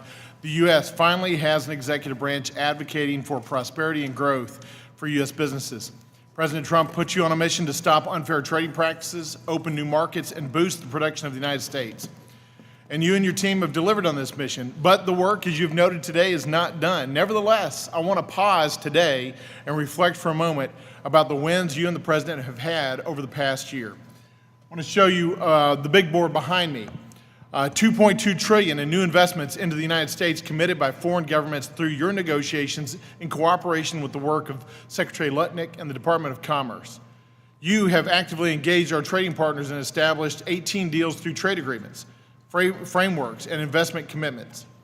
The U.S. has secured commitments by 9 countries, as you said earlier, not to impose digital services taxes or other discriminatory digital measures, and Canada's digital services tax has been repealed. And we have now seen a 32% reduction in goods trade deficit with China in 2025. That's a win, win, win, and win. And a lot more wins that we could talk about, things like the launch of the agreement on the reciprocal trade program that expanded market access for U.S. workers and firms. And the President implementing his policy in April 2025, since he actually engaged in that, trade deficit in goods decreased on a year-over-year basis every month through December 2025. New investments in the auto industry, as you mentioned, and many, many more. Ambassador Greer, can you tell us more about how these achievements have benefited everyday Americans and why these achievements are particularly significant to the future growth of our economy? Well, thanks for going through the hit list on that. Let me just give you a couple of thoughts on this. Under President Biden, wages for manufacturing workers dropped by $830. Under President Trump, in 1 year, wages for manufacturing workers have gone up by $2,400. Overtime hours for manufacturing workers have increased. Manufacturing productivity has increased. And last quarter, for the first time, we've seen positive manufacturing jobs numbers since a huge loss during the Biden years. So the very things we're trying to do, reshore American manufacturing, it's happening right now. And along the way, we're getting foreign market access to get historic export numbers. We're making sure our digital tech companies are being treated fairly. And we're attracting new investment here in the United States to create jobs here that are good for the working class. Yeah, you're doing it successfully, and even though there's a lot of naysayers here today that want to badmouth the progress that we've made, it is great progress for the American economy and great progress for the American worker, and it's incredible that we've achieved it just in the last 15 months. Let's talk about the EU-U.S. trade deal. On March 26th, the European Parliament voted to advance the U.S.-EU agreement on reciprocal, fair, and balanced trade, originally agreed to last July. As stated in the agreement, the U.S. and the European Union share one of the world's largest economic relationships, supported by mutual investment stocks exceeding $5 trillion. I think we need to leverage this strength, and I welcome efforts to strengthen our economic partnerships and relationships with key allies like the European Union, particularly where we can reduce barriers to U.S. exports and ensure fair trade practices while fostering our partnerships in other key areas and excluding China and their undue global influence across the world. How do you see this U.S.-EU agreement of reciprocal, fair, and balanced trade to improve market access for American producers, and what steps will be needed to ensure these commitments are fully implemented? So right now, the European Parliament bill, which they approved, is going through a process called trilogue. This is something where it goes through the different bodies of the European Union for final approval. And again, this bill, it reduces all tariffs for the U.S. on industrial goods, and it provides a number of duty-free quotas for U.S. agricultural goods. And I'm in conversation with my partners in Europe right now on eliminating non-tariff barriers. So this is a huge opportunity. Our trade deficit with Europe is already going down. It's really big, but it's already going down, and I think it'll be in even better shape after this goes through. Fantastic, and I appreciate your work on critical minerals as well. I've got some questions on that, but my time is short. I want to say this in conclusion. What I hear from my constituents is that consistency is key for their investments. You know this, and you're working on that. You and the President have reordered global trade and have put Americans first on the world stage, and we're appreciative of your efforts. Now we need to make sure that our industries can plan on these agreements and make them permanent. For the past 4 years prior to the Trump administrations, Americans had to rely on trade relations that took advantage of Americans and allowed our trading partners to profit off of our innovation. We must now ensure that the U.S. never regresses back to those relations, and I stand ready to make sure that President Trump's historic trade agreements and your hard work remain lasting. And with that, I yield. Thank you. Mr. Swazi. Thank you, Mr. Chairman. Ambassador Greer, good to see you. Thanks so much for your public service. We appreciate you being here today with us. You were here a year ago on April 9th of 2025, and I remember you were sitting here in this exact same spot, and I was sitting here, and in the midst of this, the President undid the Liberation Day policies as you were sitting here. It was actually a kind of an awkward moment. I thought it was okay. Yeah, okay. Anyway, so, tariffs can be used very effectively, as you know, especially when combating our strategic adversaries like the Chinese Communist Party. They can be used to protect specific industries, and I support the idea of doing that. I don't like how we've treated some of our friends in the international arena, the same as we've treated our strategic adversaries. I don't like the fact that Congress has not been involved in the process. This committee should be more involved in the trade policy of the United States of America, and as evidenced by the rulings of the Supreme Court, they would agree with that statement as well. And I don't like how the fact that the trade policy and the conduct of this administration has caused instability and volatility in our markets, which have discouraged investment, and they've also caused an increase in prices. So let me just say, have you ever heard the expression that businesses crave predictability? Sure, we've heard about that. So I've talked to a lot of businesses, I'm sure you have as well, that talk about the fact that they're not sure whether to invest or not because of the instability, the volatility, the way the policy changes in this administration from month to month, even year to year. Would you agree that there's been some instability and volatility caused by the trade policy of this country? We've certainly raised tariffs because before we had very low tariffs, so we had wild imports from China. We don't want that. But So we have been would you on say a that the process. policy of this administration has caused instability and volatility in? We saw some volatility last year. As you're undoing 50 years of terrible trade policy, and we're fixing it, we're building up tariffs to protect the industries we need. People have referred to the Trump turbulence tax, and there's a quote from Larry Fink from BlackRock, who I'm sure you know him, who said, "The United States post-World War II was a global stabilizer. Now we're a global destabilizer. None of this needed to happen. This is not a pandemic. This is not a financial crisis. This is something that we've created. Uncertainty and anxiety about the future of the markets and the economy are dominating each and every client conversation." You've heard that quote from Mr. Fink before? Well, I haven't read that, but I know Mr. Fink. Yeah. All I know is the market's hit 50,000. We're growing faster than any G7 partner. Okay, but you've agreed that there's been some instability and volatility that's been resulting from this policy. Let me ask you this question. If you have status quo, that's a bad status quo, you will have a change if you're going to try to improve it. Let me ask It's you not this gonna have question. status Are quo. tariffs increasing prices for the American consumer? So I'm going to say no. We had a 12% Okay, inflation so you under say- Biden, and we are at much Mr. lower Greer, now. so you disagree with the statement from the Tax Foundation that these tariffs are causing costs to go up $1,000 per household. Do you disagree with that? I do disagree with that, yes. And you disagree with the statement from the Yale Budget Lab? The Biden Budget Lab, yes. The Yale Budget all Lab, Biden staffers. who says that this is costing each household $2,400 I do disagree. on an annual basis? Because they assume that it passes down. Right here, article from the Wall Street Journal, who doesn't like me, by the way, Trump's tariffs are being picked up by corporate America, not the consumers. Okay, and do you disagree with the Manhattan Chamber of Commerce, because in New York things are more expensive, that this is costing each household $4,200? I can't fix the Mamdani socialist city policy. Well, that's not Sorry. the Chamber of Commerce, but okay. Okay, all right. That's very clever. Okay, and how about from Moody's Investment Services? They say that these tariffs are raising inflation and the cost of living. Do you disagree with that? I do disagree. These are the people who want offshoring, Mr. Schwartz. And you disagree with the fact that Moody's also says this reduces jobs and reduces the strength of our economy? We are the strongest economy in the G7. So you disagree with Neil Bradley from the U.S. Chamber of Commerce, who says that these tariffs have caused significant cost increases?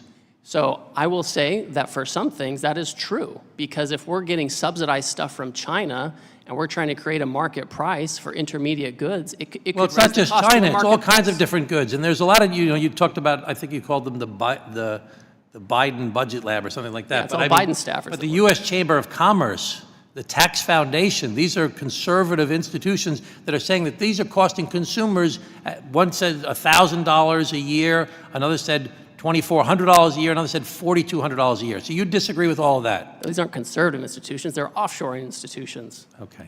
All right, thank you for your service, Ambassador Greer. Appreciate it very much. Have a great day. Thank you. Thank you, Ambassador Greer, for appearing before us today. I'm just reminded of my very first line in my opening statement. I said, since last April's Liberation Day, the sky has not fallen on the economy as the so-called experts and naysayers predicted.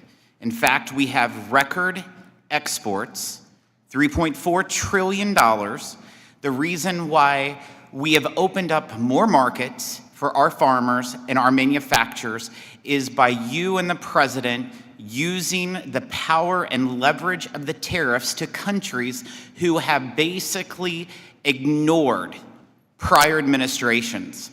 But they don't ignore Donald Trump. They don't ignore you. As I speak to world leaders every day, I want to say thank you, Ambassador Greer, because you're right. Wages came up more in the last year than the prior 4 years under Biden combined. You did it in 1 year, but the Democrats, they couldn't do it in 4. And so I want to say thank you. They talk about the cost of goods. I sat here and I heard a lot of stuff earlier. They talk about the cost of goods. You look at what the CPI says that the cost of food increased from the first day that Joe Biden came into office to the last day Joe Biden was in office was 29%. Since Donald Trump has been in office, the cost of food has gone up 2%. Who is the result of the affordability crisis? The Democrats. They went on a $10 trillion spending spree that led inflation to the highest level in half a century. So I just want to say thank you for being here, putting up with all this conversation and dialogue. Even some of it, the facts weren't completely straight, but I appreciate it. Please be advised that members have 2 weeks to submit written questions to be answered later in writing. Those questions and your answers will be part of the formal hearing record. With that, the committee stands adjourned.